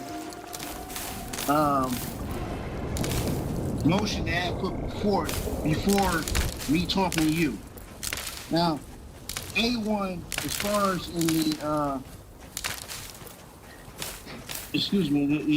as far as the evidence, name and address, not correct. Now, the name and address is not correct, which basically, to me, has not been in any type of reference to why this is not correct. Now, the witness states, Ryan Kavanaugh Now, Ryan Kavanaugh is not on the witness list, which basically I've been asking, and which basically, as far as the transcripts and the videotapes, you have not presented, or, excuse me, the attorneys, excuse me, I just had a little hiccup because I'm down on battery, excuse me. So they have not supplied me with the transcripts or the videotapes. It's supplied basically why they're stating that some of this documentation that they sent me is not agreeing to what they have already acquired. Now, they tried to remove the primary witness. Now, but the primary witness, as I just stated, Ryan Kavanaugh. That's not on the witness list. Okay, so Mr. Cunningham, I'm gonna stop you, Mr. Cunningham. Okay, I'm gonna break that down for you. Those are the insane ramblings of a probably drunk person. But if there is a motion, excuse me. I'm asking to supply this information or bid this case. Simple. If you're gonna make that, and again, it needs to be in writing. And the only writing now, whether the, excuse me, I don't mean to interrupt, but whether Lou Sedan have justified and read through the motion get ready for and the documents boss that submitted, that's not on me now. I'm asking at this point in time, you subtract or adapt this case, or we go from there. Which basically right now is only a motion, which basically, excuse me, it will be under the RICO Act. Simple fact is you and him have ties to, such as the Housing Association. Excuse me, but basically, the RICO Act is involved for reasons that we can't fathom. I'm just making a statement here. Simple fact of the matter is Housing Association, Washington Association of a degree of basically to supply law for good knowledge of law 2. Excuse me, it's kind of a little bit great, probably a little ahead of some of the people, but at the end of the day, I'm just asking. He doesn't have the supply witness, basically Ryan Kavanaugh, on the document as a witness. If he doesn't have him on the witness, it's basically what they sent me to October 27, 2020. Basically, I'm asking for this case to be dismissed, man. That's simple, cut, dry to what it is. Anything else there? I'm listening and understanding. Excuse me. I'm writing notes. All right, Mr. Danner, would you like to respond? Yes, Your Honor. In response to the motion for subpoena that is before this court, Your Honor, I'm asking that this court deny defendant's motion as he has failed to state a claim upon which relief can be granted. He has not stated a relief that this court is able to provide at this time, nor has he provided a legal basis for the court to provide said relief that he is requesting either in the motion or the request for dismissal in this oral motion being made today. Yeah, I've had this guy recently on another video. He is rock solid.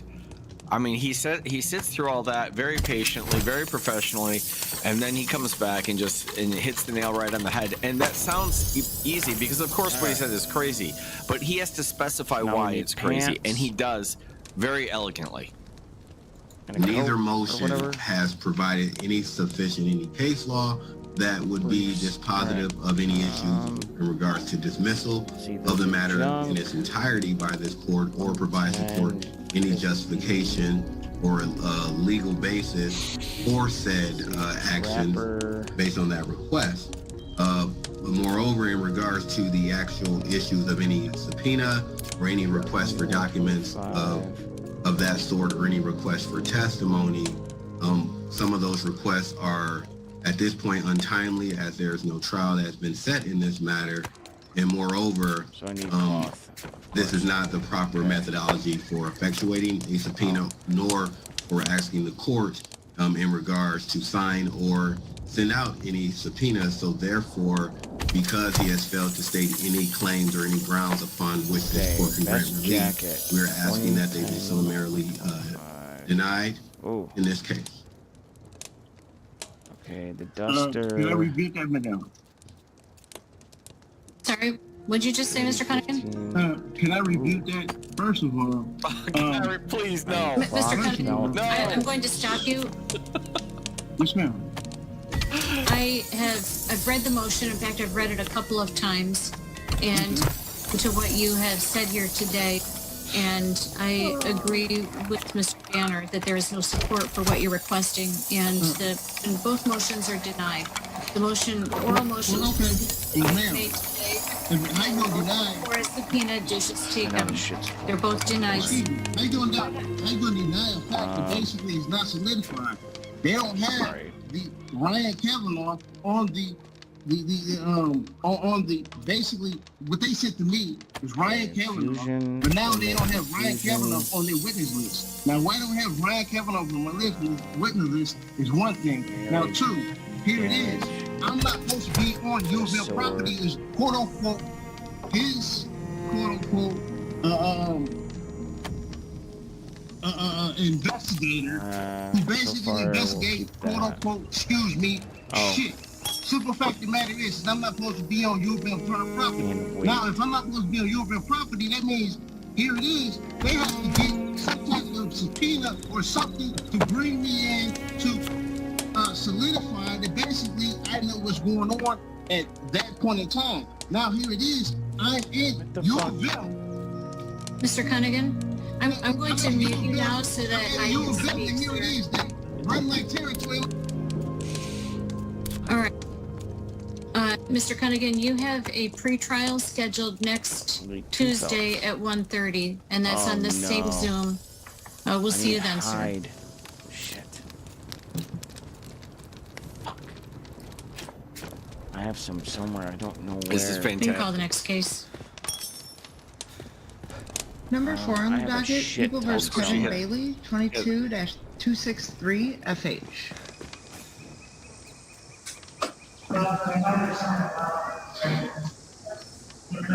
Calling cards. What?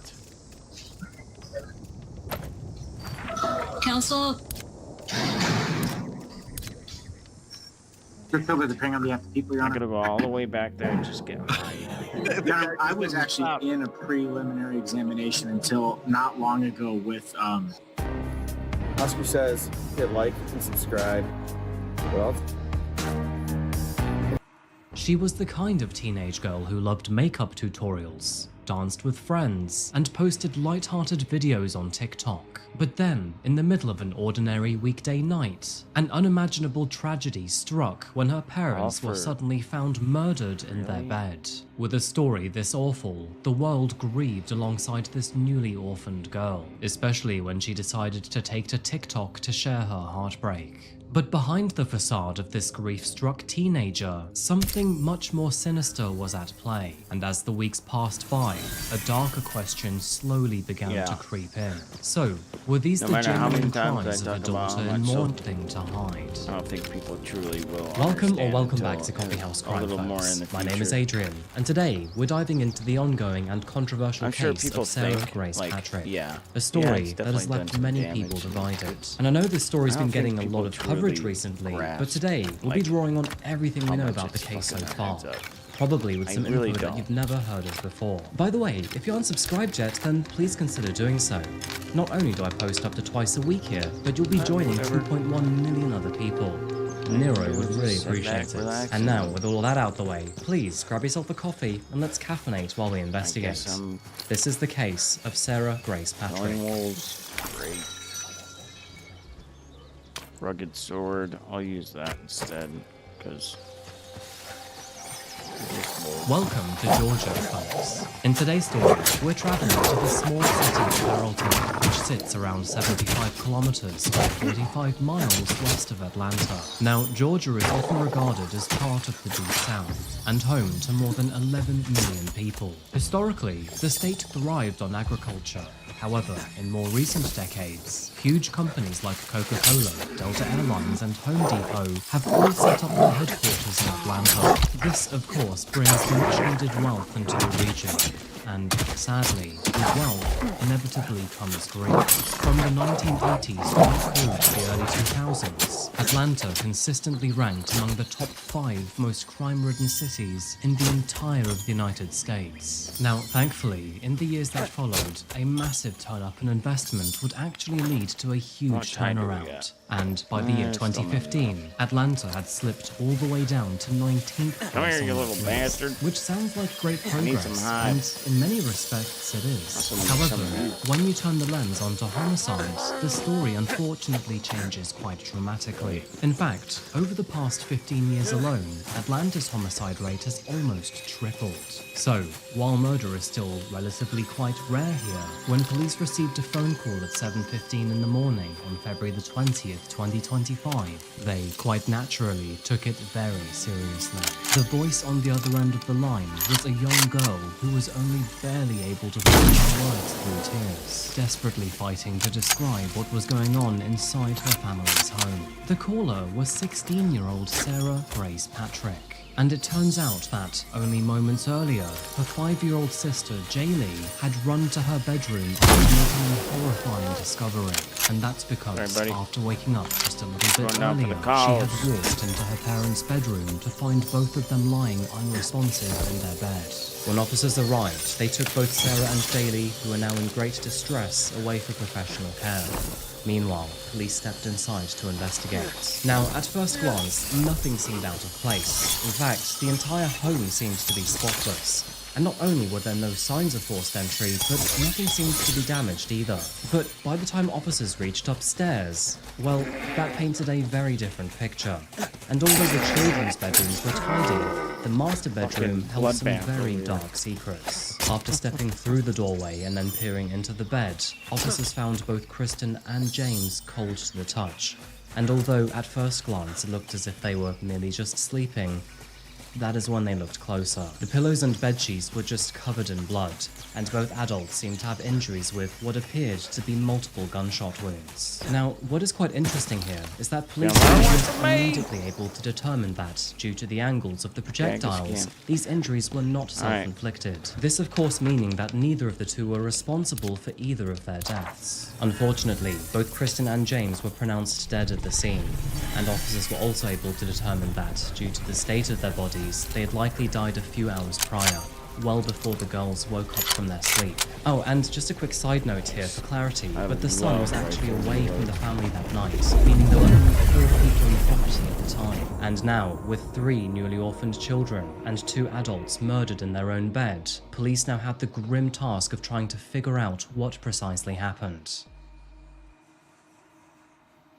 After taking an initial look at the crime scene, detectives realized that the house itself told a very curious story. Every room, apart from the master bedroom, was immaculate as always. The home was clean, tidy, and nothing appeared to be out of place. And not only were there no signs of a struggle or any forced entry, but nothing from the property had been stolen either. With this in mind, it basically ruled out any sort of possibility of a robbery gone wrong. And why in that scenario would they creep upstairs, only to murder a sleeping couple before then failing to ransack the house? None of this made any sense to police officers, and to be honest, it didn't to me either. Detectives now believed that whoever had pulled the trigger that night had the sole intention to murder both Kristen and James. But to make matters even more confusing, another crucial detail quickly became apparent. No murder weapon was ever found at the crime scene, which only made the investigation even more difficult to solve. As you can see here from Google Maps, the Nolan family lived in a rural and heavily wooded area. Their neighbors were far and few between, which only made it even more unlikely that surveillance footage recovered from their properties could help. In the days that followed, police combed the property, searching for the faintest trace of forensic evidence. Meanwhile, the extended family announced a $5,000 reward for anyone with any information that could help lead to an arrest. But before we go any further in this story, it is worth asking, who precisely were the Nolan family? Did the family have any enemies? And if not, were they targeted by anyone from the outside? Well, to begin with, the family included both parents, Christian and James Brock, and their 3 children, including 16-year-old Sarah Grace Patrick, her younger brother Donnie, and her younger sister, 5-year-old Jaylee. Together, they lived on a rural property in Carrollton, Georgia, surrounded by many fields and trees, and on a beautiful stretch of land. To make things just a little more complicated,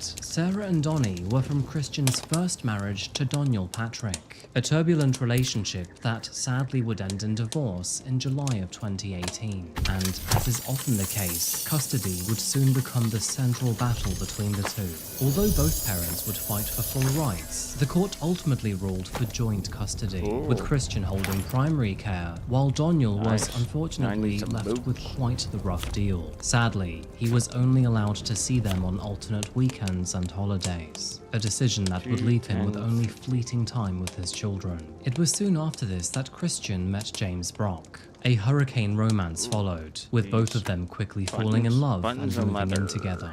Now, naturally, James stepped up into the role of stepfather, and thankfully, he did seem to be good at it too.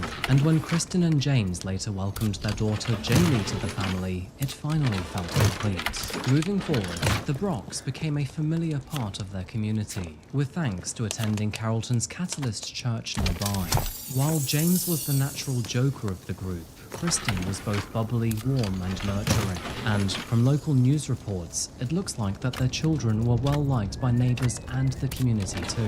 So, as you can see, on the surface, the Nolans looked like a happy, faith-driven family from the Deep South. But in truth, the reality was actually far more complicated. It turns out that James and Kristen were both former addicts, with things getting so bad at one point that they both got in trouble with the law. Kristen had struggled with a serious drug problem, which actually was one of the biggest reasons behind her split with Doniel. Side note, but it's also the main reason why he fought for custody. And while little is known about Doniel himself, it isn't difficult to understand his concern. He believed that Kristen's drug use posed a real risk to both Sarah and Donnie's upbringing. And it turns out that court documents would also reveal that James Brock battled with the very same demons. However, this was not the same story that the Patrick family shared. They claimed that their renewed faith and their bond with each other had become a new way of turning the page. They were determined to put those dark days behind them, and at least on the surface, it certainly looked like it.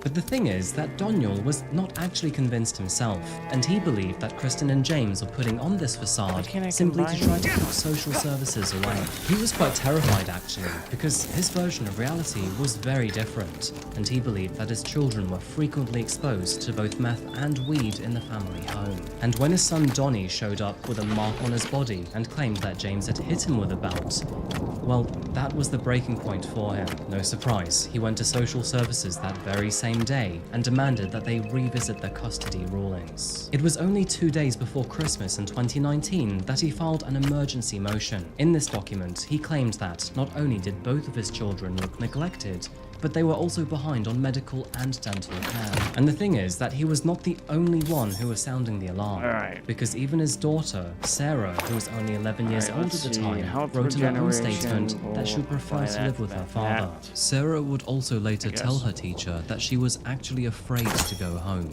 Worried for her safety, the police then became involved, and she would tell them the exact same thing.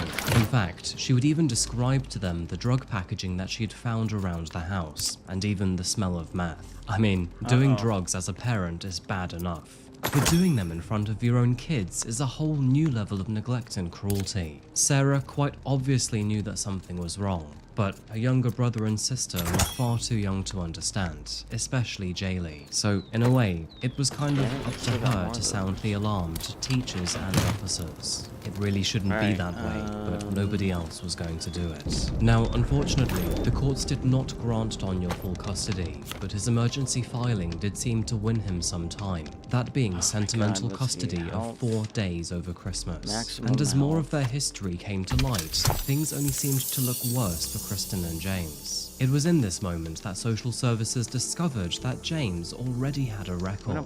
They learned that he was arrested in 2017 for meth possession and then sentenced to probation, where he then violated it a year later with a string of other charges, including shoplifting, stolen property, weed possession, and obstructing an officer. That little crime spree would earn him even more probation and jail time. And obviously, it was hardly the picture of a dependable stepfather. The evidence against Kristen and James was clearly stacking up. And by October of 2020, the courts had finally changed their arrangements. From that point onwards, both Sarah and Donnie would live with their father during the weekdays and only see Kristen on certain weekends. And it wasn't full custody, but for Daniel, it was a big step in the right direction. That being, in his mind, giving his children a safer and more stable home. However, the custody fight was not the end of their issues, because in December of 2022, tragedy struck Kristen and James yet again, but in a very different way. Sadly, James had suddenly suffered a massive heart attack, and doctors also realized that he was now in advanced heart failure. They also claimed that if he didn't have surgery immediately, he wouldn't survive. Now, thankfully, he would survive, but that was only after surgeons installed a left ventricular assist device, which is basically a mechanical pump that helps pump blood through the body. Now, you're gonna have to trust me with this, but all of this ties back into the investigation. The long story short is that James's pump had a monitor that he would carry around with him at all times of the day. If anything was out of rhythm with his heart, it would play an extremely loud alarm. And let's just say that those preventative measures are extremely foolproof. Now, despite all of their past struggles, by early 2023, things did genuinely appear to be improving for both Kristen and James. I mean, even the once bitter relationship between Kristen and Daniel had now seemed to mellow out. Believe it or not, but all three parents were even seen together at some of the kids' events, sitting down in the same room without any issue, and even chatting casually. So, with everything going so well for the family, what happened on the night that two of them were murdered? On the surface, Kristen and James didn't seem to have any enemies whatsoever, at least not in recent years. So, unless some ghost from their drug-fueled past came back to haunt them, then it was kind of hard to imagine anyone wanting to wish them harm. But behind the polished family image, cracks were slowly forming. For example, maybe Kristen and James were now each other's worst enemies. It is known that around a year before their wedding in 2022, things did take a dark turn when James actually petitioned the court for a protective order against his very own fiancée. James claimed that he feared for his and his daughter's safety. It was during one explosive argument that apparently Kristen got into the family car with Jaylee and Donnie still inside, and then tried to run him over while he was stood in the barn. He also claimed that apparently Kristen had been hitting him regularly, destroying property, and even threatening to kill him. He also suspected that she had swapped hard drugs for prescription abuse. However, here is the strange part. James would later decide to drop every allegation, and so the protective order against his fiancée never went through, and within months, they went ahead and even married in December of 2023. So, did Kristen change for the better, or did James just simply bury it all for the sake of the family? Even more curiously, did this have anything to do with their deaths, or is it simply just another tragic backstory? Well, what we do know based off of the bullet's trajectories is that neither of the two were responsible. The evidence proved that neither Kristen or James turned the gun on themselves and then each other, which of course means that somebody else is responsible. But who? And why? Unfortunately, the crime scene offered no answers either. There was no DNA, no fingerprints, no sign of forced entry, and both of their exes were accounted for that night. So, with nothing pointing to an outsider, officers were now forced to turn their gaze inwards to the only other people in the home. I can't believe we're talking about kids here, but Donnie was with his father that night, which of course meant there was only 2 other people. There was young Jaylee and 16-year-old Sarah. And when investigators looked closer, they realized that Sarah's story did not seem to add up. As days turned into weeks with no arrest whatsoever, the community rallied together around these 3 children. However, things were happening in the background, and in public, especially with, the true crime community, people started to look closer into the case. And let's just say that things were not quite adding up for Sarah. Like many other children her age, Sarah was chronically online, and basically had profiles absolutely everywhere. She was on Instagram, on Facebook, but her favorite platform by far was TikTok. And let's just say that in the weeks following her parents' murders, she would begin to post a lot of things on that platform. Now, to be fair to her, there is no rulebook with how to process grief.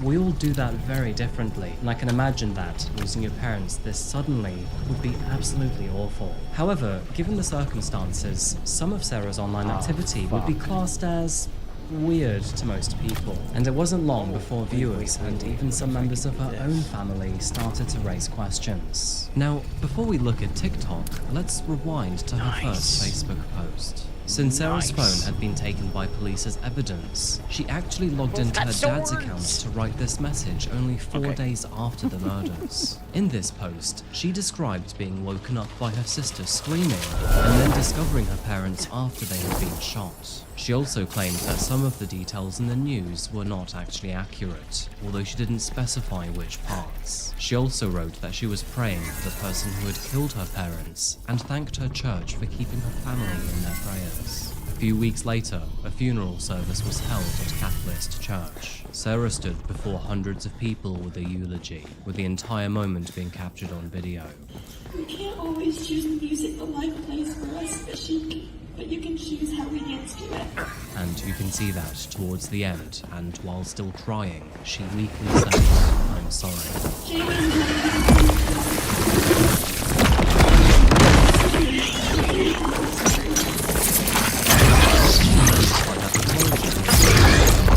Felt embarrassed for breaking down in front of them. Maybe it was something deeper. Whatever the reason, it did seem to stick in people's minds, and trust me, come back later, these questions about Sarah would only grow louder. Mostly on TikTok. By late March, and about a month after the murders, she would even let people know on his Facebook account that TikTok was where she would be sharing the leftovers, and in an attempt to increase her following, asked them to follow her over there. Now, by the time we conclude this story, her TikTok account has been completely cleared. But the thing is that the internet never forgets, and enough of the videos were later saved and then re-uploaded. And let's just say, the video was great for Sarah. In one video, Sarah filmed herself in tears. The clip is paired with a tragic sound, and over it, they don't know it. My 5-year-old sister finds her home, and they won't get to see me graduate down the aisle. What is going on, dude? What the? But what really struck people as odd was that the video opened with a photo of Sarah all dressed up as a child. Many viewers felt it was both jarring and which, to be honest, I think we all. In another video, Sarah claimed that she felt crushing guilt, saying, "I can't help but hate myself because I didn't wake up." It hits me when how am I gonna be here? These were raw. What the fuck? And the kind of thing that you would expect. I touched her. But seeing it broadcasted to the world like this only fueled this reaction. Some people felt on one side and suspicion on the other. But Sarah was not merely posting her because only a few months after the murders, she had even contacted a TikTok true crime creator named Allegedly, apparently, specifically asking them to cover her parents' case. And this is where it gets even more suspicious, because Sarah would describe her parents' murders as, quote, big case, making a video about the case, and Sarah was seen interacting with a bunch of mixed reactions. And what, I can't go any further until I hear it? This is stupid. Even though Sarah's social media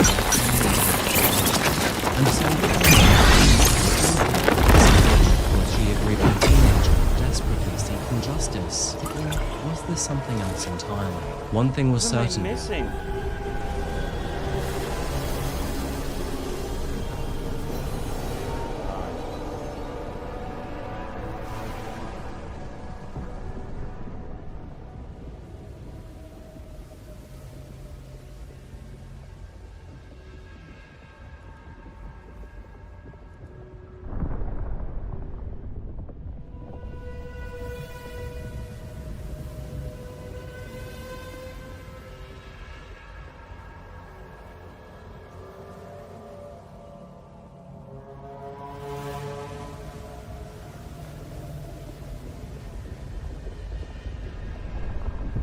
What we're dealing with here is a giant bug, and you're going to have to basically get it on its back so you can either shoot or attack its crystal, which is its vulnerable part of its body, on its underside. Worth noting that the ore that you can see scattered around and part of these pillars is something you can actually gather and utilise as a resource for crafting too. You might want to make sure you get a lot of it. It will gradually spawn or after you've done some damage. What you then shall have to do is charge some of the pillars that you built or some of the ones that are still standing, and then you should basically knock yourself out, and then you can tackle it. You need to use the jump around, jump up using your umbrella and shoot it as you land it. Now, I was feeling a bit dense, and like I said, I was a bit tired after playing a good amount of hours to get to this stage. It took me a hot minute to actually work out exactly what to do. But I got there in the end. You'll see her pretty much flap her wings and come charging at you. You just got to make sure you're behind one of the pillars. Now, as I said, what you meant to do is use the jump pads to get really good height and then be able to use the underside. Or you can do what I did, which was just wail on her with your Scar! Yeah, I totally missed how you should be completing this boss fight and just use the good old hit it until it bleeds. Obviously not the best way. I was doing lots of hits that were just not registering, completely immune, with only a couple of maybe just about so in between her flying around, you obviously see some of the mine, or if she's just gone over stuff, you can actually duck some of the rubble from the pillar, and just simply go ahead with the again, on champion mode, she does do a fair amount of damage. And this stuff, yeah, you can actually use it for crafting. I'm not too sure if there's other corrupted stuff. It's not something that's incredibly OP. I'm pretty sure there's other stones that do exactly the same job. But it might look interesting. I'm going to work on more on some of the stones and see what kind of weapons and what kind of stats and looks. So another time on its back and another time on its back. Just praying hoping I actually get this. Learn from what I shouldn't have done to make your life a bit easier. Bomb shot, and you'll be able to do a lot of damage with a just simple pistol, or maybe even be able to land on it and simply see rather than but once it's defeated, then obviously it's pretty much done. You've unlocked the next realms, the Magmas and Marshes. The next realm will be 3 realms, so which is much more. It's a significant jump up in difficulty on the next realm, so I would definitely say make sure you go back and utilise good resources ready as soon as you can get to the exit bench up and running. Maybe in the next realm, you go make some good. Before I go though, just a few little things to note. I think some of this was maybe that it's still bugged. My second playthrough of this map, I never bothered with the Autostones because the quest never really popped up for me. Not like in preview. So if you've not got anything from the side quest bar that tells you to go and mess around and give the orders, then don't design by choice, or maybe it's a bug, but basically I got given all the rewards for the side quest even though I hadn't done it. Maybe it's just because I took care of the boss, so it's going to be the same awards. But it's worth no, Scotty! awards, but you will lose out on some of the side quests.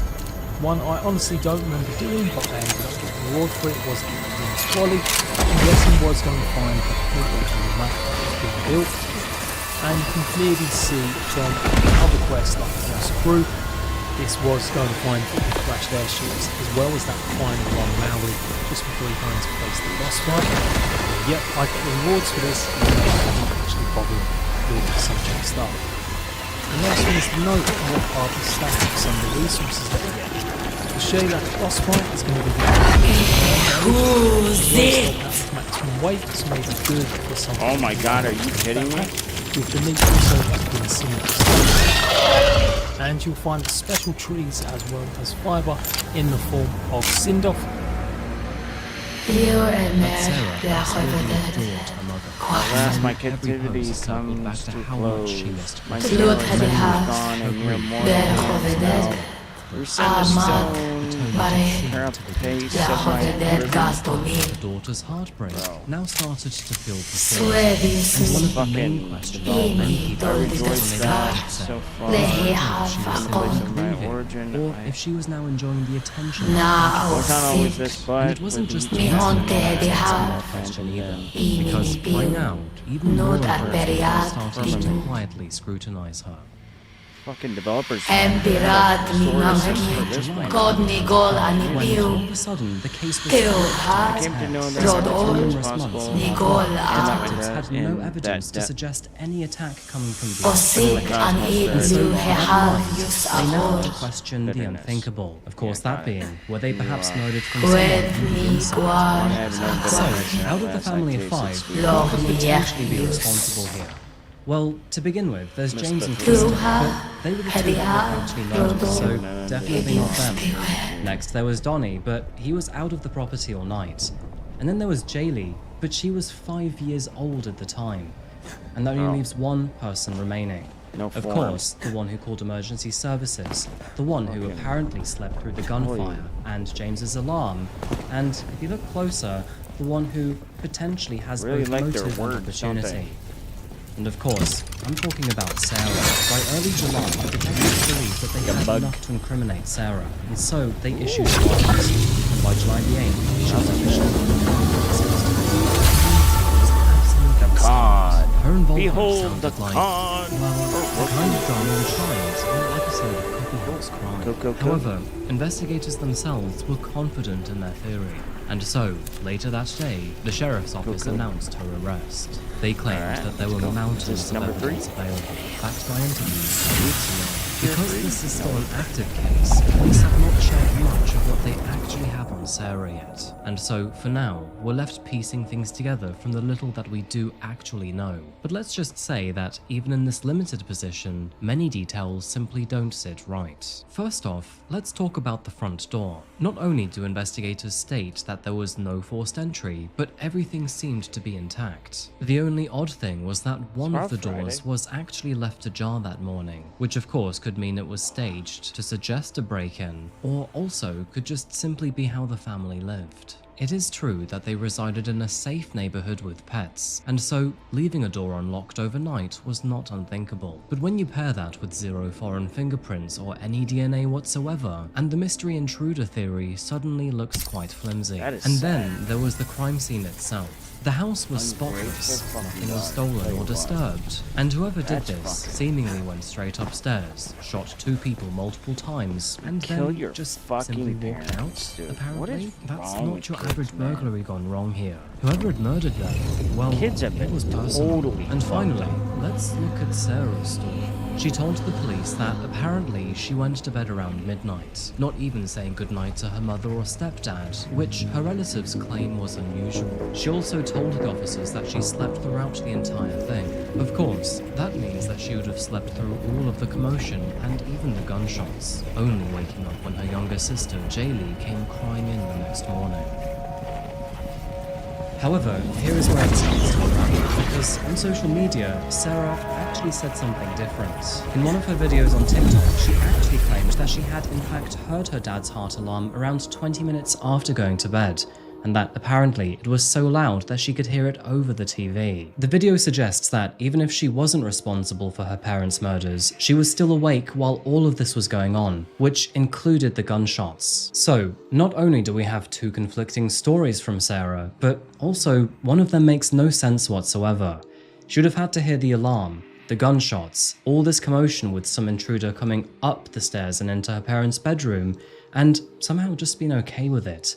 And also, her sister Jaylee claimed that she heard those gunshots in the middle of the night. Apparently, they were distinct loud booms. And of course, if Sarah would have heard that, she would have likely jumped out of bed to investigate. However, in her police interview, Sarah claimed that she heard absolutely nothing at all, which of course now punches a huge hole in her credibility. So, the investigators were now left with a weak alibi, a door left ajar, no sign or evidence of a break-in or anyone coming from the outside, and a teenager whose story keeps shifting. Have to say, not looking good for Sarah, is it? By now, it wasn't just the internet or the police who were growing suspicious of Sarah, but her very own family. The most vocal about it was James's niece, Kristen Dowder. Not only had she been close to her uncle, but she had also known Sarah ever since she was little. She had always adored her. Of course, that was only until the arrest, and after that, Kristen did not hold back. When she herself began to grow doubtful, she posted Sarah's eulogy on Facebook with a brutal caption, saying, "After their funeral, and when I saw someone had recorded this, I immediately saved it, because I knew that, one day, everyone would see it for what it was. I sat there at the service thinking, am I actually watching the person who murdered them stand up here, in front of everyone, fake crying about her? Does anyone else notice she's doing a crying voice, but never actually sheds a tear? This is what a monster looks like. Monsters do come in the form of sweet-looking girls in pretty dresses sometimes. And luckily, in this case, that monster gets to trade her dress for a jumpsuit and handcuffs. Kristen is convinced that something is off about Sarah, and it wasn't just the family who thought the eulogy was odd either, because even detectives noted the same thing. In fact, law enforcement even saved a copy of the funeral live stream as evidence. They also believe that Sarah's public display was less about grief and more about controlling suspicion. But remember, at this point, most of the evidence still remains a secret. Prosecutors say that they're holding back the picture for trial, but insist that their case is strong. I mean, they wouldn't charge a 17-year-old with double homicide on mere speculation alone. But curiously enough, they've also said that further arrests are maybe possible. When Sarah turned herself in, she was hit with 2 counts of murder and 2 counts of aggravated assault. And because of the severity of this case, the state plans to try her as an adult. This means that, if she is convicted, she'll face life behind bars. After Sarah's arrest, even the true crime community weighed in. That is when allegedly, reportedly, also revealed that Sarah herself had asked to cover her parents' murders. So not only did this teenager ask me to cover a case that she would wind up being arrested in, but her comments on that video that I made that she requested are so disturbing to look at now. Sarah Grace has now been arrested and charged with taking her mother and stepdaughter's life. She requested that I make a video about it, and then she commented, "Thank you for spreading awareness." She also replied to this person who asked what was used in this crime, and she answered. This person commented and said, from an investigative standpoint, it would seem that it was someone who knew them, hoping for answers and swift justice. Sarah Grace, the daughter and stepdaughter of these victims who has now been arrested, said most definitely was, since they knew the house. It was clear that TikTok had become Sarah's outlet for grief. But whether that grief was real or staged, that is still up for debate. Her quick jump onto trending sounds and dramatic posts had left many wondering if she was actually chasing sympathy or simply chasing views. However, while most of the internet has turned their back on Sarah, she still does have several loyal supporters. Of course, the biggest one being her own father, Daniel, who claims that she is absolutely innocent. As of the time making this video, he still hosts fundraisers, posts interviews, and basically says the same thing over and over again. That Sarah is a sweet and gentle and kind-hearted girl, and there is no way that she could be responsible for all of this. I'm not surprised given the state this world is in, but there is even a Facebook group that seeks to defend Sarah, which at this point in time has already gained over 1,000 members. Even still, alongside that support, even darker rumours are circulating online. Several of her friends on TikTok claim that Sarah had previously been hospitalised for mental health reasons, though so far none of them have been confirmed. And let's be honest here, literally nothing on TikTok can be taken seriously. Despite her apparent involvement, no real motive has emerged so far. For now, Sarah is sitting in jail. Her bond hearing was on August the 19th of this year, where she asked to be released and live with her father until trial. But thankfully, that motion is denied. On a motion for bond, defense has a burden of coming forward initially with evidence to show that the defendant does not pose a significant risk of fleeing, threatening the community, committing another crime, or intimidating a witness. And then it is the state has the burden of persuasion, convincing this court that the defendant is not entitled to pretrial release. I believe those closest, and I say closest, in family relationship, expressed that they had vast concerns that she would have the ability to flee, that she would be a danger to the community, that she would be a danger to them. That she would be pose a significant risk of intimidating, or actually I think the state steered away from intimidating, or influencing or manipulating witnesses. By finding that, I find the state has met their burden today by preponderance of the evidence. Ms. Patrick, because of that, I'm bound by the law, and I do not believe that you would be a proper candidate for bond at this time. As a result, she will remain behind bars at least until the end of her trial, which could be months away or maybe even years. That all depends on how strong the evidence really is. Oh, she's got the Hopefully, sword. as time goes on, more light will be shed on this case, and you can absolutely bet that whenever we find more updates, I'll let you know in the future. I'm going to be keeping a close eye on this one, and probably losing sleep on it too. Unfortunately, we are ending this video on a rather open-ended cliffhanger. But of course, all of the evidence so far does seem to suggest that Sarah is responsible for her parents' murders. There is a lot to chew on here, and honestly, I've seen so many theories and opinions that I don't know what to believe anymore. What do you think? Do you think Sarah is responsible for her parents' murders, or do you think she was unfortunately framed? As always, please share your own thoughts in the comment section down below, and I'll try to read as many as I can. And hey, if you haven't subscribed yet and you're not part of the Coffee House Crime community, then please do consider doing so. It really does help the channel out. Alternatively, if you want to do something a little more casual, please find me on Instagram. I mean, just saying, if you want to see more of Nero, that is definitely the place to go. Anyway folks, with that said, thank you so much for watching today, and I really appreciate you making it to the end here. I'll see you again very soon for another video, probably in 4 or 5 days, we'll see. Until the moment arrives though, remember to look after yourselves, look after each other, and of course, stay safe and stay curious. What the fuck is that? Thank you.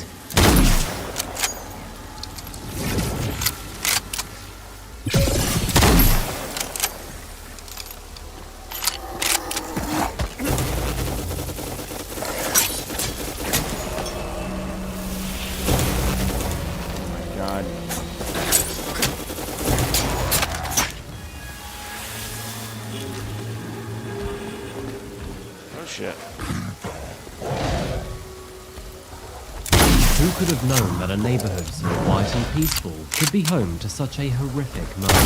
Dasmariñas is a lively growing community nestled just south of Manila in the Philippines. It's the kind of place where neighborhoods are incredibly close-knit, where children play in narrow streets, and the smell of home-cooked meals drifts through open windows. Dasmariñas is known for its blend of rural charm and urban sprawl, a city in transition where traditional markets sit beside modern malls, and new housing developments are slowly replacing rice fields. However, beneath its warm family values, Dasmariñas, much like any other place, has its shadows. And in today's case, we won't be looking at a distant, dangerous city or a highway, but instead, we'll be stepping inside a modest family home in a seemingly safe neighborhood. A home where secrets were quite literally buried. And this is where the story of Evelyn Sayos begins. Oh, bitch.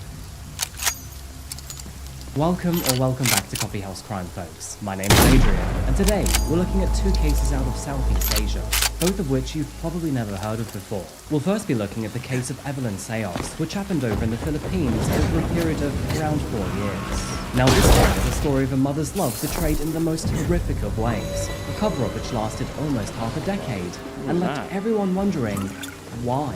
Honestly, this is the sort of story that will leave you haunted. Alright, let's jump straight in with this one today, folks. Before we begin, please do subscribe if you like true crime, strange, or chilling stories. Now, with that said, please, grab yourself a coffee, and let's I can't jump. investigate. That's cool. Oh, I got a broken leg. Isn't that awesome?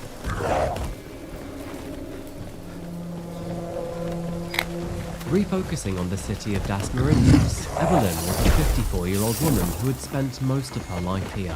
Through tragedy, she unfortunately was a widowed single mother with 2 children named Joanna and John. She had been raising them on her own ever since her husband passed away when both of them were still very young.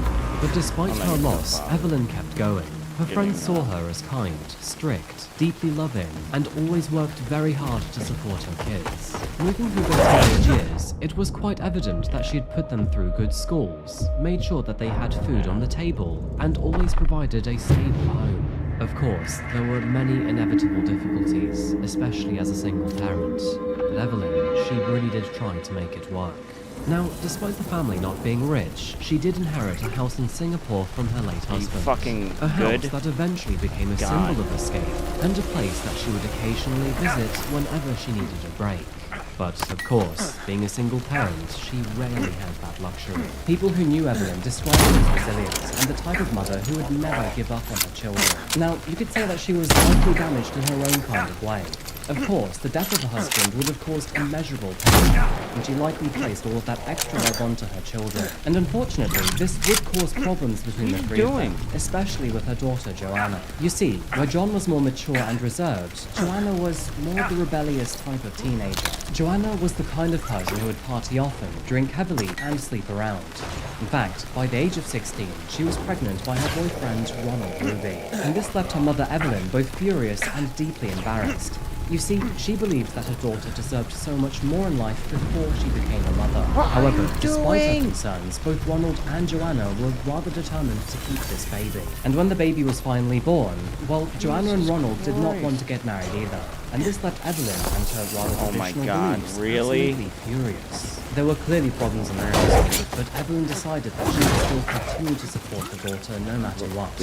In response, she would often look after the baby, help raise the child, provide food and everything else required, and even pay the bills. But there is no denying that the emotional strain between the two was not only growing, but becoming a big issue. Joanna was still quite the immature and reckless kid, even after giving birth. And whenever Evelyn stepped in to try to help her, well, she wasn't having any of it. And this would often lead into huge arguments between the two. Now, Evelyn, she still loved her daughter to immeasurable lengths, and there was no question about that.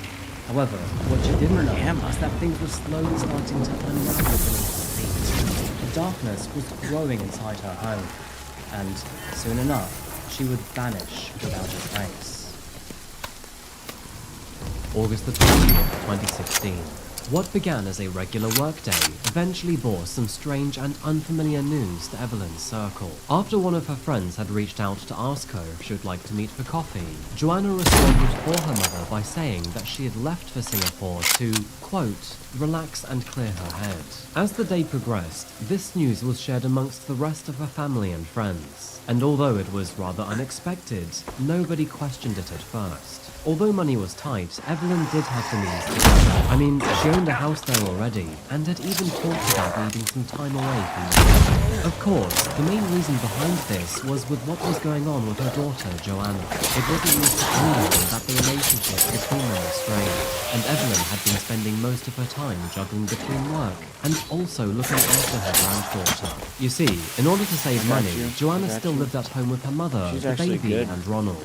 And being the rather reckless and carefree person that she was, she would sometimes leave the property in the evenings, which in turn would leave her baby with her mother. It is no surprise that Evelyn felt quite hard done by with this. She had just spent the last 20 years raising her children as a single mother, and now, when it was finally time for her to have her own life, well, it kind of felt like her daughter was just making her repeat the entire cycle all over again. And so, who was anyone to judge Evelyn for needing some time away to find herself again? But as the days turned into weeks, something began to feel off, and when 1 month became 2, her friends concluded that this was wildly out of character. Even stranger, although Evelyn was active on Facebook and occasionally posted updates on her timeline, she seemed to refuse all other forms of communication. There were no phone calls, no video chats, no selfies from the airport, or any updates from Singapore. Which is odd because historically, you had a part in bringing about sorely needed quiet. You have my thanks, newcomer.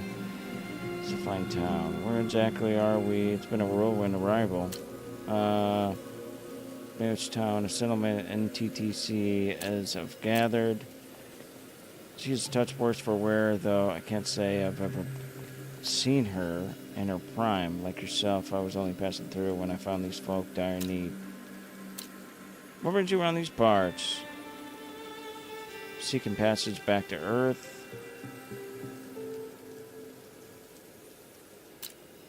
Goal you share with a few others. But now you've got a good look. I've got a good look. There's no sense of keeping the pussyfoot methods. You must be a stranger, but you're sure as hell no fugitive. Not the one I came here for, at least. I write for a thief of sorts. Fled Nightingale months back. Need help? I need help. I need help least of anyone in these parts, yourself included, friend. Hunting those who deserve not God's law is dangerous business. From the looks, you're being put through perdition already. I walked in your shoes down the path of drift. Years back, Cherokee took me in. Learned. Oh my God! Please don't.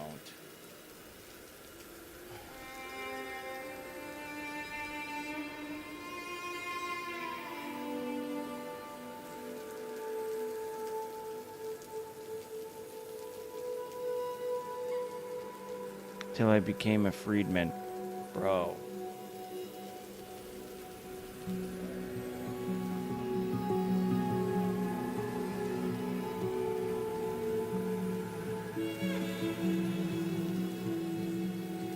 Make sure before I say it.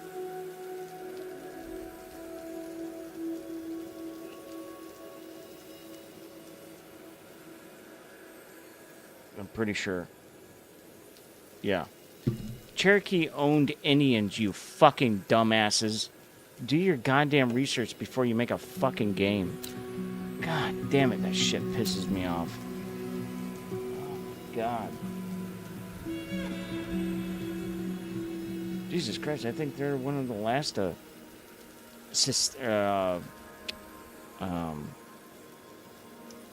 what's the word?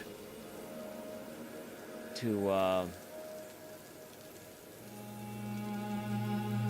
I don't know.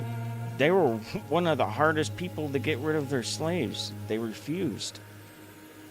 They said our tribes are not supposed to own slaves, but we as the individuals, they are our property. Like, they were really hard to get. Forget it. I'm just saying, like, I know why they put this in there, and they want to sound all this and that, but it's like, don't you fucking know that they owned slaves, you fucking dumbass? Oh, God. Okay. Sending you off to roam the realms would be sending you to an early grave. I've been through the realms, bro. What are you talking about? I feel obliged to impart the lessons in survival. I will say your gear looks pretty dope. Paid lessons in survival that were once paid to me. What'd you say? Sure.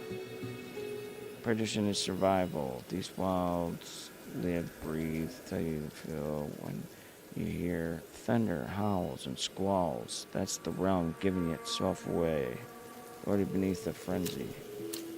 Think hard now, plenty of danger in these parts. What you need, the ability to look death in the eyes without blinking, something to fight with. Sure. Without a weapon, there's no line of defense. Either you for pacifists. ammunition after that. Using. I'm just until we speak. Yeah, sorry, I was just kind of.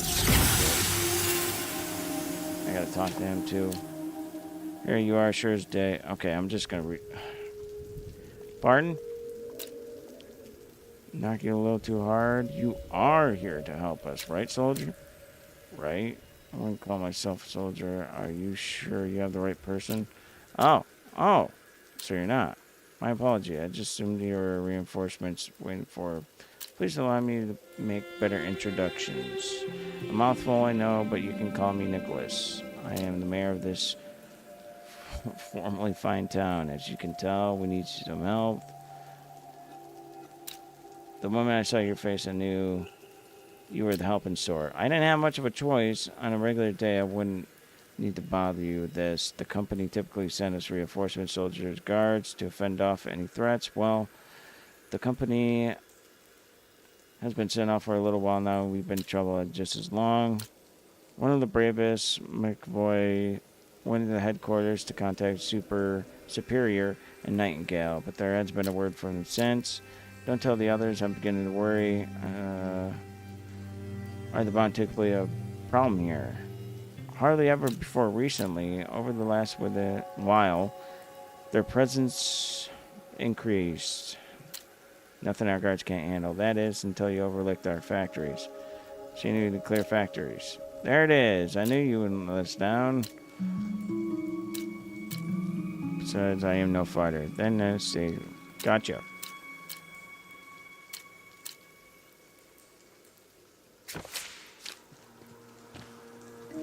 What's up, dude?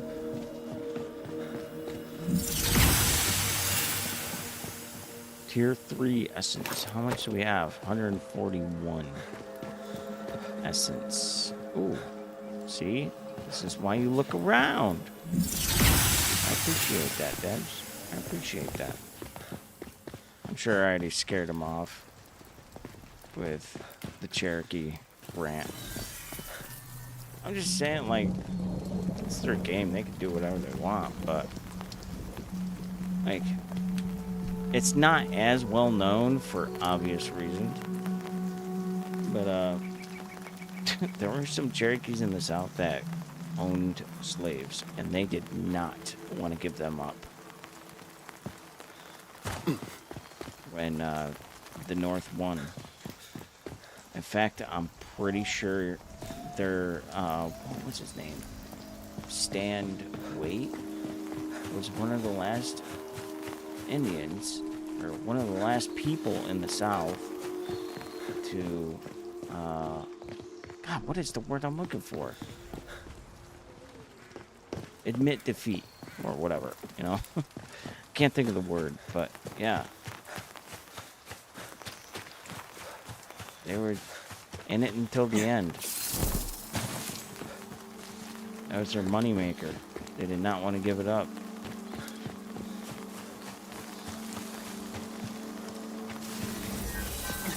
His name was Stand Waite because he was stubborn, super stubborn. Hence not wanting to give up his slaves.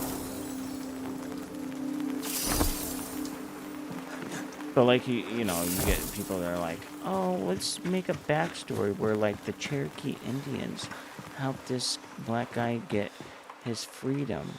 Like, you might want to go check back in your history books because that probably wouldn't happen. In fact, it would be the other way around. But there are hundreds of thousands of white people that died to help get black people their freedom.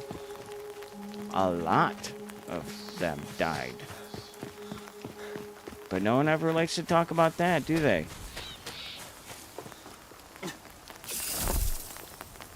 Sure. Imagine having next to nothing, giving your life for that, and then in the future, no one gives a shit. Spit in the face.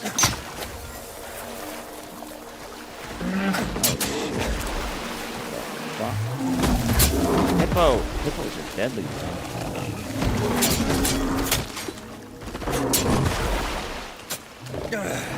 You're not a bull. You're a hippo. You know, bitch. Yes. Bitch. Oh, that's not very nice. She would always share this with friends. It was around this time that her friends noticed that her posts were short and personal to the main character. Not only was she not using emojis anymore, but her whole kind of way of interacting seemed to be extremely stiff and not the usual level. And whenever her family members tried to call her, well, she wouldn't pick up the phone. She would only reply to text messages, and even that was rare. As the weeks slowly turned into months, all of her family and friends became suspicious. And even the ones who were actually in Singapore, whenever they asked Evelyn if they could meet up, she would either say that she was busy, out of town, or just sick. And naturally, many people began to wonder, how could a mother who cared about her children so much just suddenly disappear and barely message them? Well, unfortunately, these questions would remain unanswered for a very long period of time. What kind of trajectory is everyone that? would just have to sit in that uncomfortability. For 2 whole years, Evelyn remained invisible, and this experience was the most painful for her son John, who had no idea what was going on with his mother. But in the year 2018, he finally had enough, and after moving to another city for work, he decided that he could no longer ignore the feeling in his gut, and that is when he filed a missing persons report. But unfortunately, the police shrugged him off. They pointed out that not only was her Facebook account active, but her passport and all of her clothes seemed to be missing too. And so maybe Evelyn just wanted space. After all, adults are allowed to disappear, even if it feels unorthodox. Of course, this might have been an excuse for people outside of the family, but John, he knew that something was wrong, and tragically, he would have to sit in this anxiety for several years. I didn't mean like that. I meant like. Fast forward to July of 2020, and it has now been almost 4 years since Evelyn had allegedly left for Singapore. The pain and anxiety felt by her friends and her family had now shifted into a gentle grief that would never leave them. With June marking the beginning of the rainy season in the Philippines, John returned to the family home to begin some new renovations. You see, over time, the house had fallen into disrepair and now needed some refurbishment to keep his sisters still living there with her child. John thought it was finally time to freshen things up, especially the kitchen, which seemed to have been years. And so, with that in mind, he hired a construction crew to renovate it, hoping that his mother would be happy to see him newly finished kitchen whenever she decided to come back from Singapore. So, the construction began as planned, but then all of a sudden, something happened. What would ultimately begin as a rather minor inconvenience would soon turn into the most morbid of problems. It was shortly after construction started taking place that crew members reported a foul smell coming from the kitchen. Now, at first it was quite faint and smelled like rotting food or sewage. Many believed that it could possibly be the septic tank which is found underneath the kitchen floor. Nothing unusual, and that is when they started digging. As they slowly started to make their way down towards the septic tank, they found something rather ominous. It was shortly after breaking through the first layer of concrete that they found Evelyn's passport and ID. Now John was stunned by the discovery. Why was his mother's documents found underneath the kitchen floor? And if this included her passport, then how did she fly to Singapore? As a result, he rushed to the police station and then demanded an investigation. And what they found was quite terrifying. Evelyn had never left the country. Not in 2016, and not any year after. So, what did this mean, and where would they find her? Investigators arrived at the home the following morning, and by now, the smell had definitely worsened. The morbid thing on everyone's mind was what they may find beneath. Of course, it is true that, even in death, a human wants you to know exactly where they are. Detectives began to break through the floor, where they would then find a layer of cracked cement, with the smell growing even worse from those cracks. When they finally got beneath the cement, they caught sight of the property's septic tank, and after breaking into that tank, they found a body, curled up, decomposed and unrecognizable. It was in that moment that John realized that the remaining parts of his family, including his sister's baby, had all been living above a corpse for all these years. And although forensic analysis was required to determine who the body belonged to, everyone knew precisely who it would be, and soon enough, DNA testing confirmed what John had feared all along. It was his mother, Evelyn. The autopsy was quite grisly. It appeared that Evelyn had suffered multiple skull fractures, which were all determined to be likely caused from a hammer. She had also been stabbed twice in the neck, 5 times in the chest, and had a very deep gash across her right arm. It was due to this brutality that the forensic team concluded that it looked like a crime of passion and hatred, a killing filled with rage. But who would want to murder Evelyn? And why with so much anger and violence? With Evelyn being found beneath the kitchen floor, suspicion immediately turned to all of those living inside the property at the time. That, of course, being Joanna and her boyfriend, Ronald. But of course, these allegations were extremely heavy. I mean, how could a daughter decide to murder her mother like that? And what about all the active Facebook posts coming from Evelyn's profile? Well, as the investigators began to look deeper into this case, they would realize there was a huge backstory and a rather elaborate cover-up. When initially questioned, both of them denied having anything to do with Evelyn's death.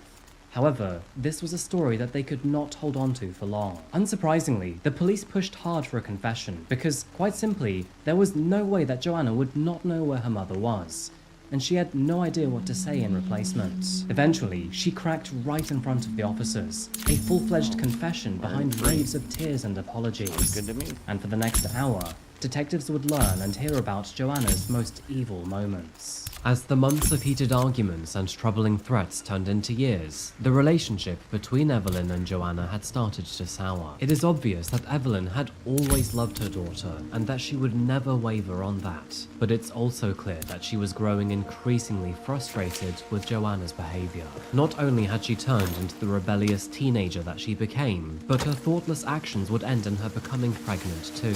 And to compound to this problem, her marriageless birth seemed to oppose Evelyn's more traditional beliefs. From that point onwards, a passive rule would take place within the family home. Evelyn was nurturing, caring, and thoughtful, but she was stubbornly traditional too. While, on the other hand, Joanna was thoughtless, selfish, and had no idea what she was doing. Although the two lived together, they were constantly bickering, and while Evelyn could handle this emotional strain, the more selfish and stupid of the two couldn't. And so, it was in that moment of desperation and anger that Joanna and Ronald began to hatch a plan. It was on August the 20th, 2016, that Joanna told her mother that she had a surprise for her in the basement. And Evelyn, being kind, trusting and hopeful, followed her daughter downstairs. However, lurking in the shadows was Ronald, waiting for what would be Evelyn's final moments. After making her way downstairs, Evelyn was then struck from behind multiple times with a hammer. She collapsed in response, but at the time was still alive. It was in that moment that Ronald then told Joanna to finish the job herself. He asked her to grab a knife, and only a few seconds later, Joanna stabbed her own mother to death, striking her repeatedly until she moved no more. A few minutes later, they dragged Evelyn's body upstairs, opened up the lid to the septic tank, and then dumped her inside. Ronald then rushed out of the property to buy cement, gravel, and sand from a nearby hardware store. And once he returned, they sealed that tank shut. However, they would make one fatal mistake here, and that is that neither of them decided to install a gas release vent. Throughout the next few years, gases from Evelyn's body would slowly build up, cracking the kitchen floor beneath them over and over again. It's kind of morbid to think about, but in a way, Evelyn became the home's ghost, because that kitchen floor would crack several times. And each time, Ronald had to crack that floor back up, completely unaware that eventually it would end there. Funnily enough, but in hindsight, several of the neighbors had even seen Ronald mixing cement over those years. with some of them even reporting that they could smell a rather bad odor coming from the property. Of course, now they know where the smell is coming from, but at the time, they were completely unaware. Meanwhile, Joanna pretended to be her mother online, posting fake status updates and commenting on friends' posts, as if she was still there but in Singapore. She would even write fake birthday messages to herself from Evelyn's account, merely to keep up the illusion. And to make matters even worse, Joanna acted like the picture-perfect daughter on social media, posting morning prayers and gratitude messages, all while her own mother was rotting beneath her feet. After her confession, both Joanna and Ronald were charged with the murder of Evelyn Sayos. Now, understandably, this case shocked the nation for quite obvious reasons. I mean, sheer morbidity aside, whenever a teenager decides to murder her parent, it will always make national news. As far as we know, both of them are now being held in a high-security prison somewhere in the Philippines. But interestingly enough, we don't actually know the status of their case, or how long they are being held for, which personally I find quite frustrating because I've wanted to cover this case for around 2 years now. But whatever reason, Ronald's and Joanna's trials are yet to be made public. Now, there is a small possibility that both of their trials are yet to happen, but with their arrests taking place more than 4 years ago, I don't see that being likely. This case was harsh to stomach for obvious reasons. Evelyn was loving, caring, and not afraid to hold her traditional values, but she would ultimately lose her life at the hands of someone she loved the most. All because of resentment, pride, and love that was ultimately taken for granted. It reminds us that evil does not always wear a mask. Sometimes it lives right in the same house. It borrows your phone, eats your food, smiles.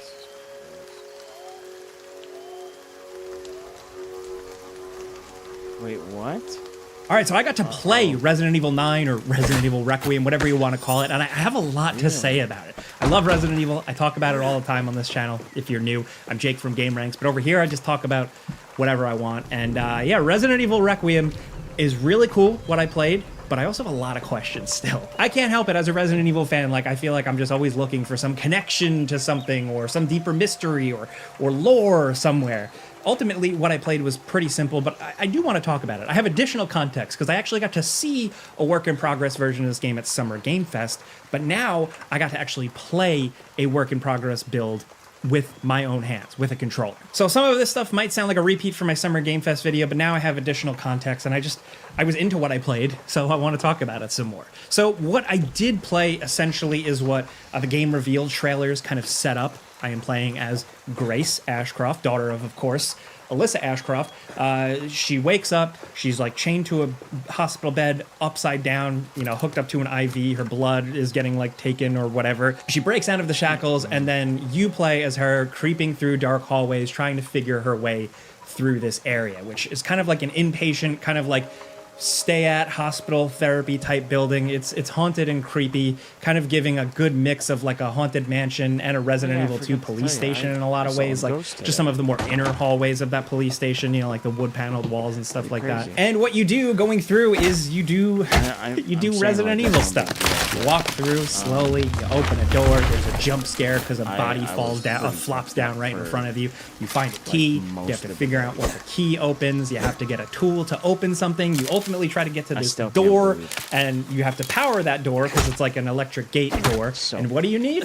Say it with me, Resident Evil fans. A fuse. That's right. So you go looking for a fuse, and you get the and so in between all of that, it's peppered with some good scares and a pursuer. I talked about this in the previous video. Much has been said about this monster already. Essentially, it's kind of like picture Lisa from Resident Evil 1 Remake.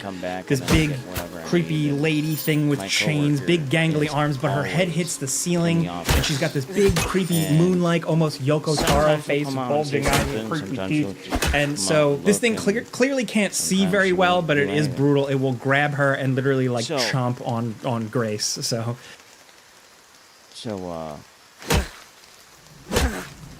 come back, and I wasn't in a spectacular mood. I wasn't in a bad mood. Just it's morning, and I didn't really feel like going to the office, and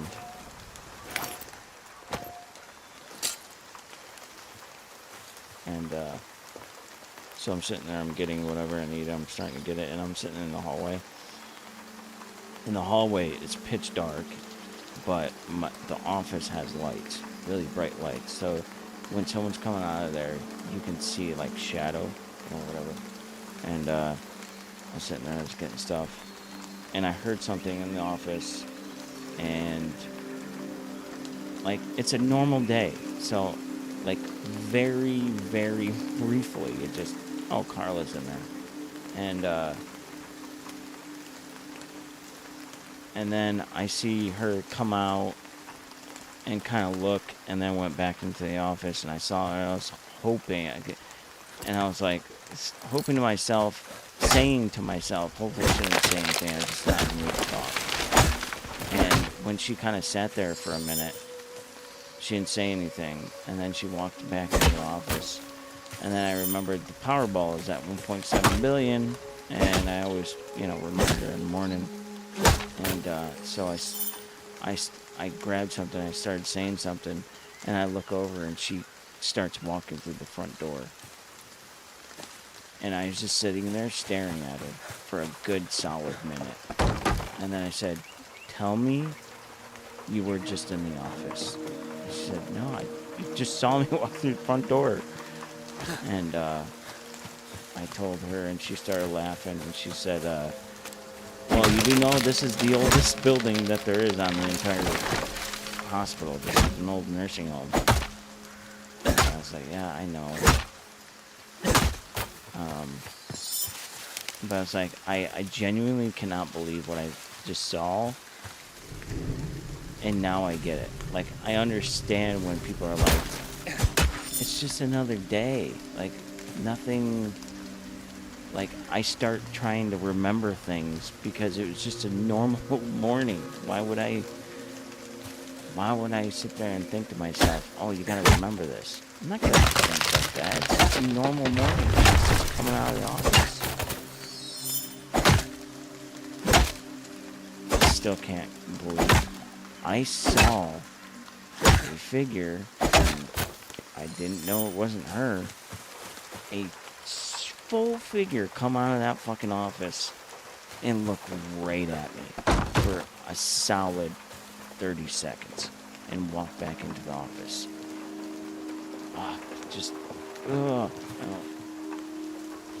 Now I gotta turn on the light.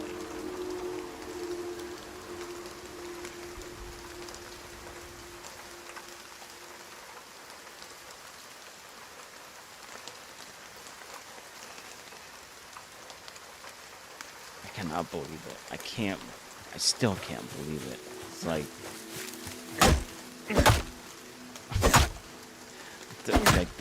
she must have saw the look on me. She was like, what? Like, you definitely want to try to avoid it. And interestingly enough, the game does play a lot with light and dark. You can flip light switches on and off, and certain rooms almost kind of act as safe rooms, because you'll quickly realize, running away from this creature, hiding in a room with all the lights on, the creature will then kind of come through the doorway, kind of like Mr. T. Not Mr. T. Like Mr. X, like, kind of coming through the doorway, the archway, but then the lights will affect it, and it'll burn and then run away and, climb up a wall or something somewhere. And then you'll see kind of like the ceiling lights kind of shake and shimmer as this thing crawls around up in the attic or whatever, and you don't know where she's going to pop down next. Now, the use of light and dark thing is really cool because pretty early on you get a lighter, which is really cool because it just reminded me of Code Veronica X. In the beginning of that game, you get a lighter, and it's very useful. Here, it's something you flick on and off as a very faint light source. It's like just enough.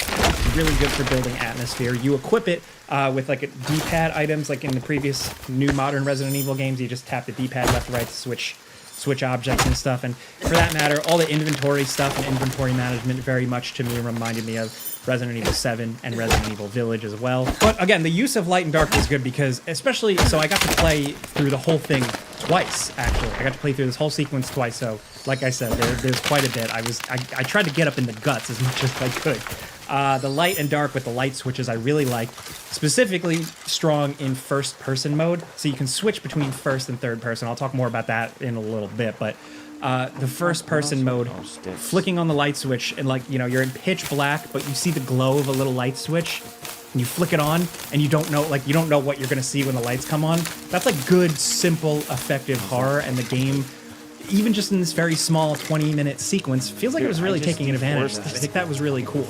Now, one thing that did kind of throw me for a loop is hiding from this monster who, again, like, I can't tell how smart it is. Like, I was able to bait it sometimes, but it was a little unpredictable. Like, sometimes I was like, I had to get down a hallway, but I could see this thing. I could see the silhouette of this monster, like, just standing in the hallway. So I had to kind of bait it out by taking an object like a bottle and throwing it for it to go after it. Even still, it wasn't always perfect, and I think that's the game's intention, to kind of keep you on your toes. At one point, I found myself running to a spot with the lights on so I could get away from her. And at one point, I kept going back to the same room with lights on to play it safe. And it was kind of like the game saw my tricks and tried to, like, you know, keep me on my toes. So at one point, I was running from her, and I get to the room with all the lights on, but the lights are off, and the light switch isn't working. And I go in there, and I literally panic. And the character actually panicked, and the voiceover too. And that was just good. In terms of first-person horror, also, what really worked here is a lot of nervous breathing in a way that might annoy some players, but I think there was like enough variety to the nervous breathing, and the way it sounded was pretty organic, so it kind of helped add to the tension, especially with parts where you're walking down a very dark hallway, and there's no music, there's no anything going on, there's just her steps and her nervous breathing. Now, the third-person mode is interesting. Like, I just think from a technical standpoint, it's cool to have the game completely playable in both first and third. What I did notice is that it seems like the game, in terms of like how it would portray things when you weren't playing, like cutscenes or whatever, those would be first person or third person, and it kind of really didn't matter which mode you were in. It was kind of like, it just, the game did what it needed to do for that sequence. So what I'm saying is, if you're playing the whole game in first person, you're not getting every cutscene in first person, at least from what I could tell. Now, to switch between first and third person modes, you have to pause the game and go to a menu to manually switch it. It's not like you just click the right stick and it's on and off. I wonder if it's a technical thing, whether it's with the RE engine or something else, because I mean, perspective in first person is very different than in third person in terms of like environments and navigation and depth perception, but still being able to switch back and forth is good. And I actually almost think committing to one is nice to kind of keep the horror. I found it obviously scarier in first person because it's like the claustrophobia, not being able to see everything, right? But what was interesting about third person mode is that it didn't quite play like Resident Evil 2 or 3 or 4 remake, you know, like it wasn't that fluid, it wasn't that complicated, it was way more simple. So she could crouch, she could walk, she could sprint. She's also slow as hell.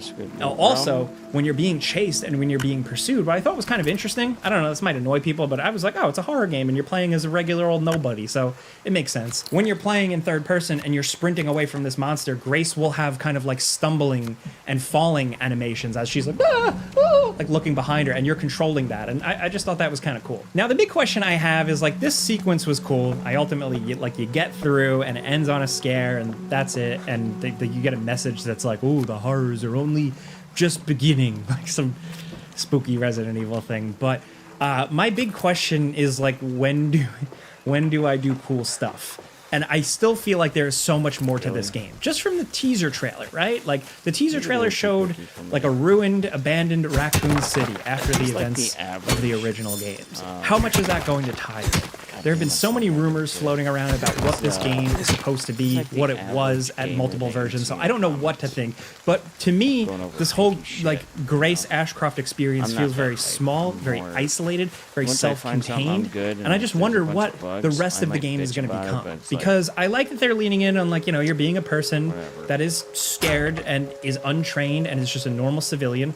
Great for horror. But also Resident Evil, sometimes I want to do cool shit. I want to shoot a big old dumb gross monster with an acid grenade launcher, you know? So I'm just wondering, like, how the game is going to build to something like that. Is there going to be other characters involved? And of course, the big why is essentially why Grace and Alyssa Ashcroft, of all characters. I just didn't expect that, and I think them going for them could be cool, or it's them just going for a deep enough cut with a character that there's not as much baggage and they could do something with, but still stay in canon. I don't know. I'm still going to be that fan that's like, where's Chris? Where's Leon? Where's Jill? Where's Claire? Whatever. But if it can keep me interested, if it can do something cool, and if it can feel like if I am playing as grace for this whole game. I equipped it. Can I feel slowly empowered over time, and can I shoot a monster with a gun? That remains to be seen, but like at least what I played now was a very cool horror experience. It kind of honestly, maybe it's just like the structure of the hallways, the ways the hallway were lit. It did kind of feel loosely, it just reminded me of PT. Playing that original demo, walking down those cursed hallways with the flickering light, with the light from the window. It had that same appeal. And I know like PT doesn't like have exclusivity to creepy dark hallways, but there's just something I couldn't quite put my finger on that it felt evocative of that. And I think that's cool from a horror standpoint. Look, I will always talk about how cool Umbrella Corp and Chris Wesker and all this shit is, right? But still, it seems like they're very much sticking with the Resident Evil 7 and 8 thing, which is horror first, Resident Evil lore second to a point, and I gotta get over that. But at least what I played was really scary, visually really good looking, and I caught some moments naturally while playing, especially in third person, peering around the corner where I could see the monster, the lighting was perfect, and it really just made for some good imagery in real time while playing. So gorgeous, scary, cool, but I still want to see what the hell else is going on with this game. How linear is it going to be? How complex is it going to be in terms of like inventory, weapons, stuff like that? And also, what's different? What's going to be different? Other than playing in first and third and playing as a scared character, how else can they change up the Resident Evil formula? Because getting keys and getting fuses to unlock doors is cool, but we're this far along, I'm expecting them to try something else. So I'm excited to see what that is. But I think I've kind of rambled for a long ass time now, so yeah, that's ultimately where I'm at. Like I said, it's all the information I got. I still have so many questions. But yeah, this was actually playable for fans who went to Gamescom, the game convention in Germany, if you waited online to play this from like last week or so. I'd love to know what you thought if you got to play through it. If you've seen gameplay already out there, I'd love to know what you think of that. You know, what are you feeling on this? Are you an old Resident Evil fan? Are you a new Resident Evil fan since 7? I'd love to know what you're thinking. If you get what I'm trying to do here, just talk about stuff I like, just yapping, just stuff I find interesting. Clicking the like button legitimately helps me. Thank you, but that's it. I've kept enough of your time. I'm Jake Baldino. Subscribe because video games, pizza's on me. Resident Evil. Why don't they do that anymore? Anyway.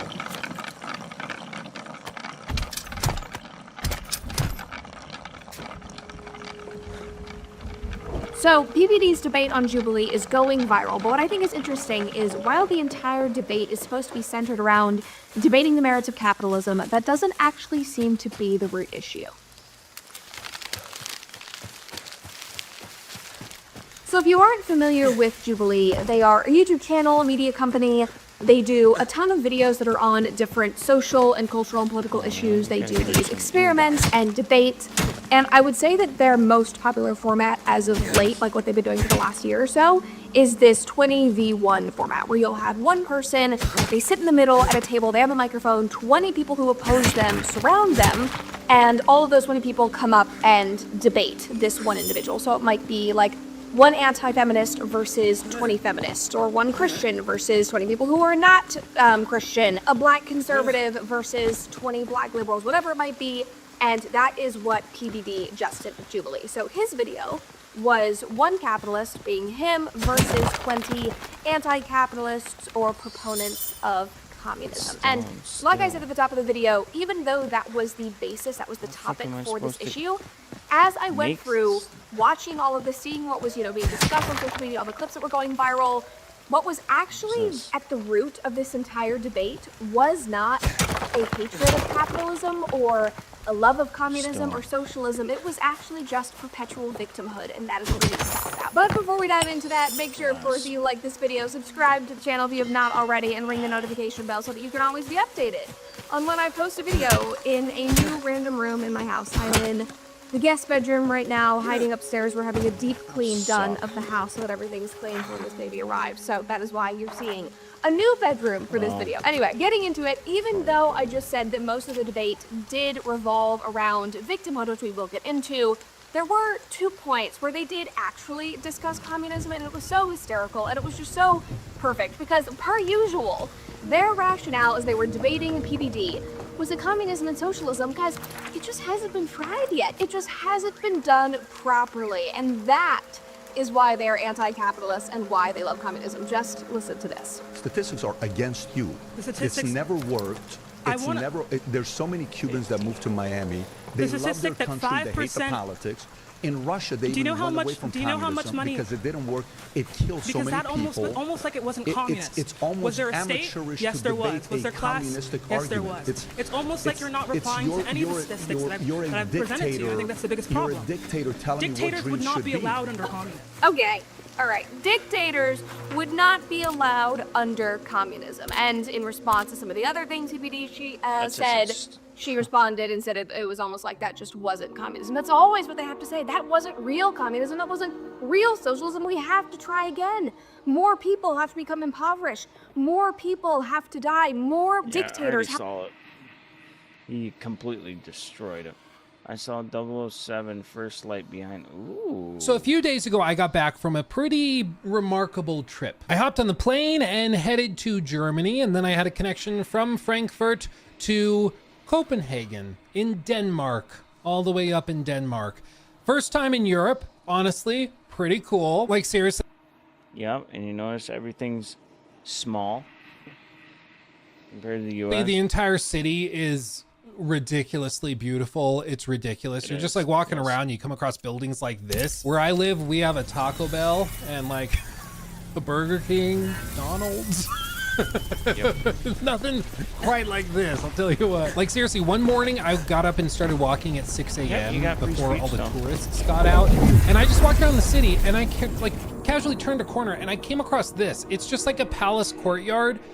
I was like, what on earth is happening? Am I supposed to be here? The guards are marching around and I see other people walking, so I was like, oh, it must be okay. But it was just crazy. It's like a totally different world. So honestly, 2 thumbs up. It was pretty cool.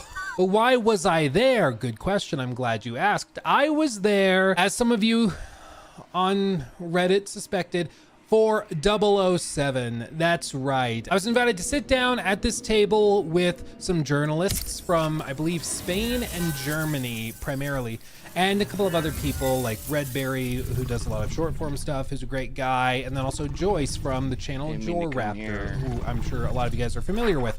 And we got to see a behind closed doors demonstration of 007 and speak with and ask questions of a lot of the senior executives and directors on the game, such as the franchise art director, the gameplay director, the game director himself, and the CEO of IO Interactive, the audio director and designer, cinematics and narrative director. So we got to ask all of these questions. We got to dive deep into the gameplay, which was just shown for the first time earlier this morning when you're seeing this video at the Sony State of Play. And I'm here